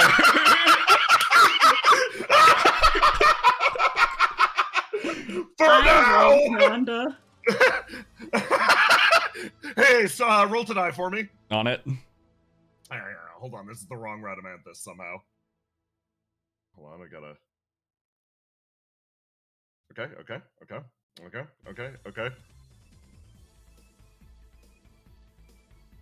Okay. So this man is, I should also, first of all, register. This man is not level 0, in fact, on any of these stats. Obviously. He's just hiding his shit. He's just hiding his shit. There we go. Locks in this. Okay. It's, So I can't remember what HP I was at. I think I was at like 50, and then I think my burn was at 80. So there we go. Okay. You would get the first go. Okay. So what Ace is going to do is Ace is going to not fight Radamanthus immediately out of the gate. He's going to jump on this thing up here. I'm going to activate let's see. The free lock of Atalasker. So one currently activated, and I'm going to destroy the version of signal he put into the machine. Oh, nice. Okay. Just because I know he can. Just because I know he can teleport and do damage to it. So this is 1d6 to accuracy and damage. So. Okay. You stab it in and easily dislodge it. You rip it out and it disappears into flickering static. You know, I used a weapon like that before. Really? I'm sure you're aware of its peculiarities. A little bit, but that was a little bit of a fake imitation. I'm excited to see what the real fake would do. Ha! I have to say, Signal is quite enthusiastic to be able to face you face to face. And I'm gonna pass the turn to Jas. Jas is gonna fucking shoot him. Yep. Yep, arm up, fires out. Oh god, okay, so this would be... Okay. So, he raises an arm up, aims at Radamanthus, and you watch as Rad literally disappears and just warps over here. Literally no effort. As easy as the breeze, he darts forward and is going to, he'll stab at Jas. 1, 2, 3. He takes the spear and, as elegantly as physically possible, punctures 3 holes through Jas's suit in an instant as he flies backwards and all of his dice are locked out. Jas, that was Jas's turn. He's gonna pass to GK. GK's throwing himself up here as... No. He runs forward, raising his weapon over at Radamanthus as Rad guides it off to the side and then warps over to you. He's gonna take his go. Clash with me. Oh, clash with you? Yes. Okay, wonderful news. You lose automatically to his Ascended Steel stat. His Ascended Steel stat? Welcome to the most broken bitch in the world. The attack travels past and immediately cuts into you hard. That'll be 15 damage. 15? Okay, thank God. Yeah, you fly backwards and you thump, hit this railing hard. End of the act, start of the next. Ace, who's up first? Who's up first? Me. Of course. So, Ace, seeing this, I know what I have to do. Yeah. I know how to beat this. Yeah? I drop my swing. If I don't have a color locked in, I can't clash. Oh, I see how it is. Removing any semblance of predictability from the act of physical violence. I get it. I really do understand. So, what Ace is going to do is he's going to reapproach, and he's going to lift up Adalasker, and then simply kick him in Big Bang Breaker. Wonderful. Okay, give me, he's gonna lock a dice and activate coin flips. Yeah. An attack made against you is reduced to a coin flip. 1 is a miss, 2 is a hit. Big Bang Breaker is it's it's not an attack or that can miss or hit. It automatically hits. Actually. Yeah, fuck your bullshit. I got bullshit of my own. Oh, damn. True enough. Boom. 8 damage, 8 spaces. Oh, he flies and pings into this, just like, oh, that's a shame. Well, if I'm adjacent to one of your allies, that means I could likely redirect the attack into them. Then the attack's damage wouldn't be prevented. I can rules lawyer as well, you bitch. Who up next? Who up next? Jas, who is locked the fuck out. Oh, Jas is locked the fuck out. He's going to take his turn and he's actually just going to breathe, get everything back. He passes over to GK. GK's going to run over to you and stand back to back, as he does. And then pass over to him. He's going to run his way forwards. And he's going to stab first over at the GK. GK actually manages to clash and win, and is going to, well, not clash and win. What you call it? He stabs into the GK. GK's using a black stat. Black stack doesn't clash with it. GK gets to roll to die, stops the attack from going through. He uses Stand Behind Me, Kitten, to make you stand behind him. Comma, Kitten. As he parries the attack, and Radamanthus is going to take another step forwards and stab at you, Ace. Give me another roll to die. Another roll to die, okay. Yep. 8. 8, okay. This attack actually does manage to hit you, take 10 damage. Yeah, is that with or without clash bonus? That is without. Okay, so 10 It's damage? just a normal 10, yeah. Okay. And then he's going Oh wait, to... I get a free block on both of those, actually, You because do, my yeah, my you lock. do. So that's the first one, and then Oh, yeah. 26. Okay. So So 4 yeah, so damage. yeah, so I heal 9 basically. Yep, heal up 9. One more attack at you, Ace. Roll to die. Okay, roll to die. I can't really succeed without walking in, so it's just like Yeah. it's damage, but at least it's not fucking clash Take the damage. 10. Yeah, no, I would have doubled down on that. Yeah, So, 1d6. this is where I Yeah, yeah. reveal the Vicious Claws mechanic. Mhm. So, if he manages to land all 3 hits, he locks out all your shit and it doesn't lock back in. He only landed 2 hits. One of them went to the GK because you did indeed stand behind him, comma, Kitten. Mhm. The attacks travel through as he tries to keep up the offensive driving signal in again and again and again. Start of the next act, your go. Okay, so Ace is just going to quickly just move around, and if physical combat is something he clashes with, Yeah. then all I gotta do is insult his ass. I log in the dead That's should my stay go. dead. So you're up here because you thought this controlled the weapons on the outer rim, That I did. and so you're just planning on glassing the entire surface? No, I'm planning on popping a few arcs. Popping a few arcs. Don't you know killing arcs is such a bad thing? Really? Really? Yeah. So if I destroyed those weapons, you'd have no reason to be here, right? Pretty much.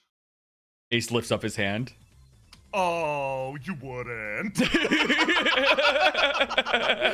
me a roll to do. Roll to do. Let's see. Yeah. 27. Bluff or not, it works, and I will drop him out of his current swing. Yeah. Okay. Then I pass to GK. You pass it to GK. GK is going to grab him. GK rolls like fire, take all of his store damage, and fucking just suplex him.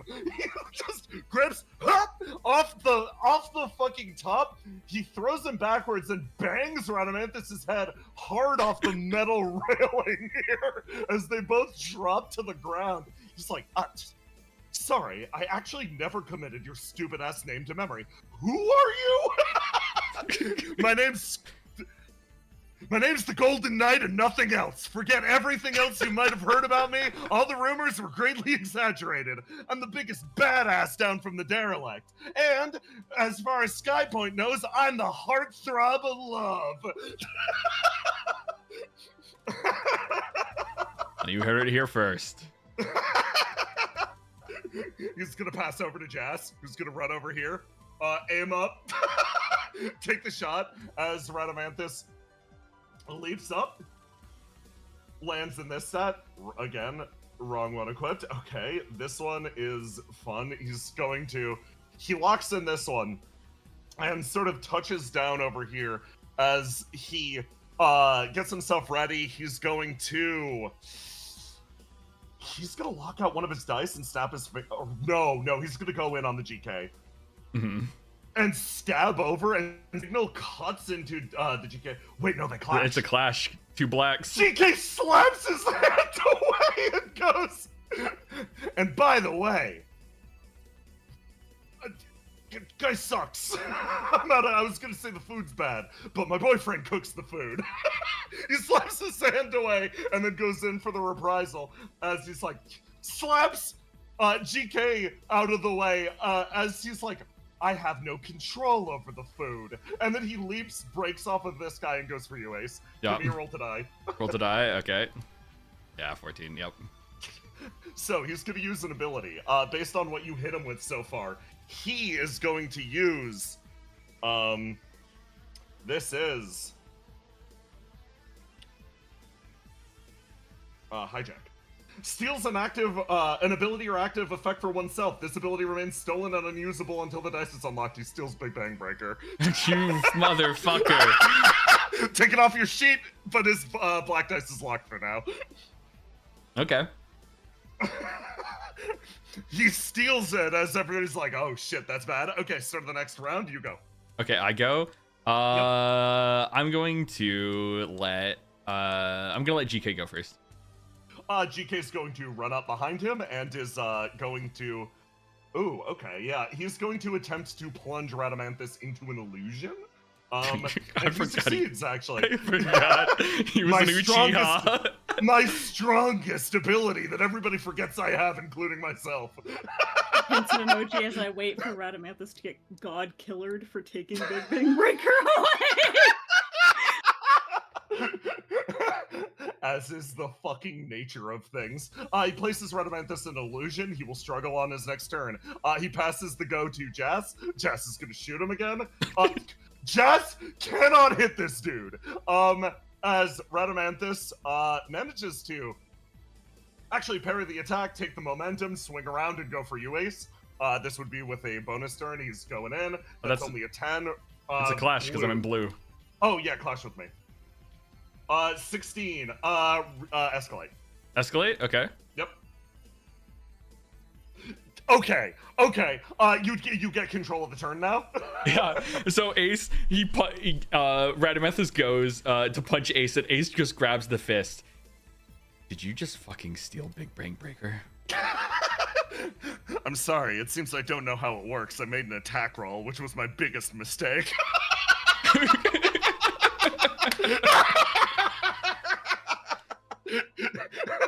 I'm gonna give you an option. Give it back or die. I have to say, the raw amount of delight I'm getting from this emotional outburst is almost making me consider keeping it mine. However, he does indeed unlock his dice. Okay, good. Ace uses it. Yeah, I can feel it coming. 2d6. You boom, ping him off of the GK, and he rolls across as he sort of comes to a halt. That was Jass's turn. Jass passes to you, Ace. Passes. Okay. Ace is going to quickly move up. So he holds the brim of his hat. Was this your big plan all along, or is this just kind of you going with the flow? I'm calling it improvisation. Improvisation for a man like you? Yes. Leave it I've to decided that leaving things up to chance might actually be a little fun. God. I thought better of you, honestly. I thought better of myself. As Ace is going to use the help action on GK. What Ace is pretty much going to do is wait, has GK gone this turn? Yeah. He has, yeah. He has. I list him as Genjutsu. Yeah. Okay. Actually, then I won't. I'm just gonna move back over here. And Oh, that is like a 50-foot drop. oh, Like, that's a he's on the 50-foot edge drop. of a Okay, fucking sorry. I saw platform. Yeah. Jazz over there, and I was like, oh I'm yeah. on the bottom floor, man. I'm down here. No wonder you can't hit Oh shit. my god, I fucking can't hit shit. It's really far, dude. So what Ace is going to do is I'm just gonna big rig again because why fucking not? 7. 7. Boom. You ping him down to the lower floor as he slams hard into the fucking side of this, producing the sparks that we're seeing for the rest of the city. Our perspective moves over here as Argos.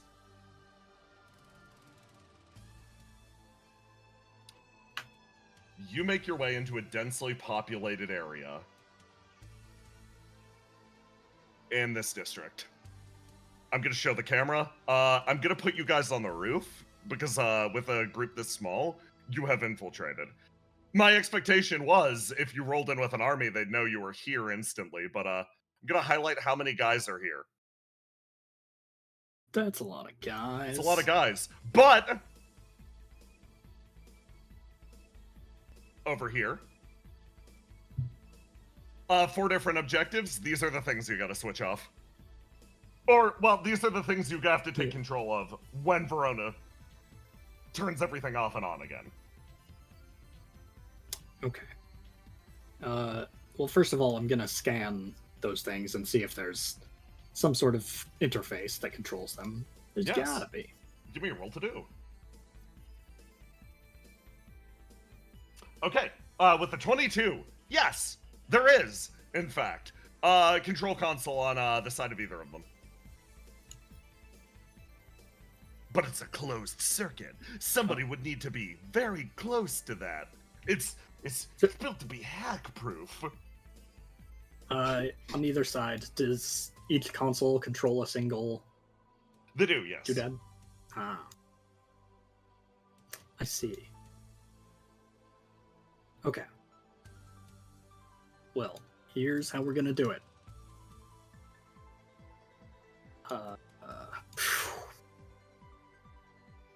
What? Ascalon, remind me of what you can do. Snipe real good and sword real good. I can freeze things. Yeah, that's what I got. Okay. Sea Gazer? Just the sword part. Just the sword part. Okay. Husk? You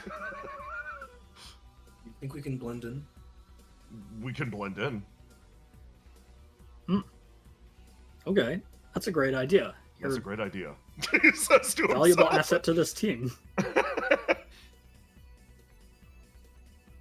Okay. This is open sky beneath us, right? It is, yes. Mission Impossible. Okay. Time. Yeah. What I'd like to do Yeah. What would I like to do? Yes.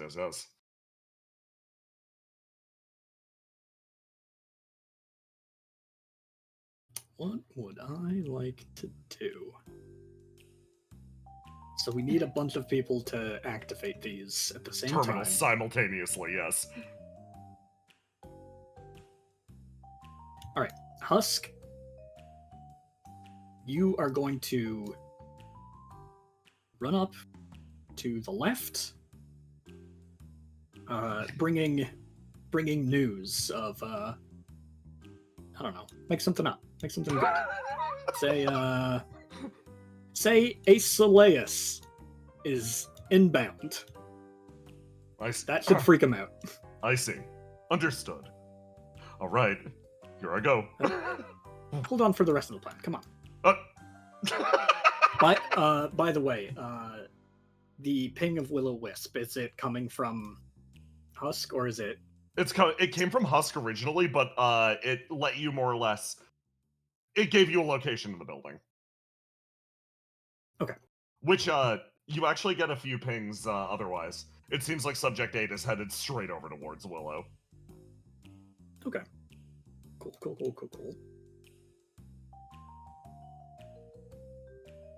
Okay.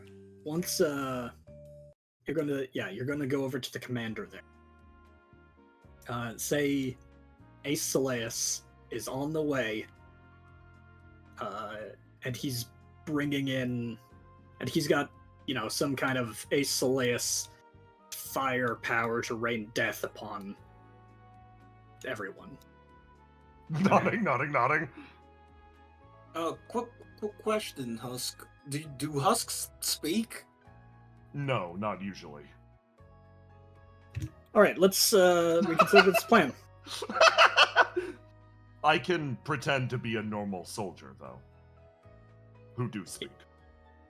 Yeah, but how are you gonna walk all the way over there breaking ranks without seeming suspicious? What if one of you was shooting at me? You were running away? Yes.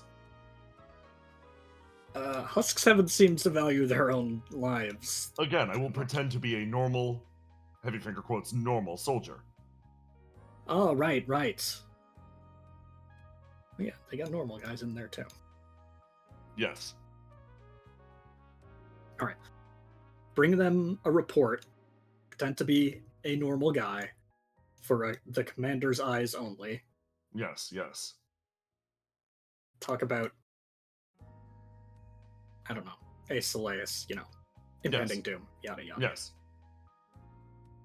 After they deliver that, Ascalon, I want you to...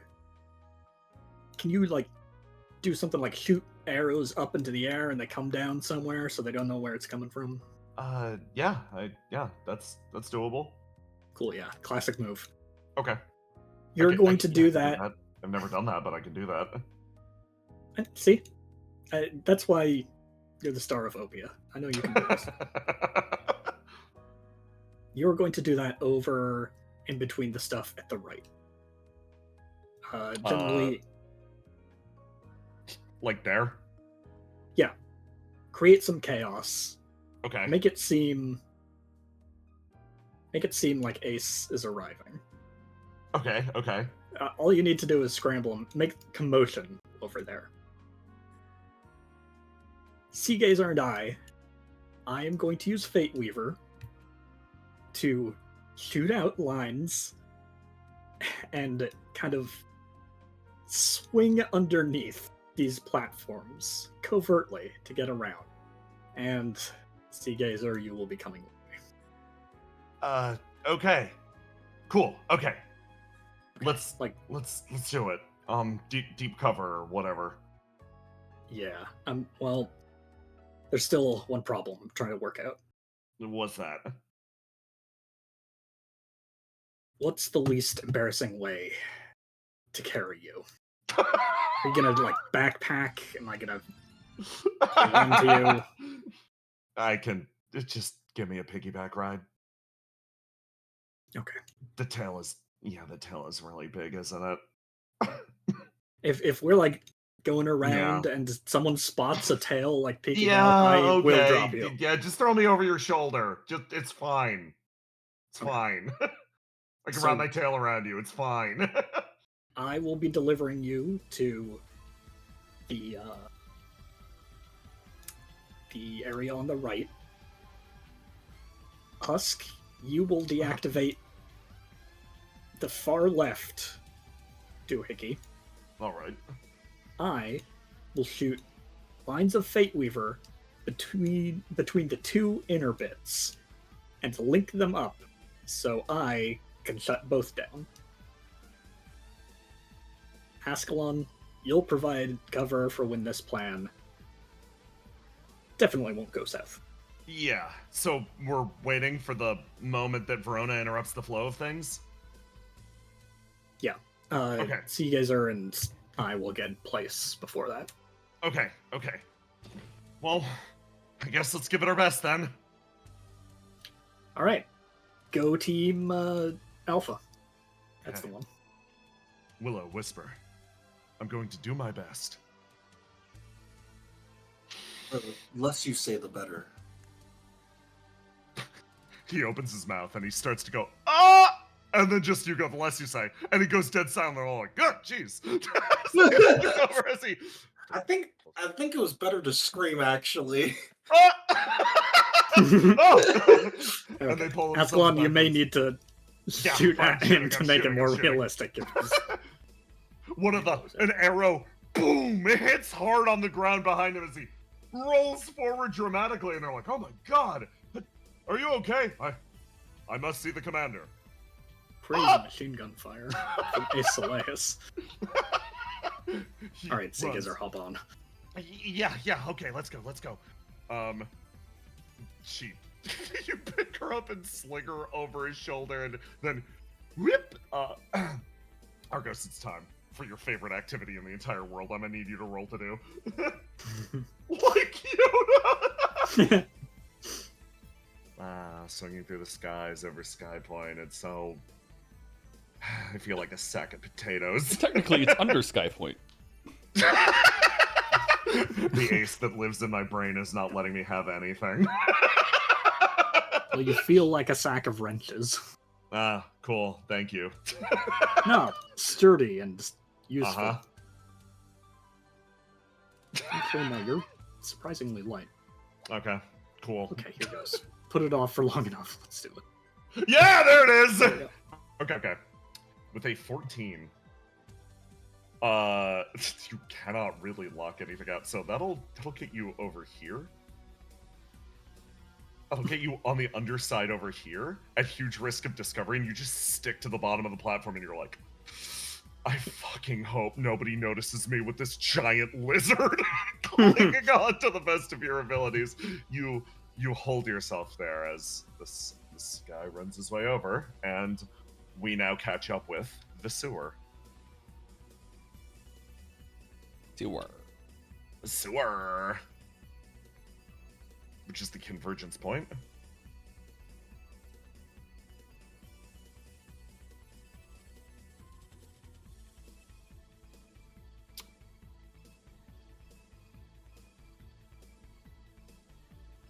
There we go, Sky Point Sewer. Dude, Defender 7's noble sacrifice is gonna be so fucking hype. It's gonna be so fucking sick. Where he jumps in and dies I go. instantly.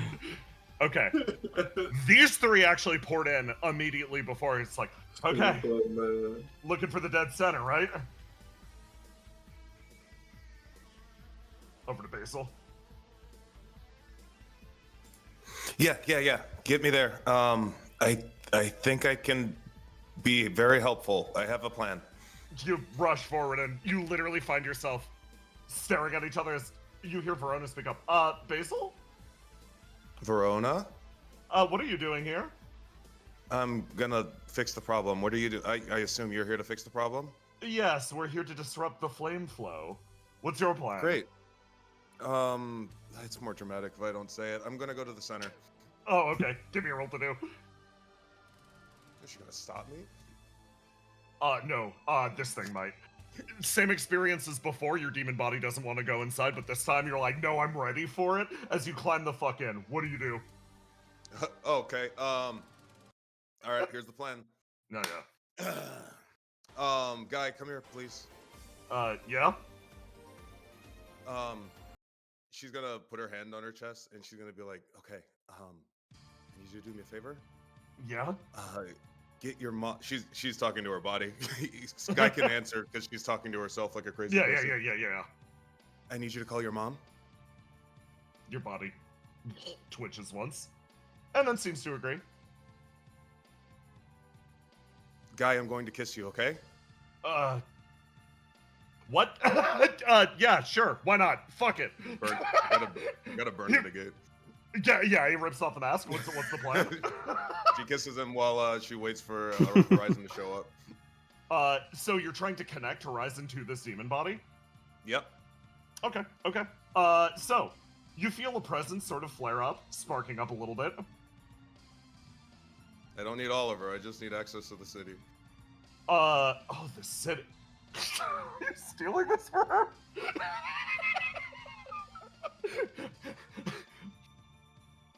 Queen, yeah, connection to the city established. Okay.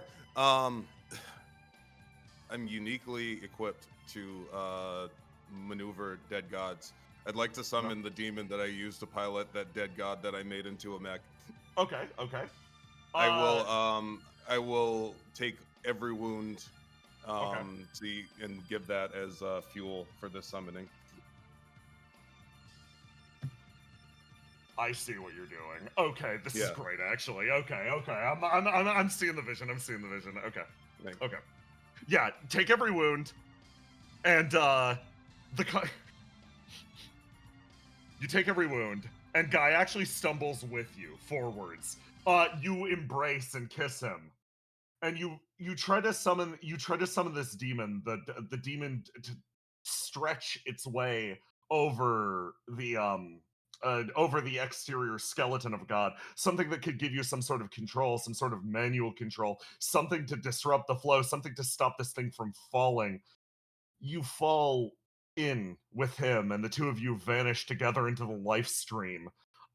Mixing with the flame and vanishing, you do take every wound, but what you become in this moment is a third source of consciousness, a third brain that starts to send its own signals. And what signal do you send? Kind of in this moment, she's going to send a little message to Horizon. No. Thinking about what they had talked about before the party. No. And she's going to say, look, you're right. It doesn't matter how much I feel the love of the people that I care about. It's never going to fill the hole in my heart. And I get that. But I think I learned something today. I think I'm not the best person. I am jealous and I'm selfish. And I'm going to save the city because I want to save the world so that I can spend more time with the people I love. And I need the world for that. So selfishly, give me your biggest demon because I'm about to pilot this mech. Your body starts to almost... You feel your flame disintegrating, carried away by that stream, as you feel that same voice echo from the back of your head. Oh, Basil. I thought I already told you. Biggest? Size is such a difficult concept for us. Your body will already be more than enough. There's a slight shift as you feel yourself move through this area.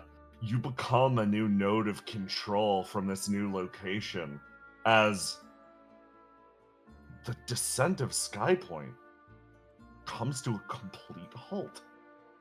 It stops moving in this moment as that red hue shifts almost to a very basally purple. Satyr looks around. Fuck. What happened? Should we go in after them? No. We need to set up a perimeter around this location. Immediately. Absolutely everyone in the city is going to be coming for her. They're going to try to dismantle this. Fortify all entrances. Defender 7, you cover the right. Sagittarius, Birdman, you cover the left. I'll cover the middle. You're staying here with me! Satyr Okay. presses his face to the globe and stares in, and you almost quietly hear his breath across you as you struggle it back. The falling stops. He places his forehead over there. Are you sure this is what you want? You have no way to answer, but you feel this man's concern in the weight of something else. It's something else, but this doesn't necessarily matter to the other people. All they feel is this moment of disruption where the other brains are suddenly made vulnerable. These stop lose their control of the city in favor of Basil. As you hear the rumble, Argos Sika's just like, yeah, I think we're up. Okay, yeah, that must be the signal. Okay, let's go. They boom, throw themselves up and over. As give me a roll to do, Argos. Okay. 24. Okay. With a 24, you managed to actually successfully stealth your way all the way over and behind. Seegazer gestures with their thumb up, like, what is the plan? Ascalon, do the thing. Oh, God, Then- yeah, I forgot. Well, see ya! Seegazer runs forward and leaps and attempts to jump, carrying this one straight down. Argos, the other terminal's yours! She grabs them and rolls into the darkness. Yep. They Argus is are. going- Yeah, they are over here and over here. 2 terminals. I know where they are. Of course you Sea Gazer's getting the far right. do. Yeah, man, I'm getting the far right. Can you do both? Of course. By the way, I'm gonna land party everybody up, just so Oh, we can yeah, all fair. be on the same page. How's it looking on the other side? Has Husk made his way in? So, Tiny Husk moves forward and is like, excuse me. Ace Seleus is chasing me with an SMG. It's very dangerous. And the captain actually sort of speaks up. Really? Ace, huh? A likely story. Oh my god, look over there, there's chaos I told him unfolding. that he told him if I wanted to live, I had to run away. That's usually something he does. He said if I wanted to live, I had to run as fast as possible and never look back or I'd turn into a pillar of salt. Huh. How far away is he? Oh, Willow, whisper. Whisper or Willow looks at the weaponry these guys have. How long range is their weaponry? These ones at the back, very long range. Those ones up front, shotguns. They're ready for a siege. Ascalon. How close is the terminal? Oh, it's pretty damn close. It's right over there.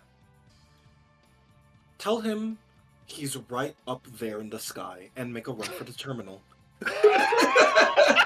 While they look up. Look up there! As a shot travels straight through the air and like fucking rips its way through as it travels this beaming shot that rips 4 of them off the building as Husk throws their way up and over. And the captain actually turns and moves over to the terminal exactly as expected. And then you see something unusual. They pull out their gun and shoot this guy. As Husk is like, tilts head, confused. I'm going to access the terminal now. And That they move is over, unusual. and they get over there. And Argos, your go. Alright. Strand of Fate Weaver over to this one. And I'm also going to shoot, I don't know what this person is doing. Yeah. So I'm going to shoot a Strand of Fate Weaver over to this one. Okay. It's a long way, so Yeah. I'll have to, Yeah. Spider-Man stopping the train. Literally. Yeah, and access them both at once. Give me a roll to do. Twice. Okay. You managed to get this one over here. A Sea Gazer fucking climbs their way up, hits the button, and you throw this one out off in this direction as shot after shot travels directly over. And Husk sort of like looks over at you, Willow. And it's weird. Basil, in this moment, you actually hear them too. They connect directly to the terminal. I wish to flood all of the husks in the area with flame. Is that acceptable? Of course. They turn and turn. How much do you need? Ah, wonderful. You can't say no to you wanting to help your people. They hit the button and are going to immediately flood the area with flame. Oh, As God. absolute chaos breaks out, many of the husks gain consciousness and just start screaming. Basil, it reminds you of your own birth. Yeah. As everyone through the Bad area time. bursts into flame, starts screaming, and Husk is like, ah, it's beautiful. Argos, you manage to connect up to this terminal as this guy throws themselves off the upper floor and starts punching this guy on the ground. Carries them to the dirt as you connect up to the terminal. One of the terminals is going a little haywire. It's no longer submitting the fall command, which is good, but everyone in the area is now freaking out and catching on fire. You know, I'm land partied up to this guy, so... Oh yeah, you are. You actually know that the intention is to grant them all sentience. Okay. Can I scan the newly flamed up husks? Yes. I want to see what kind of flame has been sent to them. Okay, give me a roll to do. Any type of flame. Literally, they are all just being flooded with whatever flame Skypoint had inside. Taking a look at them immediately, you can tell. Some of them will be hostile, some of them will be passive. Some of them will immediately join your side, some of them will continue to be hostile. Literally, they have all been given the freedom and the opportunity to do whatever the fuck they want, and some of them are gonna pick violence. It's net positive, Okay. though. Not positive. No, that's great. Honestly, I was worried it would all be basil flame. No. This is Skypoint flame. I'd be dead. She doesn't have enough, bro. Yes. Well, She yeah, don't but got enough. I don't have She's enough in to the fill live up one stream. husk. I don't know how it works. You could be Sephiroth in the live stream, poisoning it, and then Oh my I wish. god. Dude, At least he spoilers. gets the boy. I'm Kadaj. What the fuck is that? But You haven't seen Advent Children? it's peak, bro. But exactly in response to this moment, of course, your cover is blown. You are Spider-Man up above, literally drop into the fucking abyss. As this one of the guys stay, I just turns around. She takes a few steps forward and sort of sees you like, oh. So you're the one that just shut off those devices. I was so ready to counteract you guys. I had a big army and everything. Did you... Fuck you! I spent so much time preparing these flamethrowers. One spits flame, the other spits acid. Well, I guess still you're in the perfect position, so... You know what, Mr. Streamer? Why not take it for a test run? Argos, give me a roll to do. the flamethrower, an acid flamethrower, or a war Uh-huh. crime. He's much Don't like they know who they're fighting? With a 21. A giant peel of flame rips its way straight out and sort of like cascades towards you. A massive fireball. You have 1 moment to react. So I've sent the signal to deactivate. You have, yes. Mission accomplished. Okay, well that's easy. I just let go of one of the wires. You let go and you swing to the side, but unfortunately, it catches flame. and you fall down into the fucking abyss. You feel the rush of air as your body twists and turns, and you try to like regain any sense of gravity, any sense of what is up or down, and then something hits you hard, significantly harder than usual, as you feel a fucking impact. It hits your body, and then you hear thump, and this being lands immediately next to you, setting you down, burning, wreathed in flame, as the AI sort of turns, looks over. Oh, oh wow. If it is an opioid, she runs forward and just starts punching. There is no hesitation. Mike climbs up on top of the AI and just starts hitting as fast, as viciously as possible. There is no hesitation as the AI raises her arms. It's like, ow, ow, what the hell? Why did you do it? Why did you do it? They were peaceful. She just keeps punching. Wow. At first, Argos was super excited and happy, but something's obviously wrong. Something is obviously clearly wrong as Mike just starts punching this person on the ground, and she raises her arms just like, hey, calm down, get this thing off of me. Argos is going to run over, immediately ESP on, going to use Fate Weaver to just absolutely tie this person onto the walkway, and also summon a really intimidating assault rifle to put right to their head. You swing it around and you put it down, and they're just like, oh. Okay, clearly none of you received the memo. The goal wasn't for things to end up like this, so let's flip things around, how about?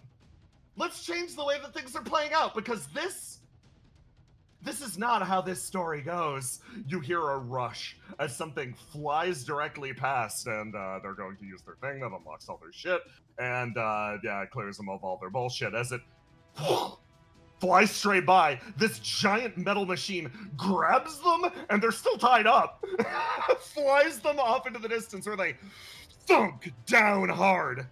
Okay, let's try this again. So, for everybody that skipped my encounter, welcome to the Municipal District of Geist. Good luck getting out of here, and welcome to my new experiment chamber. It seems like the island's no longer pitching to either side, so it seems like you all got up to some pretty nasty business. But they dust themselves off, removing a bit of synthetic blood. Let's see how all of you enjoy watching your up close and personal experience with the end of the world. Elsewhere.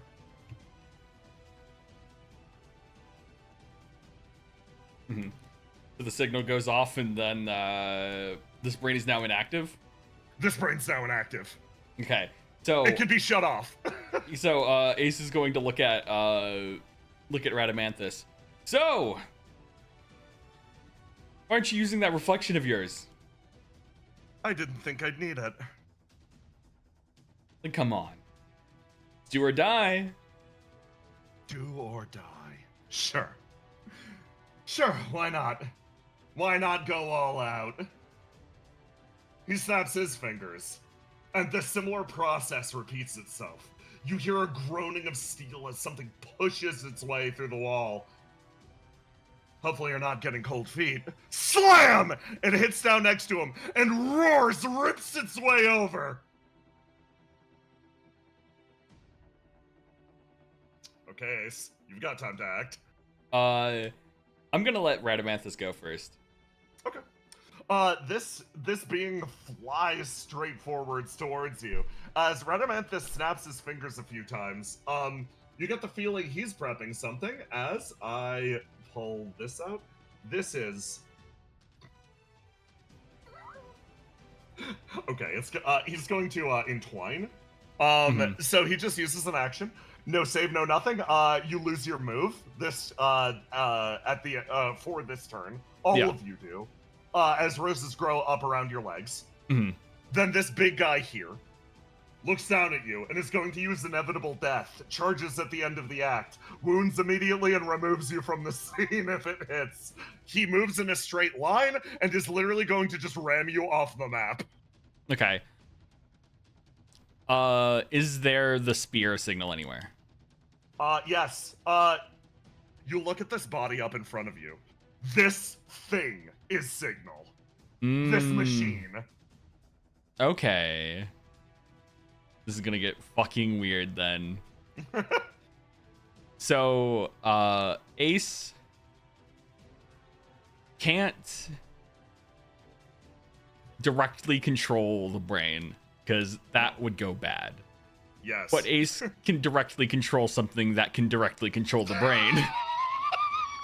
I'm seeing your vision. So, now that Signal is next to Ace, Ace just stretches out his hand and puts his palm on it.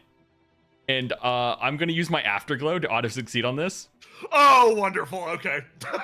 Fair enough, sir. So, I can cleanse things of foreign bodies. Yes. I'm going to cleanse Radamanthus's control over Signal. Okay. Okay. By injecting my flame, just for a brief moment. Yeah. So that I can then control Signal to stab the brain and control it. Perfect. Okay. So here's how this is going to go. Yeah. With your success, this does indeed work. You're still going to get rammed. That's fine. Okay. Okay, cool. Then we agree on this point. You pour your flame into Signal. Where it temporarily seizes control of this great metal body in front of you. You take the right arm and jam it hard into the brain next to you, sending basically the turn off signal. It's momentarily disabled as there is a war inside this being. Oh, trying to purify it of my control? But don't you understand, Ace? He's my partner. We both have the same goals.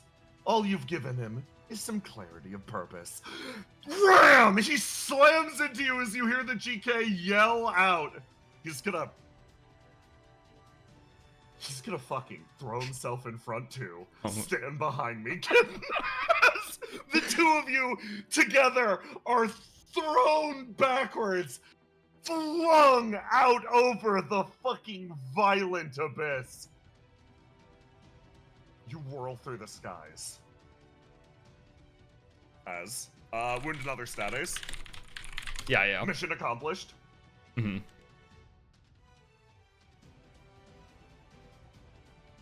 Oh yeah, hold on. Yeah. Yeah, I'm gonna change server locations for a Just boy. so Tiny can possibly join, because Tiny's internet hates him. Tiny's internet does indeed hate him, and he is required for this. Okay. Oh, you can't even get the app up. Oh, you can't even get the app open. Okay, that might change plans for the rest of the session. That's Tell him to try, if you can hear, tell him to try and do it in the browser. That's what I do when it's busted. Yeah, there we go. Okay, wonderful. You burst out this side of the building while maintaining position on this fucking mech. You're face to face with him. GK is like holding onto your arm and he's like, hey, for our incoming and inevitable death, it was cool fighting alongside of you for all of 5 minutes. It's fine. Die for me and I won't feel as bad. Okay, cool. That's what I thought, asshole.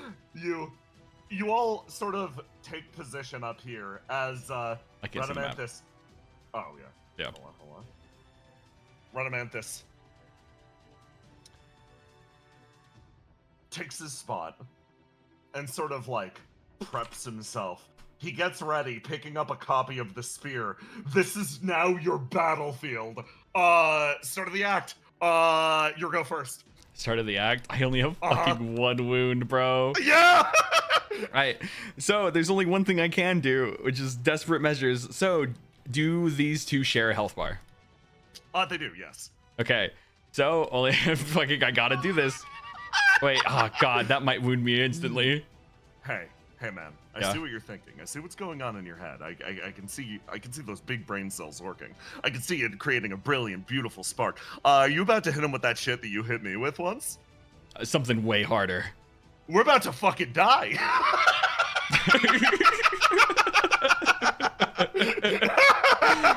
And we're just above the sky right now? Yes! I mean, someone's bound to catch us, right?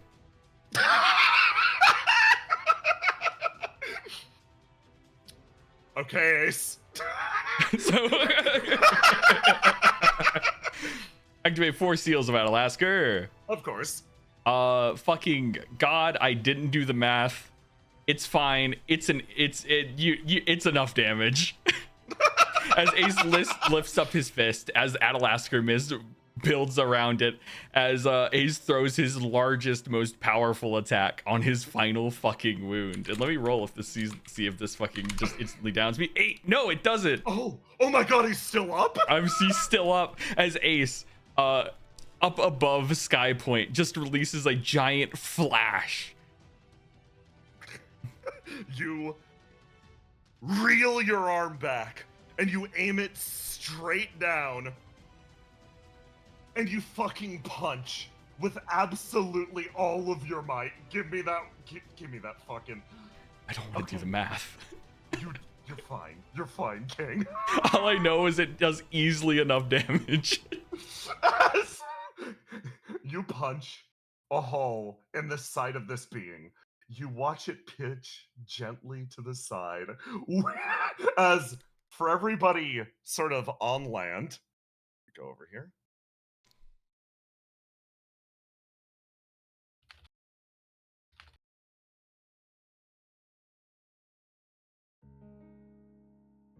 Over here.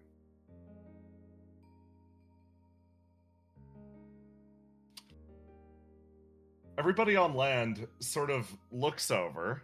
Let me grab them. And watches as the very man that they were sent to back up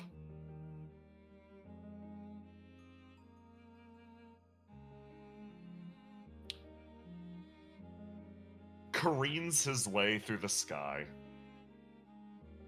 He slowly pitches to the left, and Breach is like, hey, that's Ace, right? Brain is pointing. Do you guys have a plan? No, he's gonna... No, I was hoping you would.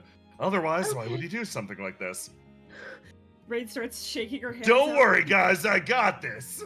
Can you fly? No! Okay, I'll do it. Rain is going to hop up and down a couple times and then leap off the side of Skyboard. You run forward, leaping into the sky, and you sort of drift down, making your way over towards them. For everybody here, you enter free fall as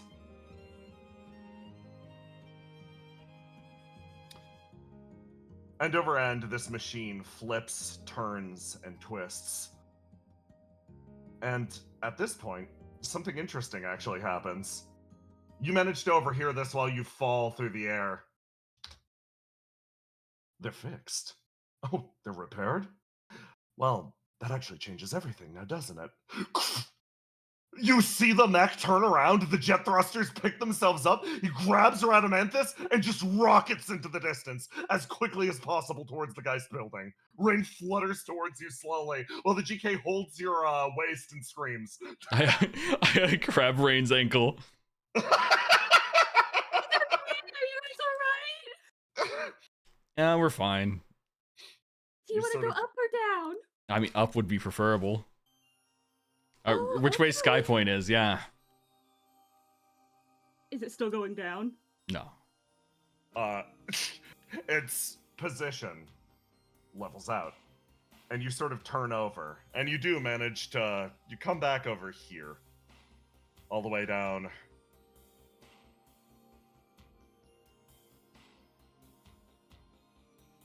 You come to a halt at the very bottom level, and you sort of look up into the area where Radamanthus's, like, fucking flame trail disappears into the structure above you. Oh, God. Oh, we're not fucking dead. We're not dead. Rain Oh. is also breathing. She's like, I'm not gonna lie, I've never jumped off of a sky island before. That's like my 5th time. It's fine. Oh, was there a plan? I think you were it. Oh, you didn't Yeah. tell me. I mean, here's the thing about Ace. He can kind of see the future, you know?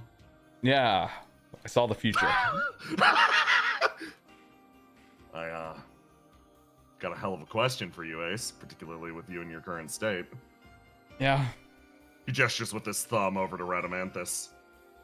We finishing things? Finishing things. The guy's faster than us. Yeah. But we know where he was headed. Oh, God. He's just kind of gets up off the ground. Yeah. I guess we have no choice but to stop him. Well, Where looks are we like going? you've been deputized. Huh? Wait, what? If you want. We're here to stop the end of the world. Come on, let's go. Oh gosh, alright. Do you guys... Are you guys... You seem pretty messed up. Do you want to go in the... She gestures at her umbrella. What can that do? You can sit down and I can move. Ah, it's fine. Actually, that's a really fucking good idea. Yeah, let's take 5. Come on. Just I'll you let gotta tell me where we're going. She starts running. I will let you roll to recover next session for that. And you run off. But last scene of the session, as we are in a good stopping point, and we have lost Tiny. You've lost Tiny. The guy who was supposed to end the session. It's fine. I guess it's fine. I'm gonna do something else slightly different.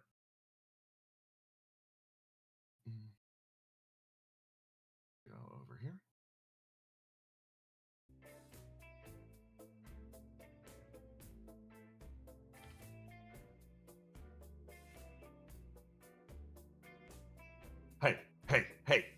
Hey, keep it together.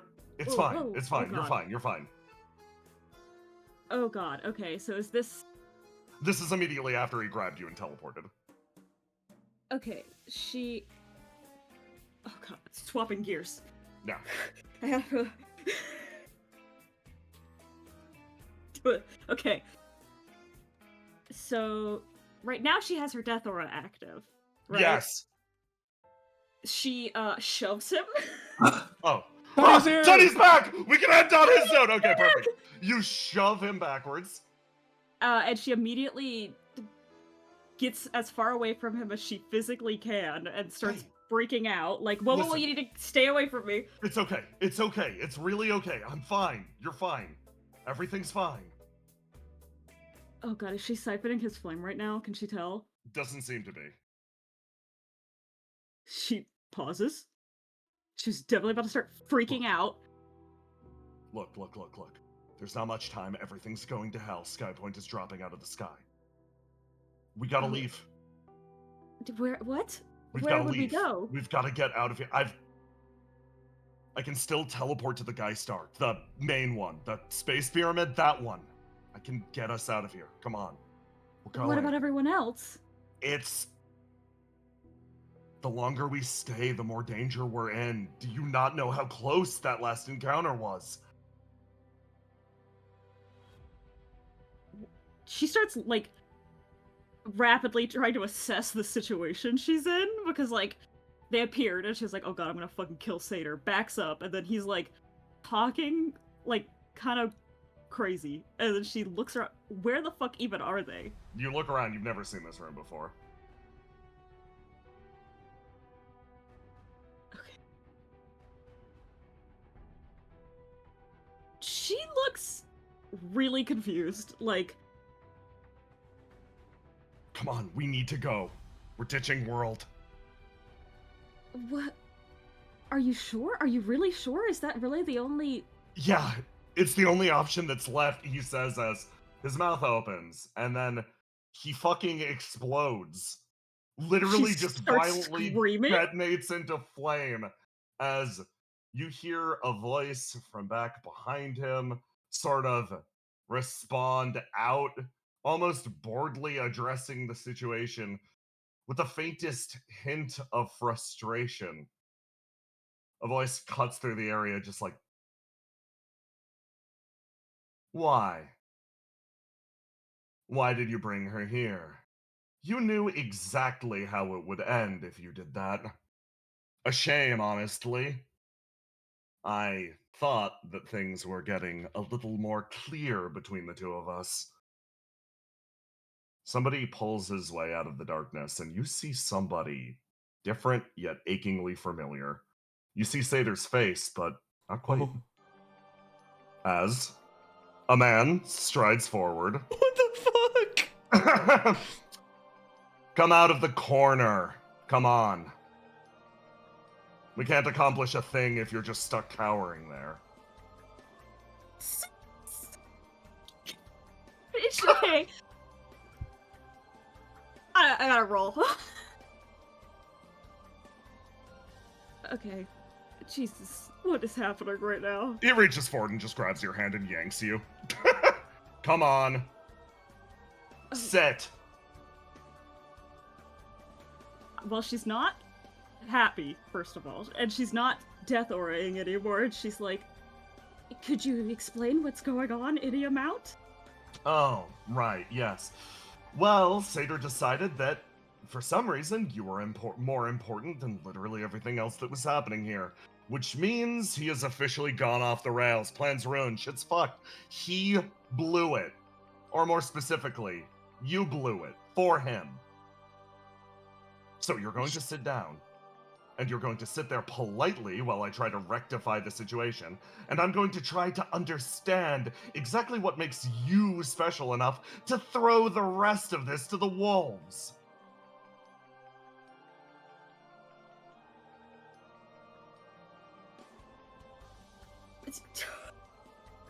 What? She's like so confused. She's like, is he okay? Did you kill him? He has multiple bodies running around through this facility. I was certain you'd figured that out already. I did. I just didn't know if they were still intact. He's functionally lost his No, he hasn't lost his marbles. He's lost his nerve, which is more annoying. She's squinting. So we're going to try to fix the situation, and you are going to sit there until I can make sense out of things. Well, how do we even fix the situation? What's the situation?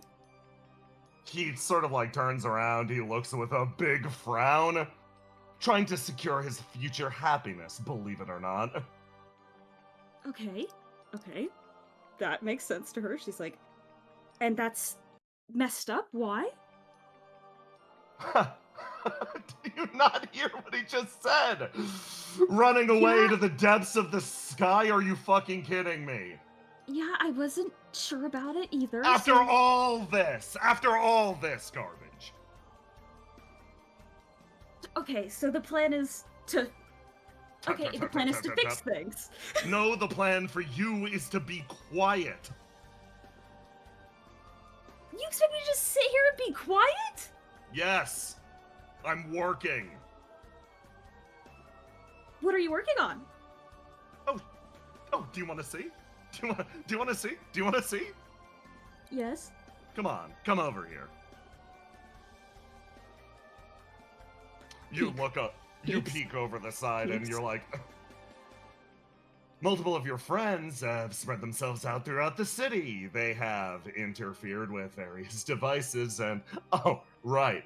The one that Sater is supposed to be sworn to has integrated herself with the flesh of the god. It's an all-out now disaster. We've got crises on all fronts. How are you gonna fix this from here? That is what I'm trying to figure out. Are you satisfied? Sit back down. Wouldn't it be more efficient for us to... More don't know. efficient for us? For us. Everyone? She For the says, doing everyone. hand dress... Implying we're gestures. even on the same side. Sit down. Isn't everyone in the falling god's arm on the same side? No! Of course not! Why? What? Oh, you know so much less than I expected.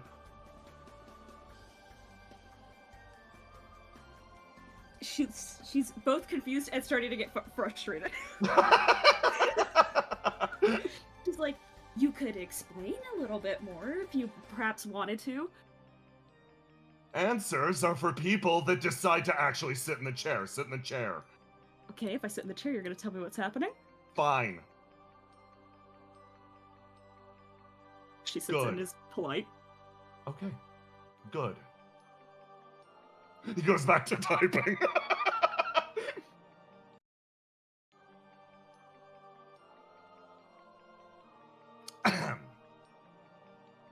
This quietly continues for like 10 minutes. You genuinely, She waits for a little Yeah. bit and then goes, so are you just gonna wait until it's over to tell me, or what?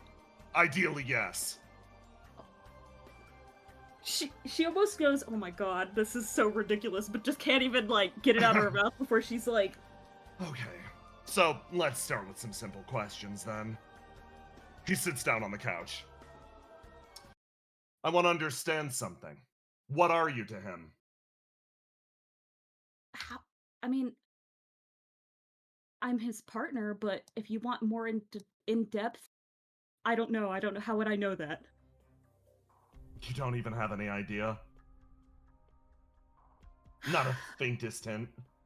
How Is this really what we need to be talking about right now? I want to know why all of my plans went to hell. So yes.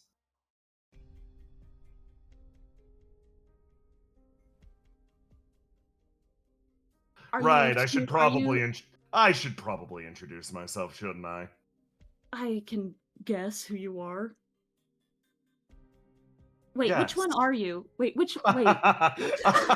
For a second there, I was about to be proud of you for rubbing your brain cells together, but it turns out you're just as clueless as you were before. I'm Satyr 10. Yeah, that's what I was thinking, but I wanted to make Half sure. of the components of the man that you know. And now How the are other you even half here? Wait! What do you mean? Aren't you supposed to be, like, inside his body or something? He waves a hand dismissively. We'll get to that. No, what are you to him? Well, I'm his partner. Oh, okay. I'm going back to working now. Are you linked to his flame? Yes. She pauses. If you're thinking about killing me, it's not going to work.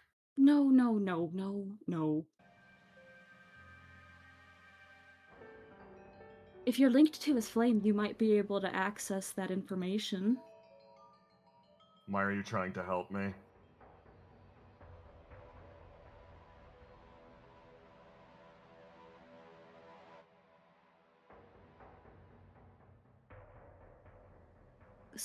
Okay, let me ask a couple of questions about the situation that little Yeah. Serbo has found herself in. Yeah. All of her body's destabilized when she took in Uh-huh. the fucked up flame, right? Yeah, no, you are cut off in this room from literally everything. Yeah, okay. And is the fucked up evil flame that she got in her body, is that doing anything? Is she good? No, you're fine. It seems like somebody performed some sort of... somebody performed some sort of exorcism on you. What the shit? Okay. Why am I Oh god, circuit, little Serb kit. You have two answers. Which one are you going to say?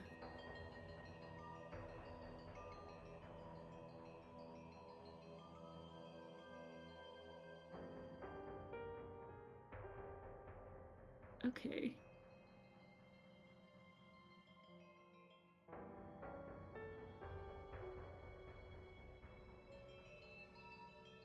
Well, I guess I kind of wanted to know the answer too, but also it seems like there's really no way for me to get out of here. Okay, good. You're at least that astute. Sure, yes. Correct. So there's not really another way I can affect the situation unless you let me out. Exactly. Glad we're on the same page. All right, then. I'll listen. And I'll try to listen to him. He raises a hand and starts to connect with the flame as...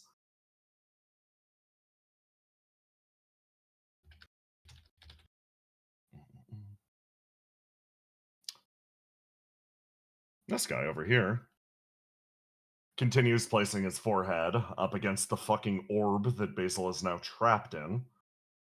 And in doing so, he starts to reminisce. Hey, remember when I talked about how an egg would hatch later in the game? About how everybody would get Sator's sad backstory simultaneously? What's up, guys? It's time. Yippee! I get to be a mother. I'll kill you.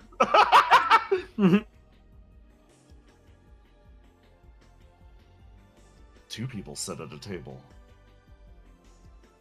One man sits with a brilliant, beaming expression on his face. A smile that could put out the lights and the stars.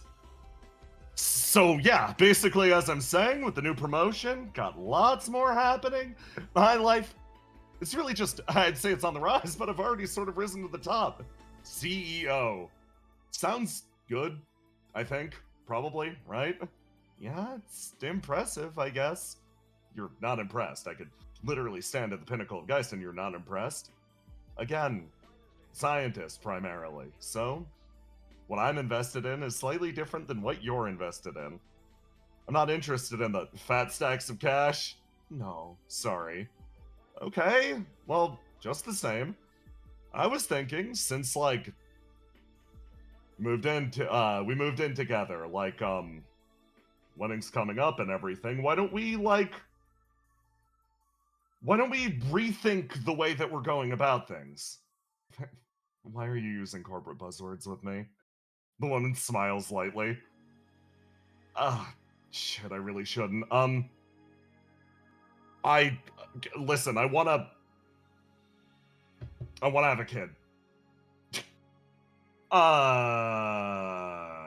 Direct, but again, it's you, Satyr. You know, listen, they got, there's stuff down on the server. I can carry the kid. You don't gotta. I don't want to inconvenience you. It's fine.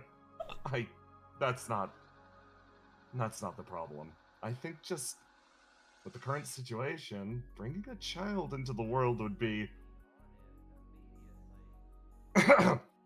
confirmed. We found it, sir. Wonderful! Absolutely wonderful. The arcs are exactly where we predicted they'd be. Let's get some of these bodies out of... Oh, what the hell's happening? Some of them are damaged, sir. Not exactly... Oof. A lot of these people are borderline mummified. Oh. Well, that's no good. Well, we're looking for 2 people in particular. 2 residents of World 10. They match this description. I got a strange message the other day. Oh, yeah, what's that? CEOs called me into their office. They said I had an opportunity to become something more. Something, more? Yeah. All it would take is a focus on your research, my research. The research that I see in my fucking dreams? That nightmare shit? Yeah. That. They say we could make a difference, Satyr. Say we could change the world. Make the next one just a little bit more kind. That's, I can't, I can't lose you.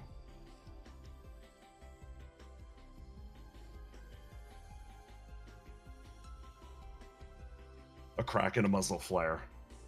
A man on Geist's orders drives to the middle of the desert and is quietly executed. Multiple bullet holes are punched into his body, and yet just the same, his carcass is dragged back.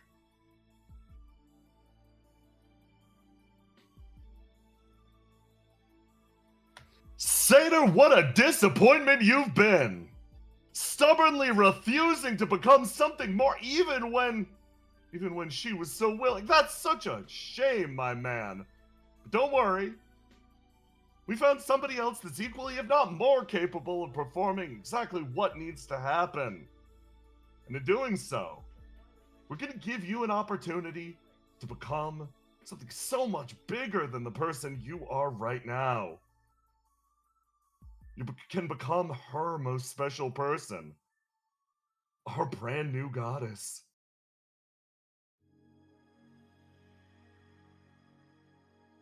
So you're saying that, yeah, I think I can do it. Shouldn't be a problem for somebody like me. Even in your deteriorating condition. Yeah, not an issue. If we're talking about housing apocalypse seeds inside of flame-touched bodies, that's something that I can easily manage. Something I more than figured out in World 10. What about the one in front of us? For now, let's just call them spare parts. My body is going to break down eventually. If I need an exchange, if I need to be fixed up, it's important we keep them on ice, right? I see. Yes, of course, sir. Good luck. The wing is yours.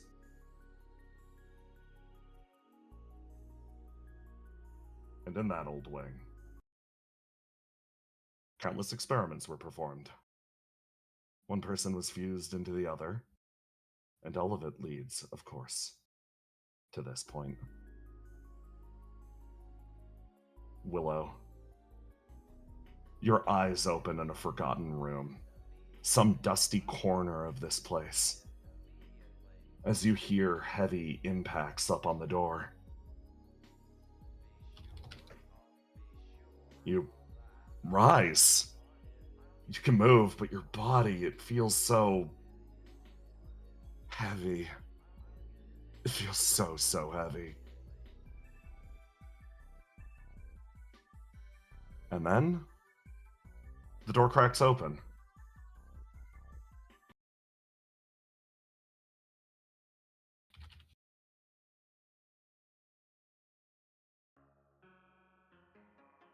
There's a break in the doorway as somebody rushes her way through. Willow! Whisper! She rushes into the room. Still plenty of hints of a recent operation scattered through the chamber. She looks around for exactly who might have did this as the door opens and somebody else comes in. Nanda, the first thing that you notice is the scent. The room reeks of cleaned equipment. Are you sure this? What the fuck? Hey, what's going... I've been in this room before. 8 takes a few steps forwards and she looks down at you. I'm so sorry. I wanted to help. I promised I wouldn't leave you alone again. You feel a warm embrace around you. It's shocking, pulling you back to your senses as you feel her pull you close and you fully recognize what's happened.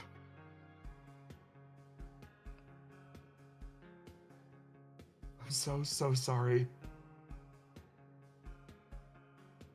What happened to me? I was too slow. Come on. Let's get you out of here. She slowly pulls you to your feet, and you feel them settle down. And in the distance, you see those distant operating lights. They flash off for a moment as your body you feel yourself interconnected, one puzzle piece on top of the other. Let's go. Your friends are waiting.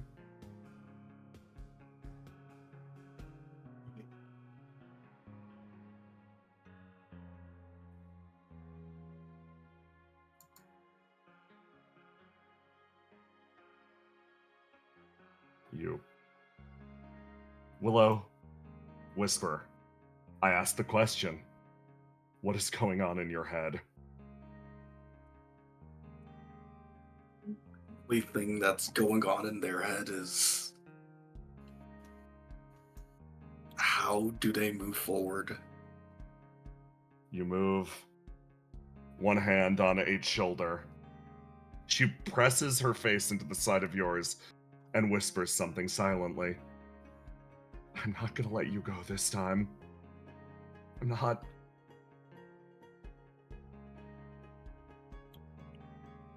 Thank you. You lean heavily on her, and you take a step out of the lab into the growing dark of the Geist building. But in there, out there, somebody else makes it forward just before everybody else.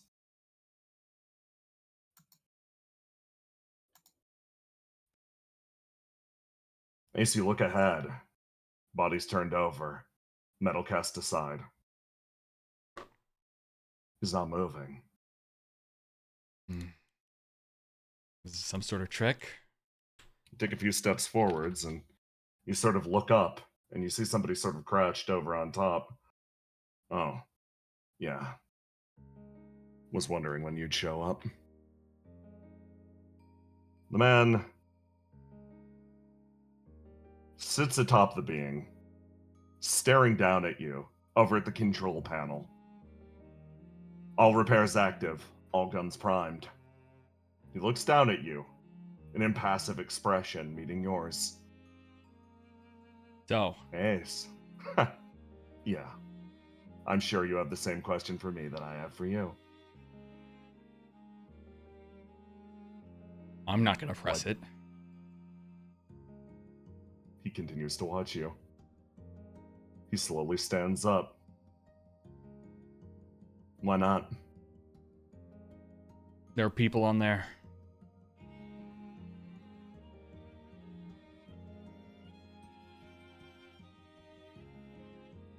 He looks back. A lot of CEOs, too.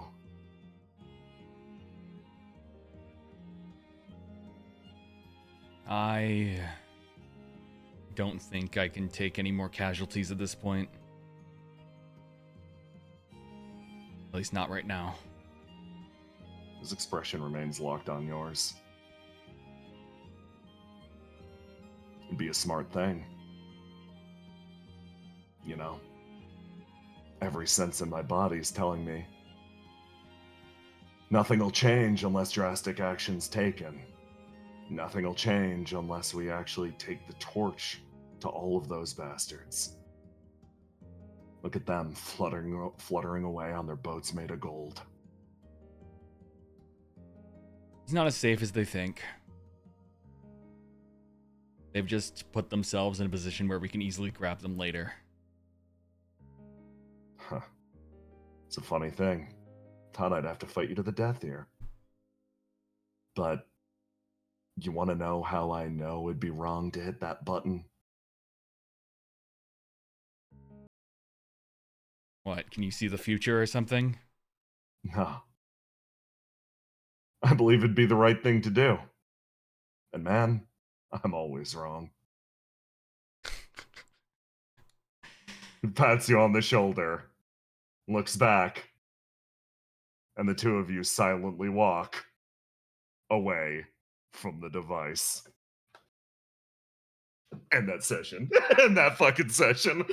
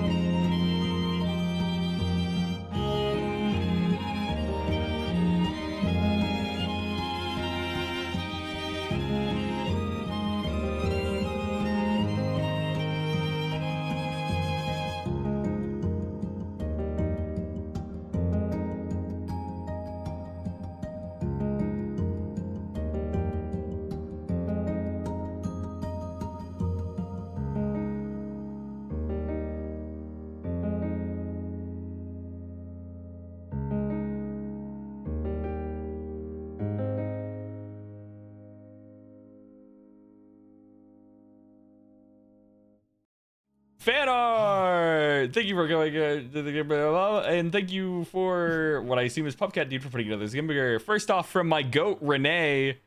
Yeah, We got- let's we got a fucking list. go. And then, oh my God, this Really art! good. What an interesting art. The bowling ball. Yes, I'm The so bowling sorry. ball. Now then we got an Argus from Dungeon Master Zero. This is good. Yeah, and then we have Hey, it's level Bazil, 20. Bazil. Oh. Rekko, Wet, Little people. Alpha Prime. Yeah. Yes. See, Shrimpy. Shrimp. There he is. Ah, fucking pissed off microphone. Angry. Vicious Oh yeah, beatdowns. I love how this is what fucking it's a GIF, by the way. I'm not sure if it's gonna be played, but it's when it's her being thrown up and down. You can see it in the official Discord. This is what Riddle was doing the entire session. Everyone else is fucking, everyone else is like getting uppies. She's getting uppies. Then fucking, yeah. Finally burn. I can't believe Gast would blow up my spot like that. Yeah, I'm not gonna sugarcoat it. Bro didn't even get to use it. He didn't even get to use it. You You fucking you wouldn't. You stay here with me, yeah, Robin. And then yeah, fucking. Oh. Uh, Yeah. Oh, yeah. God. Thank you all for coming out. It's been a pleasure. See you guys next week for more on whatever fuck shit just happened to everyone there. Jesus Christ. Things went Everything so is crazy. fine. Everything is Yeah. fine. Everything is great. awesome. Yay. See you next week. Bye. Later. Good night.